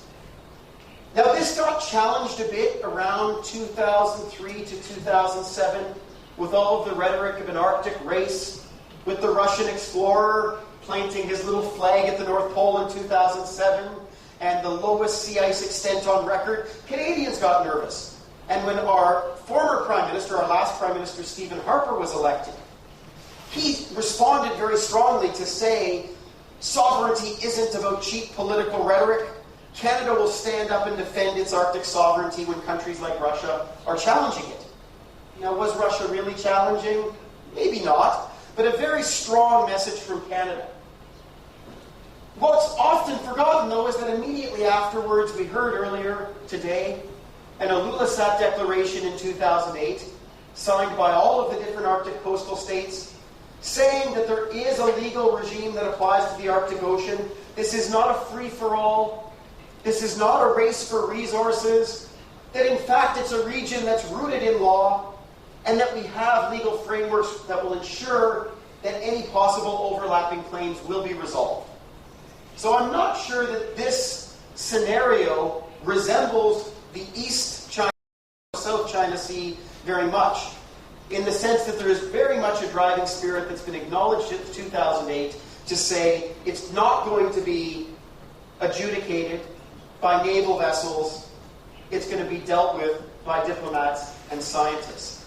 And Canada's Northern Strategy, which was unveiled formally in 2009, is a broad strategy that encompasses 4 main pillars: sovereignty, economic and social development, the key being that that must benefit people who live in the Arctic, environmental protection, and also governance issues. And we'll touch on all of these in turn. What I think might be interested to a Korean audience is that science and technology, research and development, is seen as covering all of this Northern Strategy, and it's very much a high priority for Canada, like it is for countries like Korea. In 2010, we unveiled the foreign policy dimension to our Northern Strategy with a very positive image of the Arctic as a stable, rules-based region with clearly defined boundaries, dynamic economic growth and trade, vibrant northern communities, and healthy and productive ecosystems. So very much like the Norwegian and the Finnish and every other northern strategy out there, it's a very positive one and what we are likely to see happening in the region. And Canada is very clear, we do not anticipate any military challenges and believe that the region is well managed through existing institutions like the Arctic Council. And the Arctic Council is very much the premier forum for dialogue on Arctic issues internationally, in Canada's view, like it is for many of the other Arctic states. This was reflected in Canada's chairmanship of the Arctic Council, which just finished earlier this year, which was focused on development for the people of the North being the key, which meant responsible Arctic resource development, responsible and safe Arctic shipping, and there's likely a Korean role there that we'll talk about, and sustainable circumpolar communities. And Canada chose as our ambassador Leona Glucott, who was an elected representative from Nunavut sitting in the Canadian Parliament. She was chosen to make sure that this really emphasized that our approach to the Arctic Council chair was focused on Northerners having a voice as well. So in terms of our priorities, there's a lot of text on these slides. I'm not going to go through all of it. Instead, when we talk about sovereignty, that's a word that hits very hard. But Canada's approach to this, I think, is very, very positive and very moderate. That when it comes to the boundary disputes that we heard about from Professor Park earlier, that we see these boundary issues as long-standing and well-managed, that they're not cause for alarm, they're not going to lead to military conflict in the region, according to anybody's imagination. That when we're talking about the extended continental shelf, we will conduct the science and do our submission to the UN Commission on the Limits of the Continental Shelf, as is required by the Law of the Sea Convention, by UNCLOS. This means that we're doing the scientific work and we will adhere to that regime, like Russia, who submitted their second submission, have done, like others are doing. And that we're going to focus on governance issues relating to things like public safety, and that these are very key. What does public safety mean in a Canadian Arctic context? The same as it does, I think, throughout the region. It's dealing with issues relating to shipping and resource development. So we talked about the different potential Arctic routes. Potential, the Northern Sea route, it sounds like it's increasing so quickly up until last year. More growth exponential year to year. I agree with the assessment suggesting that it's not going to be any rival to the well-established routes like Suez, the southern routes for the foreseeable future. What's also remarkable is that it's often talked about in comparison to the Northwest Passage. The Northwest Passage, by any study that I've seen, is unlikely to be a viable transit shipping route for the foreseeable future. The Arctic Marine Shipping Assessment in 2009 was very clear on this, out to 2020, and just about every statistic coming out since that time, raised seriously since that time, is it's unlikely. That's not necessarily good for Canada. But the reality is that uncertainty, and I think this came from Vasily's comments this morning as well, climate change doesn't mean just melting ice. It means uncertainty. And for shipping nations like Korea, who demand stability, just-in-time delivery for global logistics flows, you don't want to get caught up in bad ice conditions that can damage your vessel, which will mean very high insurance premiums, and which means that your ship might not get to port anywhere near the time that was predicted. And with all of the studies going on, and we can talk about this more in detail if you like, there are many constraints that are obstacles to seeing the Northwest Passage as a likely international transit shipping route, certainly to 2050 and probably far beyond that as well, but it's anybody's guess after that point in time. The message to take away from this, Korea is well placed focusing on the Northern Sea route. And then secondly, probably the over-the-top route, that if the North Pole actually melts, that will actually probably be a better route and more feasible route for big cargo ships to go over than the Northwest Passage. Nevertheless, Canada is very committed to safe Arctic shipping. Of course, those communities up in the north that, as I mentioned, rely upon ships to go and resupply them, mean that we want to see activity in our north. And as long as it conforms with Canadian laws, we welcome the world to come and use Canadian waters for shipping. We are a major coastal state. In fact, we have the largest coastline of any country on earth. But we're also a maritime nation. So we welcome the world to come as long as it's done in a safe manner and in conformity with our laws. So some of our initiatives through the Arctic Council with our friends and partners, sustainable tourism, cruise ship operations similar to Finland, and also we welcomed Korean input and participation in concluding the mandatory polar code through the IMO, and look forward to increasing partnership with Korea and seeing it implemented and respected. In terms of economic and social development, we too adopt the language of sustainable development in everything that we write, and I think Canada very much takes this to heart. That we're seeking trade and investment opportunities that benefit northern residents in Canada and all Canadians, and very much encourage a greater understanding of the human dimension of the Arctic. And this fits with the Chair's comments as well, about that needing to be something that's emphasized from a Canadian standpoint. It's all about people. It's not an open frontier of polar bears and icebergs. It's a human living space. So there is resource development potential. And we've all seen some of these statistics about oil and gas potential in the region, emphasized potential, maybe somewhere down the road.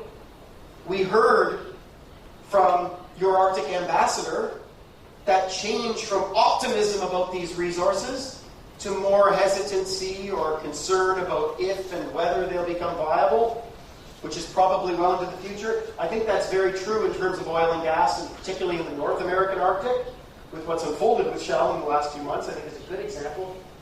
But we can also look at minerals. We haven't talked much about mining yet in this workshop, but Canada is blessed with one of the world's most diverse series of mineral deposits, truly world-class mining going on, and we have a long-standing reputation for welcoming foreign investment into our north. So, Mary River Project, an iron ore deposit that's beginning to send its first shipments from Baffin Island in our eastern Arctic direct over to Europe. More than 70% purity of that iron ore requires very little refining, so it's well worth the effort to get it out of there. There are opportunities here for the world. And in terms of encouraging resource development, Canada was at the forefront of promoting the creation of an Arctic Economic Council, which is not under the Arctic Council, but helps to inform the Arctic Council of business perspectives on development in the region. It's still an organization that is finding itself. Right now, I think it's focused on Arctic to Arctic business partnerships, but I think we're going to see in the years ahead much more opportunity for non-Arctic interests to come and ensure that the private sector also has inputs into what's going on in terms of regional governance, which is key. It's also important that as much as we look at states, that groups within the Arctic peoples like the Inuit, have also written their own declarations. First of all, on Inuit sovereignty within Inuit Nunat, their word to describe the Inuit homeland, the Arctic, and also their declaration on resource development principles, which, if no one in Korea is looking at these documents, I very much encourage it as a great opportunity for research to look at what these actually say and what the implications are in terms of responsible resource development.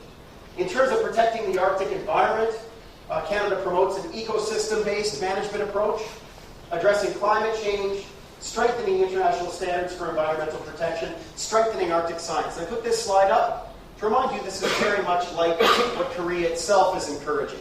You have a very strong reputation in terms of marine sciences more generally, and a lot of these, I think, are points of our two agendas and strategies coming together, which is key. In terms of science and technology, Canada doesn't have a history of encouraging countries other than Canada to come and build installations or infrastructure on our territory. So it's different than what we have in Svalbard, for example. But in Canada's case, we've already started building a Canadian High Arctic Research Station in our Arctic, which is intended to be a multidisciplinary facility that hopefully international scientists, including Koreans, will want to come and use in terms of laboratories and work together, focus on environmental research for sure, but also development research. And some of Canada's expertise in things like satellite technologies and underwater autonomous vehicles, I think, dovetail with a lot of the technological expertise that exists here within Korea. I've already mentioned before that Northerners are Canada's foremost priority, and I know Korean experts have gone over and asked frequently of Canadians, how can we learn more about what we should know in terms of interacting with Inuit and other peoples? When the Arctic Council talks about the need to protect Arctic traditional ways of life, what does that mean in an Arctic that's undergoing development like we're all talking about? How can we help to promote traditional and local knowledge? And how can we help to provide opportunities for Northerners to be engaged in governance in the region? So I think here's an opportunity for a country like Canada to be more welcoming and be more accommodating, to help to share some of that information with Koreans. So we've had a change in government that actually takes place on the 4th of November, formally. The Liberal government was elected to replace the Conservatives. I'm going to suggest what was said about the Finnish strategy under change of government. I wouldn't expect any major changes. As I showed you from 2000, even through 2009, 2010, our strategy has remained remarkably consistent. Instead, we'll see even more of a focus on Indigenous rights under Justin Trudeau and the Liberals, and much more of a return to a focus on Canada playing a leadership role, or at least a positive role, in dealing with global climate change. One of the criticisms I've heard internationally a lot over the last decade is that Canada has been neglectful and hasn't been pulling its weight in terms of climate change efforts. So I think we're going to see a change in tone already at COP21 in Paris. So to bring this now to wrap up with some reflections on what this means for the Canada-Korean relationship. In 2014, our two leaders got together, did a joint declaration outlining our commitment to developing stronger relations in key areas: energy, natural resources, science, technology and innovation, and, importantly, Arctic research and development as an explicit priority. And we also signed a free trade agreement in December of last year, which was the first free trade agreement that Canada has ever signed with an Asian country. So this, I think, anticipates a stronger relationship between our two countries. In terms of areas for cooperation, I think natural ones relate to Arctic science and technology. Strong opportunities for enhanced international joint research.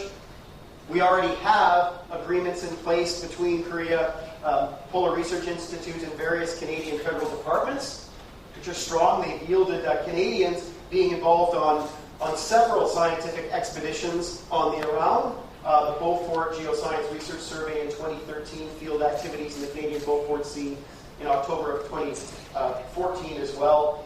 I think there's possibilities, as I said, for greater collaboration with Canadian research centres. So for those of you thinking about your scientific research networks, I understand why you're turning to Norway and why you're turning to Russia as arguably your premier partners. It makes sense. But I think Canada also has some scientific expertise that we'd love to be participating in these conversations as well. Certainly our emphasis on seeking measures to address air pollutants. We've heard of black carbon today. Potential Arctic fisheries, obviously fisheries of great interest to Korea. The fisheries is a long-term issue once again. It's all potential fisheries when we're talking about the Central Arctic Ocean at this point. But I think there's opportunities now for scientific research to begin to develop those baseline studies to know whether or not those fish stocks, if there are any, might be sustainable. And then in terms of marine transport and safety, obviously a lot of history and expertise in Korea through the IMO and emergency preparedness. But I think there are great opportunities for technological developments that you're undertaking to be shared with countries like Canada. In terms of shipping and shipbuilding, obviously this is very key to Korea's industrial strategy. Medium long-term potential. I'm going to emphasize more long-term potential than short-term. We've already talked a bit about the Northern Sea Route as being the most likely attractive option for Korea. I think that that's a wise approach for Korea to take, to focus on the Northern Sea Route rather than North American routes. In terms of shipbuilding and ports, I understand, a lot of the development of ice-strengthened vessels. We heard about Yamal, a number of them being deployed there soon. I don't think in Canada you're going to find a government market, just because Canada typically prefers to build our own ships if they're public ones, but I can see long-term, once again, a potential private sector market for ice-strengthened vessels relating to resource development. So again, opportunities there potentially. Yes, in Canada, some of the public opinion polls that were taken a few years ago, and some of the statements issued by the occasional Canadian politician, but some of our permanent participants, suggested that Canada was very critical of greater Asian involvement or interest in Arctic affairs. I don't think there's, certainly not on the official level, any frustration towards Asian states being interested.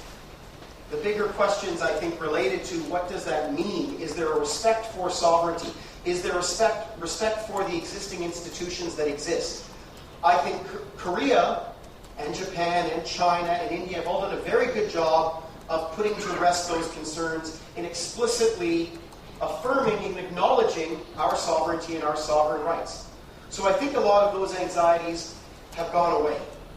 Some of the concerns are still emerging from indigenous groups who are worried that as more states enter into the conversation at the Arctic Council, even if it's as observers, which means you don't have a right to speak at ministerial meetings or senior Arctic official meetings, it still means you're there talking to people during coffee breaks. And if that means that indigenous groups don't have the same chance to talk to people, these are some genuine and I think very fair concerns that these groups have articulated. When it came to the question of observer status, I think some very fine research, a chapter coming out in the book on Handbook of Arctic Policies, I think is coming out next month.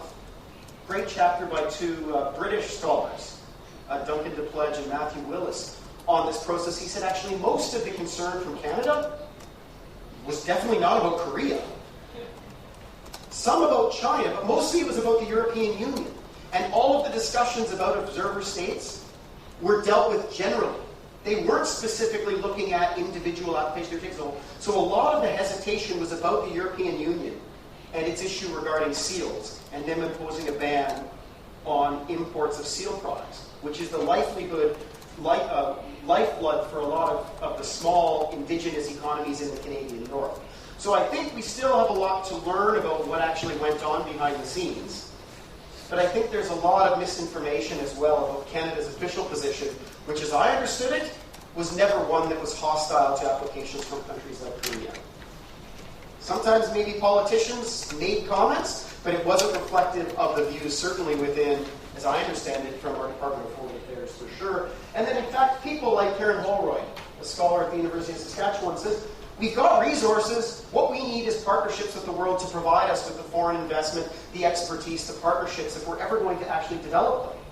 And that we can, too, have co-prosperity with partners like Korea to be able to see the Arctic through. So Canada is open for business. But we recognize your dependency on energy imports, investments by companies like Kogas to buy stakes in potential natural gas projects in Canada, and liquefied natural gas carriers, and some of your offshore infrastructure that you have such an expertise as a country in developing, would be key if any of these projects go forward.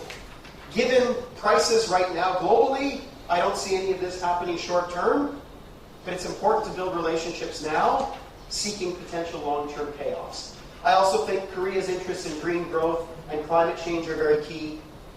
Some of the leadership that you aspire to in terms of green technologies is going to be welcomed by Canada, and I hope every other country on the planet.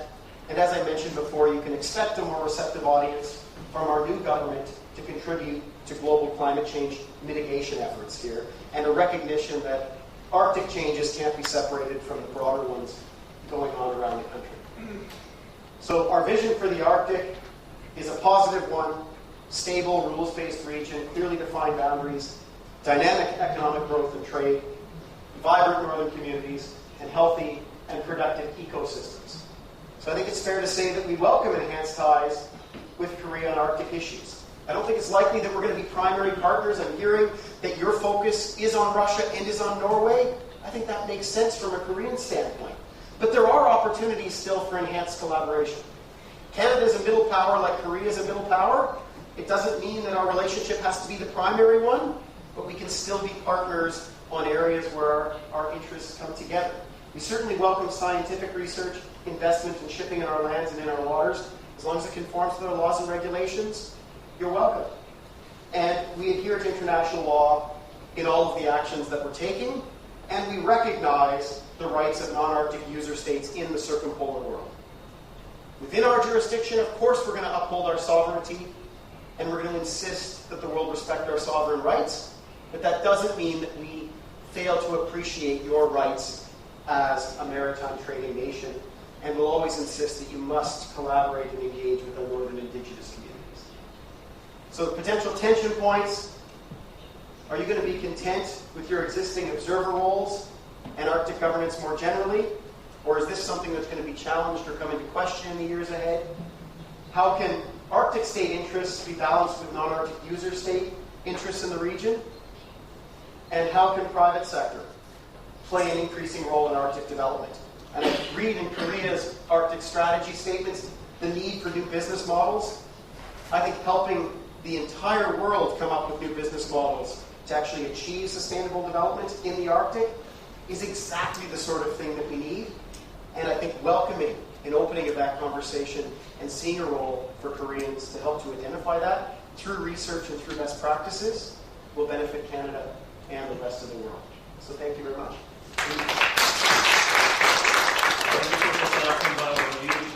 Thank you for your very passionate and as well as comprehensive presentation.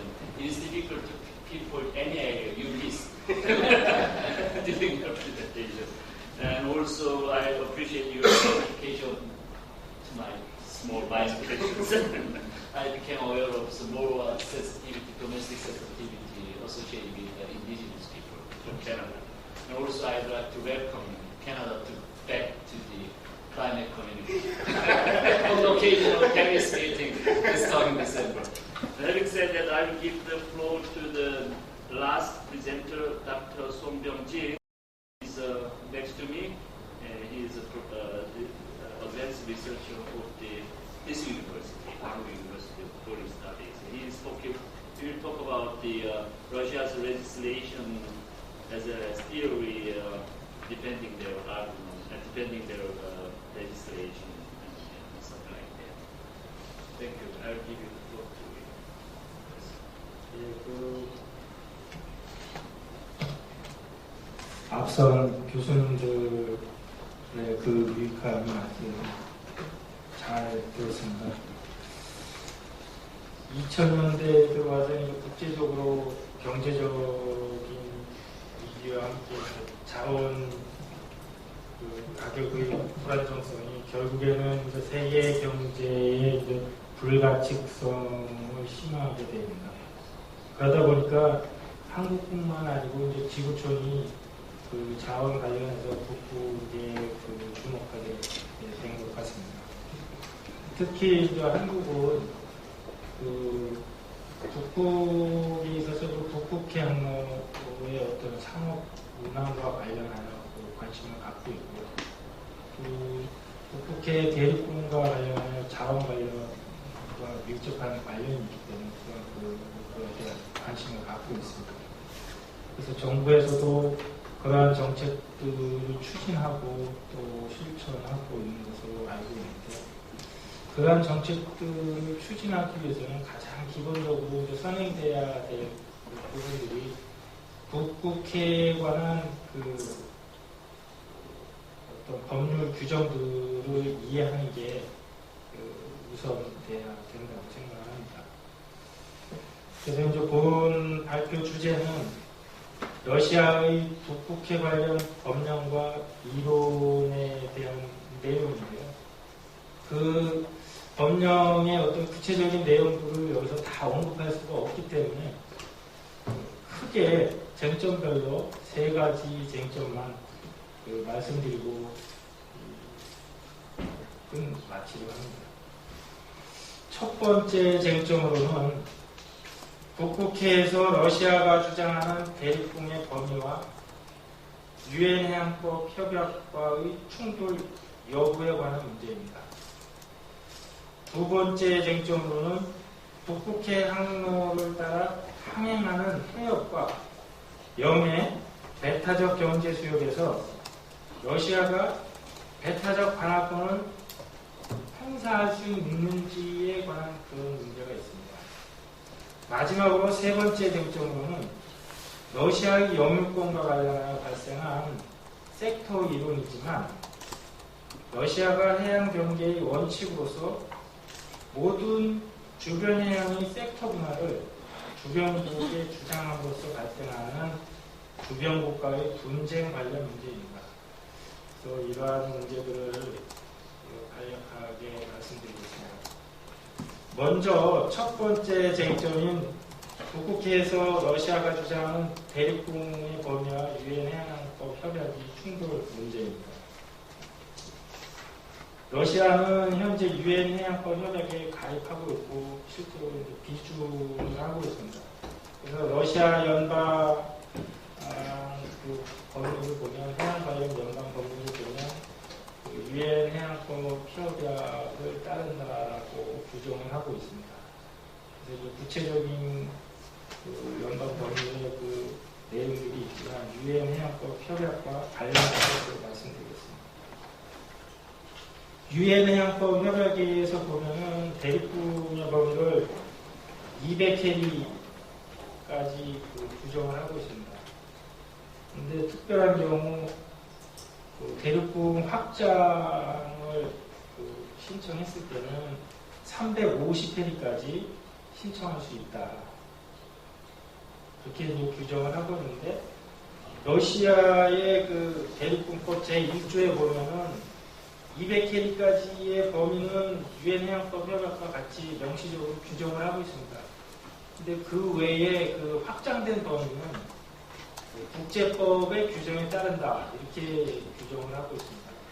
그렇다면 러시아도 역시 유엔 해양법에서 규정하는 최대 그 확장해서 본 최대 거리가 350헬이다 이렇게 볼 수 있겠습니다. 그러나 러시아는 이제 대륙붕 외측 한계에 대한 그 확장 신청을 2001년도에 그 대륙붕 한계위원회에 그 제출을 하는데 결국 거기서 이제 반려가 돼가지고 2015년도에 재차 그 대륙붕 확장 신청에 대한 그 요청을 유엔 해양법위원회에 한 상태입니다. 그 근거로는 그 노무노스크 해령을 근거로 해서 그 이야기를 하고 있는데 그 범위는 그 러시아의 그 유엔 해양법에서 규정하는 것과 마찬가지로 350헬이라고 이렇게 러시아 유엔 해양법에서 러시아 그 연방 법률이나 유엔 해양법에서 규정하는 350헬을 넘어서 그 북극점까지 더 확장된 그러한 그 대륙붕 확장 신청을 해놓은 상태입니다. 그래서 이러한 그 러시아의 그 대륙붕 확장 신청이 과연 그러면 러시아 국내법이나 유엔 해양법 협약과의 충돌 여부가 어떻게 그 해결이 돼야 될 것인가라는 문제가 발생합니다.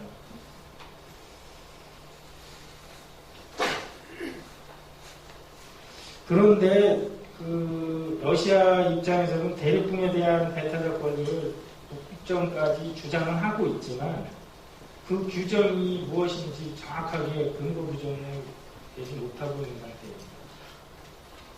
그래서 그 소련이 주장하는 주변 국가의 경계협정 수단으로서의 섹터 경계 원리를 러시아가 북극점까지 대륙붕 외측 한계를 확장하는 근거로 주장할 수도 없을 것 같습니다. 하지만 그 확장된 부분이 북극해의 섹터 내에 있다는 사실에 착안하여 러시아는 배타적 권리를 주장하면서 자신들의 목적을 관철하려 하는 것이 아닌가 판단됩니다. 앞서 언급한 두 번째 쟁점으로는 북극해 항목을 따라 항행하는 해역과 영해, 배타적 경제 수역에서 러시아가 배타적 관할권을 행사할 수 있는지의 문제입니다.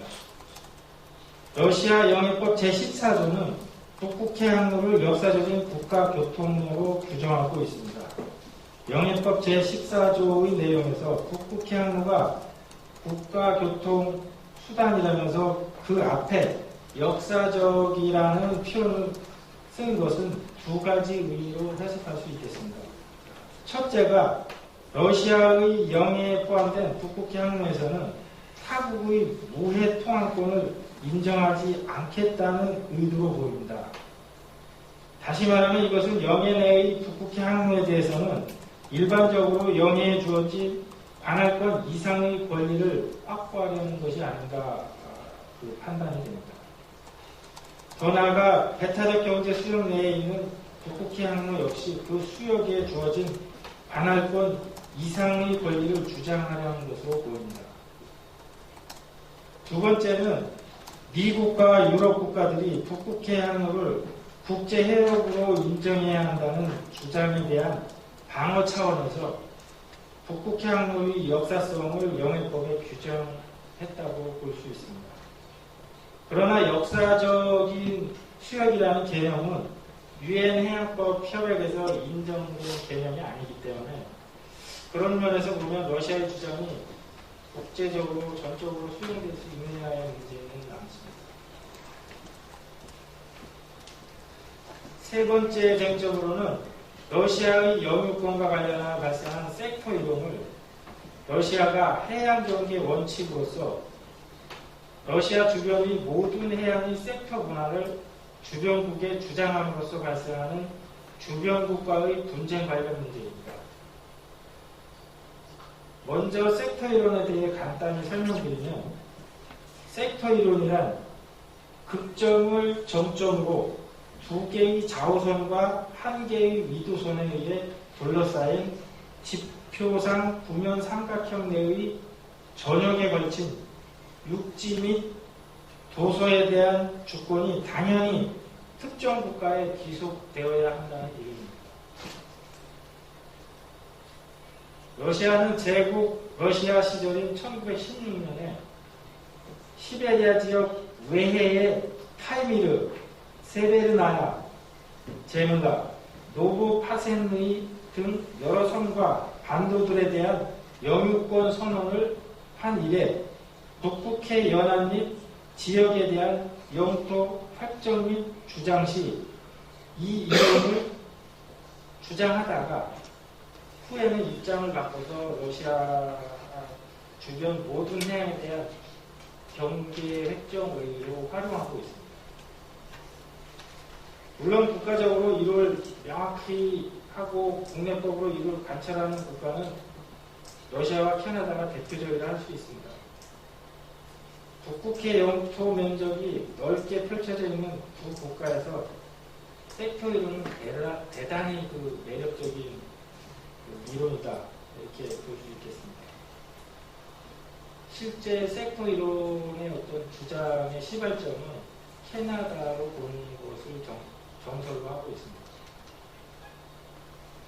1917년에 볼셰비키 혁명 이후 처음에는 짜르 체제를 그대로 혁명 정부가 이어받아서 지지를 하였는데 그 이후 캐나다가 랭겔섬을 정복하니까 북극해에서 러시아가 긴장을 하고 그 다음에 러시아 공산당 중앙집행위원회에서 1926년 4월 15일 소련 연방 영토로서 북극해에 위치하고 있는 육지와 섬의 선언에 대한 결의라는 법령을 공포하였습니다. 소련은 그 법령행위 그 자체를 역사적인 선례로서 소련의 법적인 관행 내에 있는 것으로 간주하였고 그 법령행위에 대한 선례를 따라 모스크바는 모든 해양 경계선의 섹터 분할을 제한하였습니다. 소련은 해체되기 전 내내 이러한 원리를 견지하였습니다. 러시아는 북극해에 있어서 섹터의 주권적 의미에 대해 다양한 학자들의 주장과 러시아 입장이 있어 왔는데요. 그 내용을 보면 러시아 학자들의 주장을 세 가지로 크게 나눠볼 수 있습니다. 한 가지는 섹터 내의 섬들이 국가의 영토적 의미로 해석해야 한다는 견해. 다른 한 가지는 섹터 내의 고정된 빙하 및 그 영공도 국가의 영토적 의미로 해석하고 있다는 견해. 또 다른 한 가지는 섹터 내의 섬들과 수역 및 영공까지도 국가의 영토적 의미로 해석하자는 견해가 있습니다. 또한 러시아의 정부 입장은 최소한 수역까지는 아니더라도 섹터 내의 어떤 섬들과 육지에 대한 주권을 주장하고 있습니다. 그러나 그 후에 러시아는 해양에 있어서 섹터 경계를 모든 해양에 적용함으로써 주변 국가의 어떤 해양 경계선에 있어서 어떤 분쟁이 발생하는 계기가 되었습니다.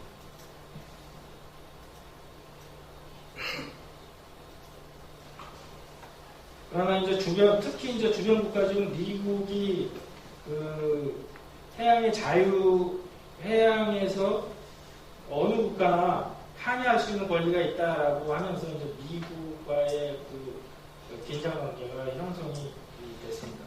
심지어 미국 잠수함은 소련 관할 북해 수역까지 들어가서 항의를 하고 그런 상황까지 오게 됩니다. 그래서 1989년 4월 정보 공개가 한창일 때 북극 문제에 대한 강력국가위원회 소련 이사회는 국가의 북극 지역을 대륙의 310만 평방킬로미터와 대륙공의 400만 평방킬로미터라고 정의를 내려버립니다. 또 소련이 붕괴된 후로는 러시아의 법적 태도는 조금 유연해져가지고 그 이후에 그 해양 경계의 그 획정 권리로서의 섹터 권리를 보수하지 않고 중간선 원칙이라든가 근거에서 원칙 뭐 이러한 원칙들을 같이 혼용해서 주변 국가와 그 대화를 하고 또 실제 이제 그런 그 중간선 원칙을 주장함으로써 그 노르웨이와 그 해양 협정을 이뤄내는 그런 성과를 이루고 있습니다.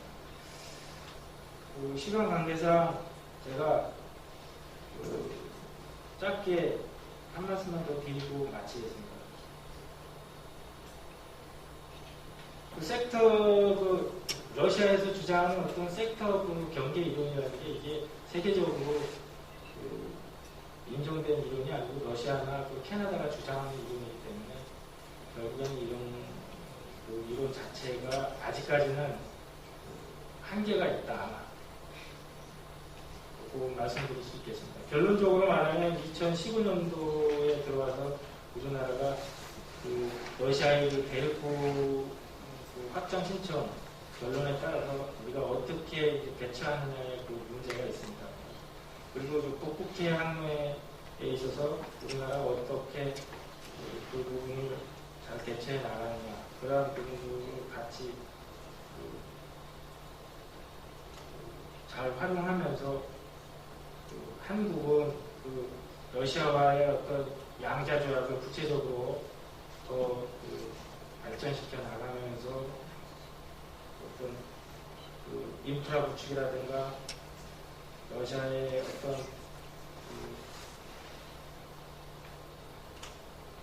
북극해 항로에서의 어떤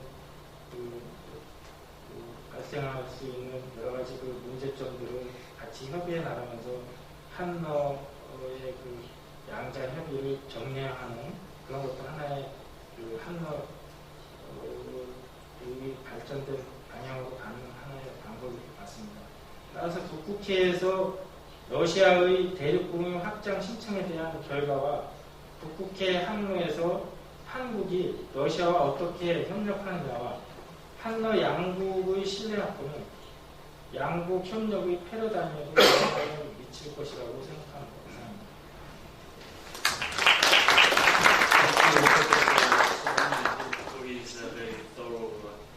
Analysis of Soviet as a Russian legislation related to Arctic, and then we completed the presentation of 4 presenters at this session. I will give the floor to 3 discussants, but I have a limited time, so I'm sorry to give you 5 minutes each, because as a token of appreciation to the participants who stays until the rest of the session, I want to at least open the floor for Q&A.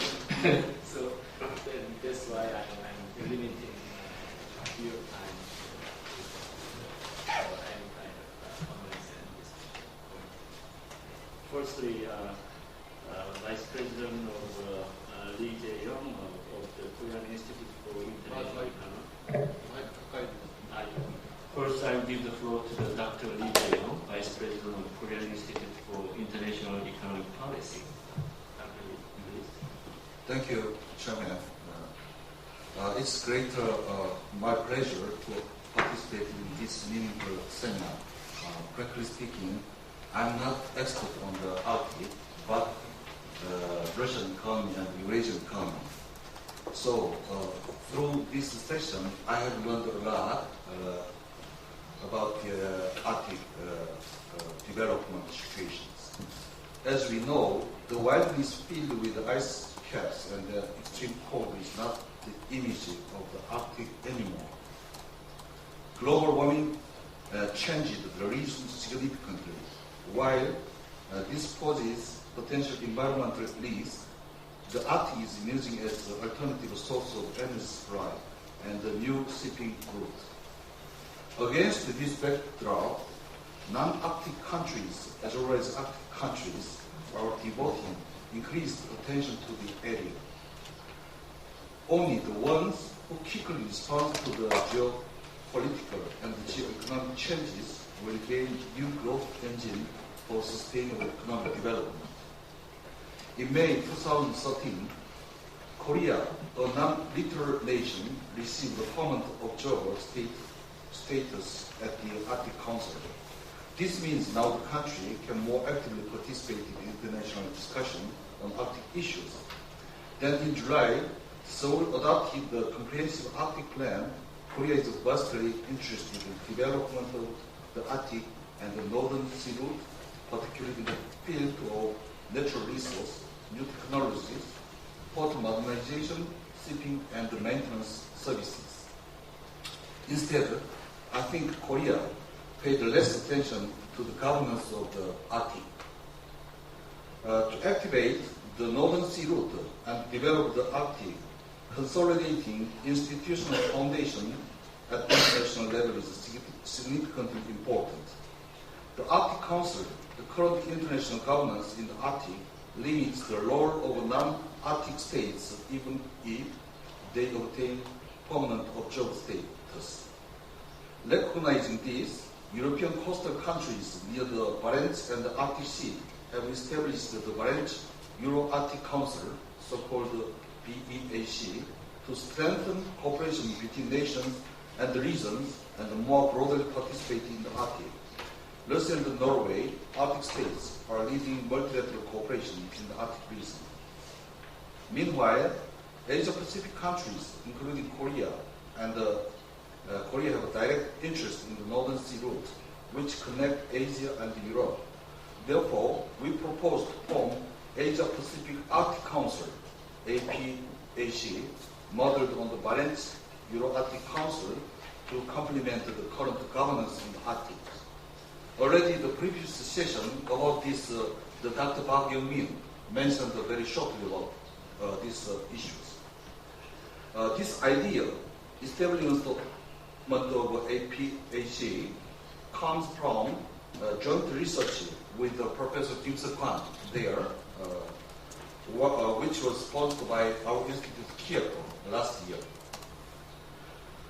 So this in fact conforms with the world's current trend that the Central Global is shifting from the Euro-Atlantic region to Asia-Pacific.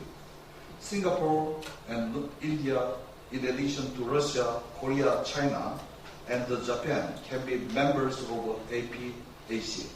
Norway, a leading country of the BEAC, can play a bridging role between BEAC and APAC by participating in APAC as an observer. In this way, establishment of APAC will contribute to internationalization and the development of a Northern Sea route. Moreover, creating regional cooperation forum should also be contemplated to diversify collaboration channels. In this regard, I'm curious about your opinion of the establishment of APAC. Yeah. And even though scholars and government officials in Korea have been trying to do research on Arctic, however, I think Korea's study on the Arctic is much less developed compared to the Arctic countries. So today I have learned a lot, and especially I think we need to pay more attention to the preserving the environment in the Arctic. Thank you very much.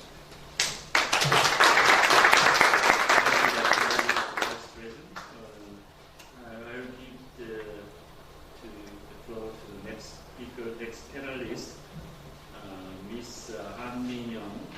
She is the director of the Regional Cooperation Division of the Ministry of Foreign Affairs. The division is dealing with cooperation in the Arctic. So, for it's yours.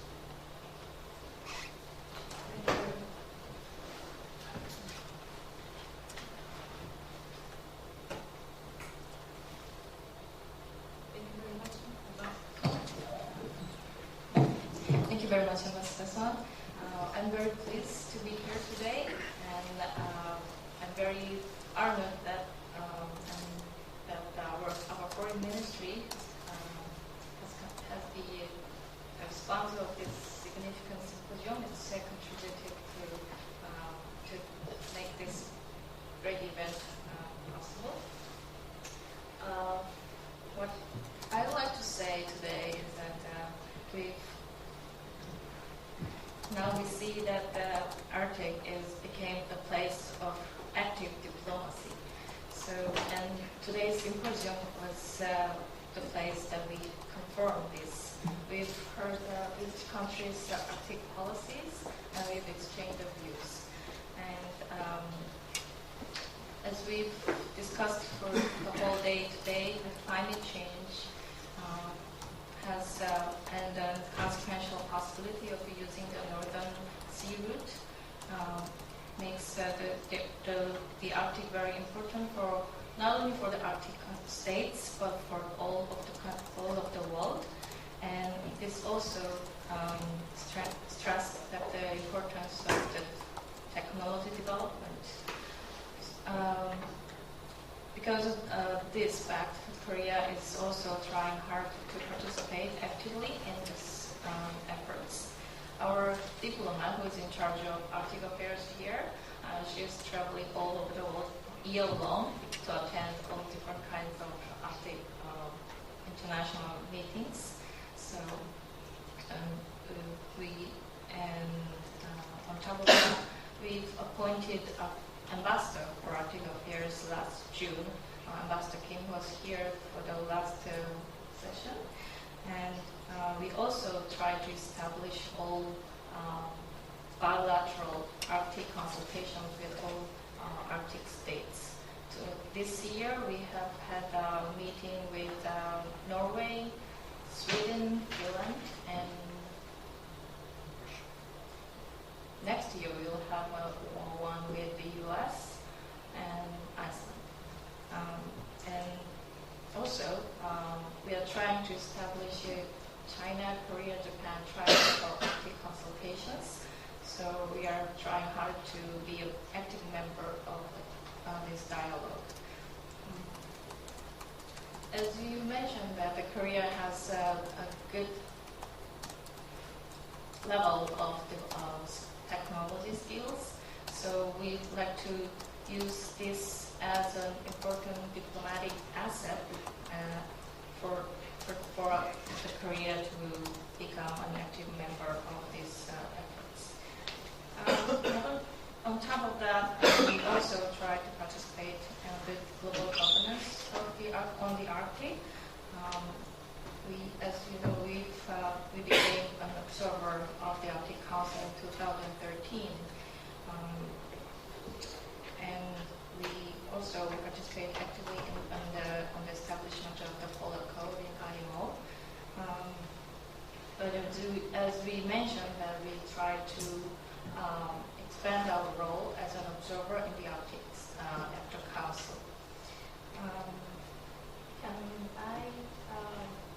If you could allow me, then can I give the specific comments for each presenters? We've heard very interesting and insightful presentations from all these four presenters. For Professor Fortuk,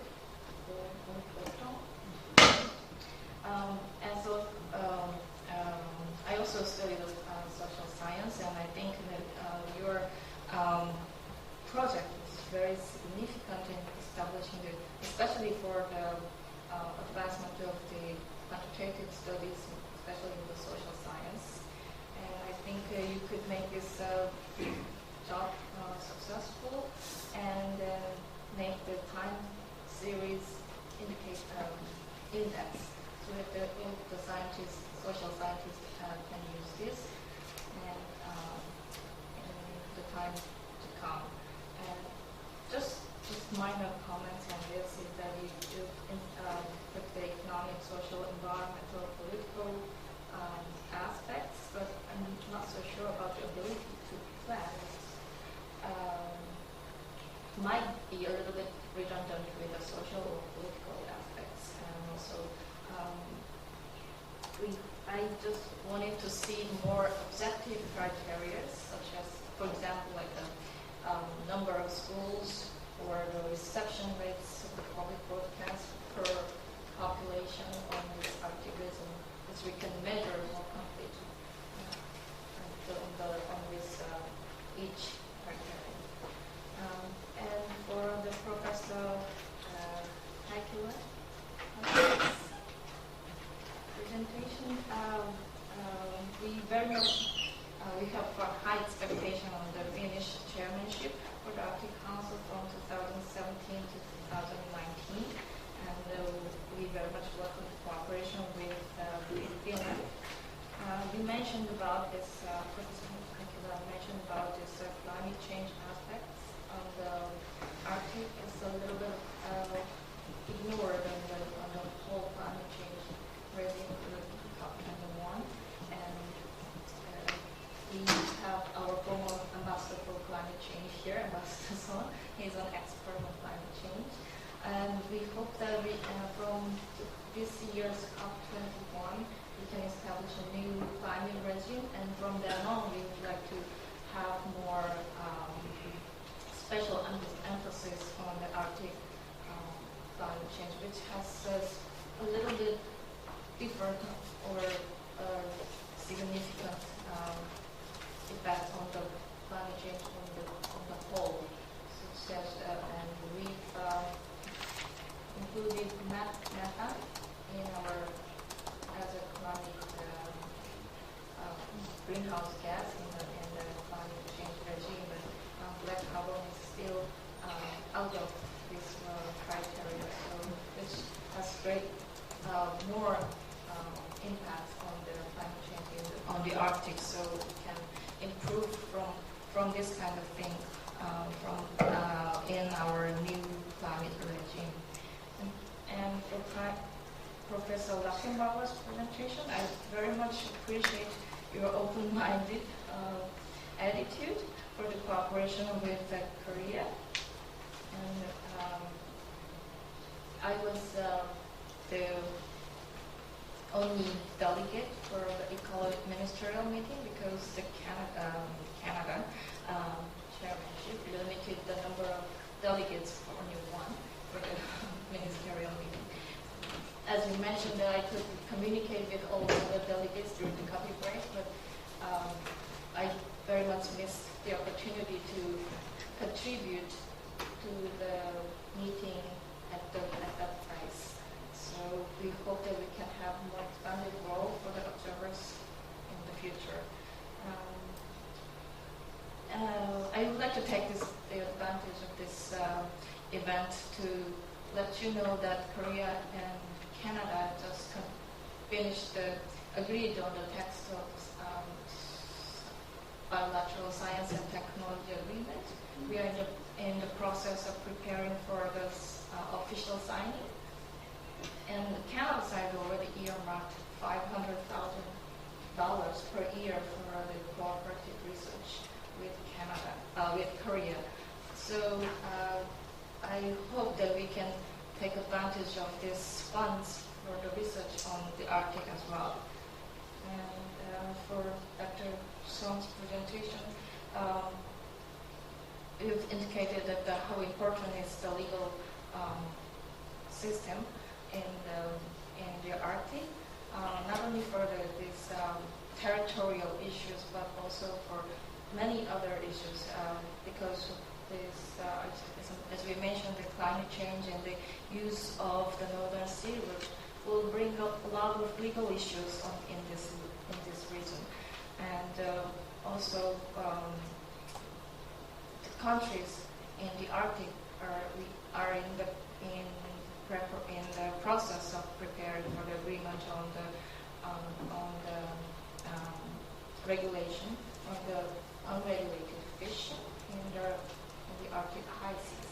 So this kind of issues will become very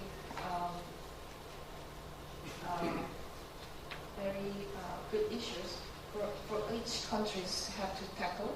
So I think the legal studies are very necessary, and very timely for us to look at more carefully. Thank you very much. Thank you, Mike. Thank you for your very comprehensive questions posed to every presenter. But I will rather give every four presenter to come back to your questions later, because the next panelist, Professor Hong, might have another question posed to the presenter. So I will give the chance to respond. I give the chance to the presenter to respond to the panelists at the later stage before concluding our session. And then I will introduce Professor Hong An-seo. He is Korea's one of the prominent experts on Russia and Russian affairs. I understand he is well aware of the very many issues related to Arctic, because Arctic is not only the Arctic issues itself. Many pointed out at the preceding session, it has something to do with our ministry and our government's policy of Eurasian initiative. So I think he has something to say, many things to say. But I ask you, limit your remarks to certain duration of time, maybe between 5-10 minutes. So 5 minutes. Okay. I have no right. I have no. Okay. Professor Hong. 네, 감사합니다. 선생님. 북극연안국인 미국과 또 핀란드, 캐나다에서 오신 세 분의 북 전문가 선생님들과 우리 한국의 손변희 박사님의 강좌를 잘 들었습니다. 많은 정보를 얻었고요. 또 공부도 많이 했습니다. 선생님께서 제가 북극 전문가라고 이야기하셨는데, 사실은 저는 북극 관련 연구를 깊이 있게 펼쳐가지고 오는 사실 문의아닙니다. 오랜 기간 동안 러시아 대정책 관련을 연구해왔기 때문에 저는 러시아의 북극 관련 법령과 그 법령의 이론을 발표하신 손변희 박사님의 과제를 중심으로 간단하게 저희 변해드릴 필요가 있는 것 같습니다. 해외에서 오신 세 분의 전문가 선생님께서 자국의 입장에서 북극의 중요성과 전략을 잘 설명해 주셨는데요. 저 또한 이 북극이 우리 한국에 주는 의미와 중요성에 대해서 간략하게 말씀을 드리고자 합니다.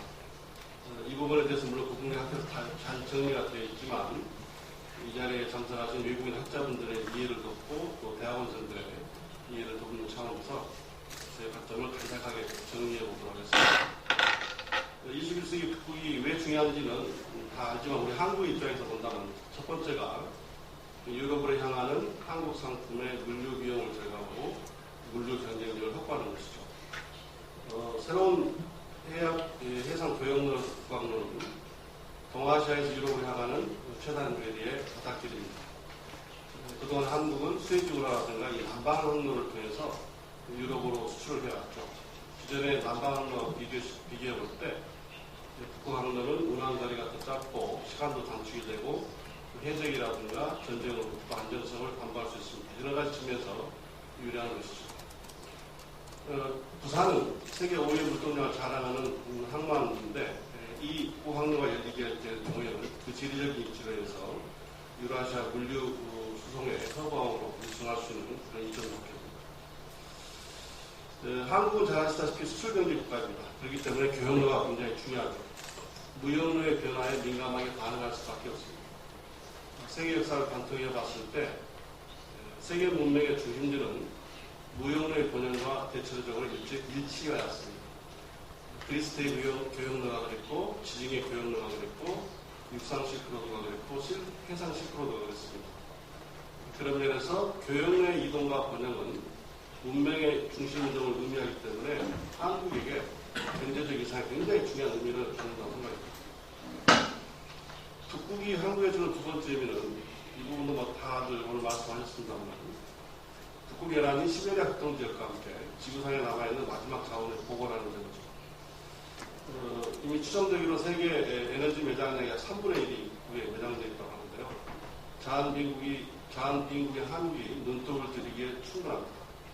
또 이 북극항로 운송을 통해서 에너지 네트워크를 구축한다면 경제적 이익도 크게 가져갈 수도 있는 것이죠. 에너지 빈국인 한국은 에너지 자원의 안정적인 공급원이자 또 대안적 공급자로서 이 북극의 중요성이 커가고 있습니다. 북극이 우리 한국이 세 번째 의미라 한다면 주로 경제적인 측면이 많이 있겠습니다만 위축되어 있는 우리 조선산업의 활력을 불어넣는다는 점이죠.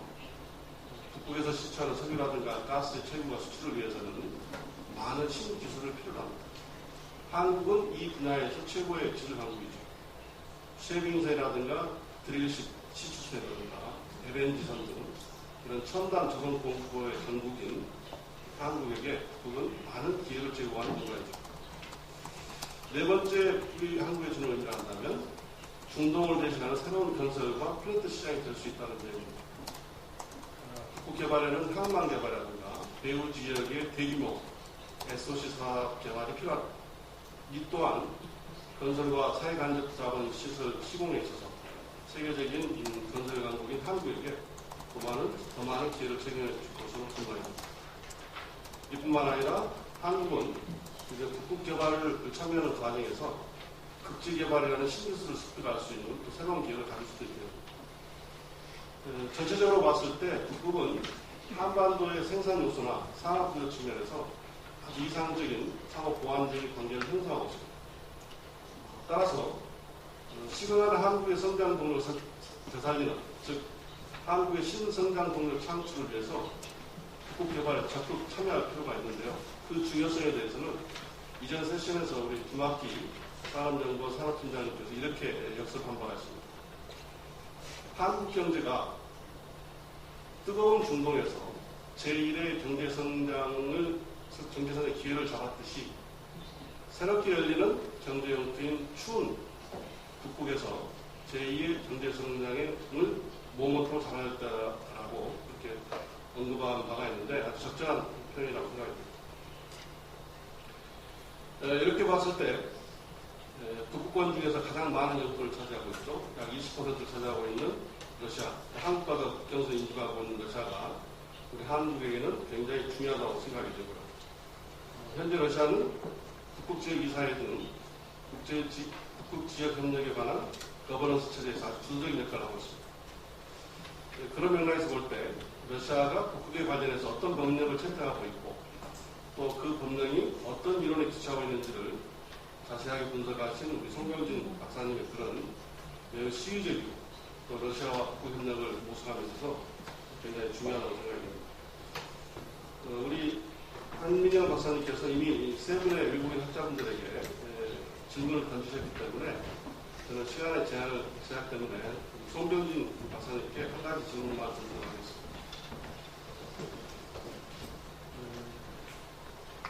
러시아가 지난 2015년 8월 달에 중앙북극회에 대해서 대륙의 확장을 요구하는 2차 요청서를 제출했다고 합니다. 아마도 영토 확장이겠죠. 이 2차 요청서를 대륙붕 한계위원회, 즉 CS에 제출했는데 과연 이 제출한 이 요청서가 위원이라든가 이 관련 지구에서 받아들여질 수 있을 것인지 하는 의구심이 듭니다. 결국 이런 사안들이 국제정치에 민감한 영향을 받지 않을 수 없다고 생각이 되는데요. 최근 미국을 대표한 서구의 대러시아 제재의 강도를 감안하면 러시아의 이 2차 요청서가 받아들여지기가 굉장히 쉽지 않다고 얘기해주는데 송 박사님의 견해에서는 이게 어떠신지 여쭙고 싶습니다. 그래서 토론하시겠습니다. Thank you for the summary of the rationale why we are very enthusiastic about the cooperation in the Arctic. But I think I am not succeeding in the time management because it's very difficult. So there are several questions from Director Han and Professor Hong, but I cannot give the presenter to the opportunity to come back to the questions. I'd rather give you to return to the question during the dinner times and very relaxed atmosphere. But can I make a really, really quick one? Okay. I think I'd be remiss if not, like I said, I'm not representing the Canadian government, but I think Canada's position on the sector theory is perhaps a little less clear cut than was suggested, that in fact Canada's position on the Northwest Passage, that these are internal historic waters enclosed by straight baselines as of our declaration in 1985, effective 1st January 1986, and that our continental shelf submission is in full conformity with Article 76 UNCLOS, and we submit the CLCS. It's not based upon sector, and I also think my reading of Article 76 of UNCLOS does provide for, in certain technical situations when criteria are met, to go beyond 350 nautical miles. So in the case that Canada was to put in a submission that went beyond, I think we would be in conformity with UNCLOS, not in violation of it. So I just thought it was important to say that. Thank you for your brief answer. I think if we have a subsequent meeting, you'll be invited again. And I'll conclude my session, and I appreciate particularly Professor Kim Seok-han and Kim Hyun-taek for organizing very timely and relevant symposium today. And we have additional opportunity to discuss it during the dinner time. And on concluding my session, I thank you for your support and your cooperation. And then Professor Kim. Okay, just remain seated.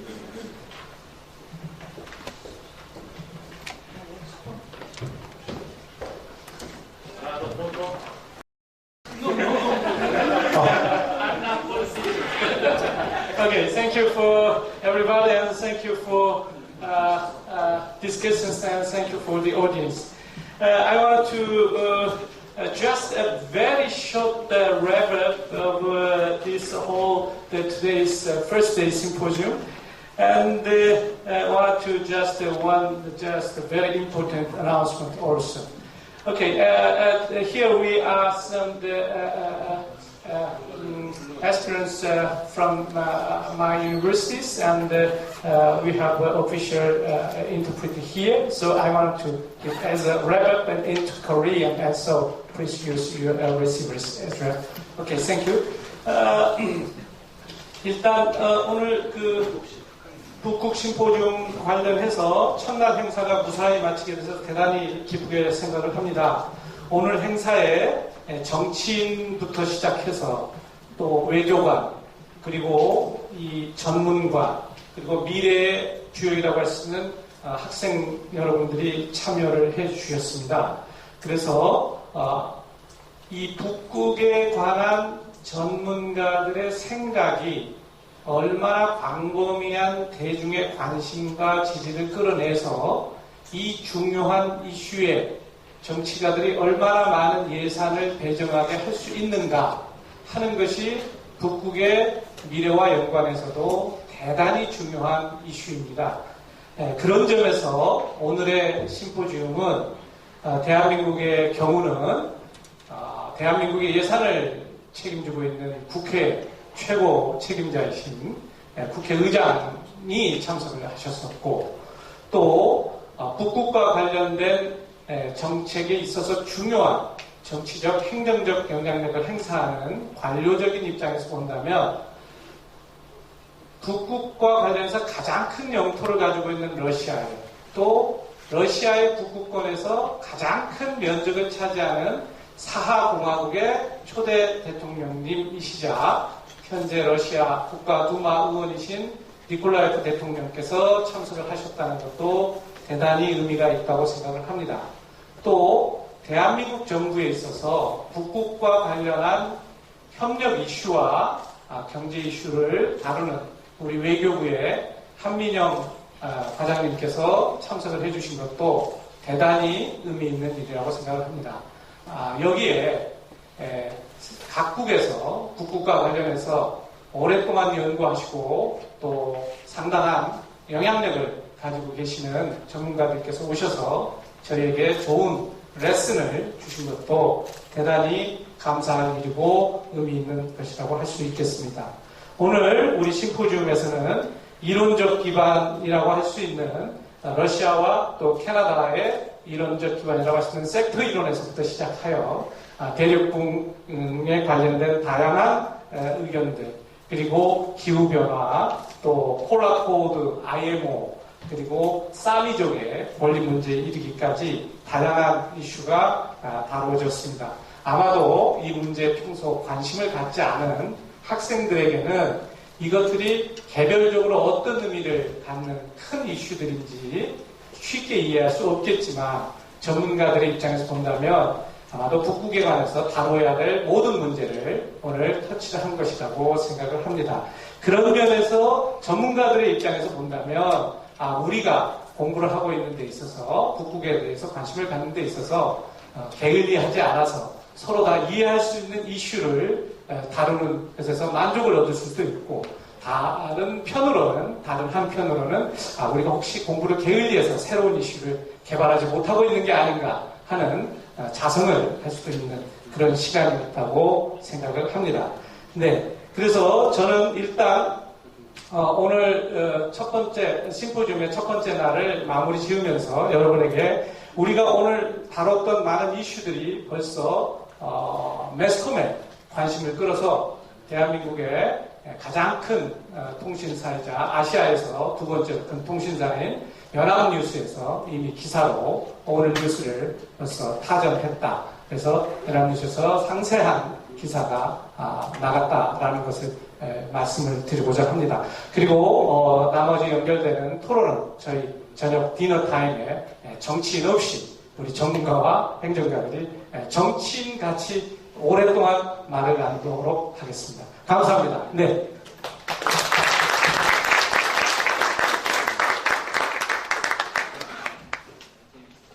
황성호 선생님, 우리 행사 마무리 짓겠습니다. Okay, now let's end today's first day's symposium, and everybody, thank you.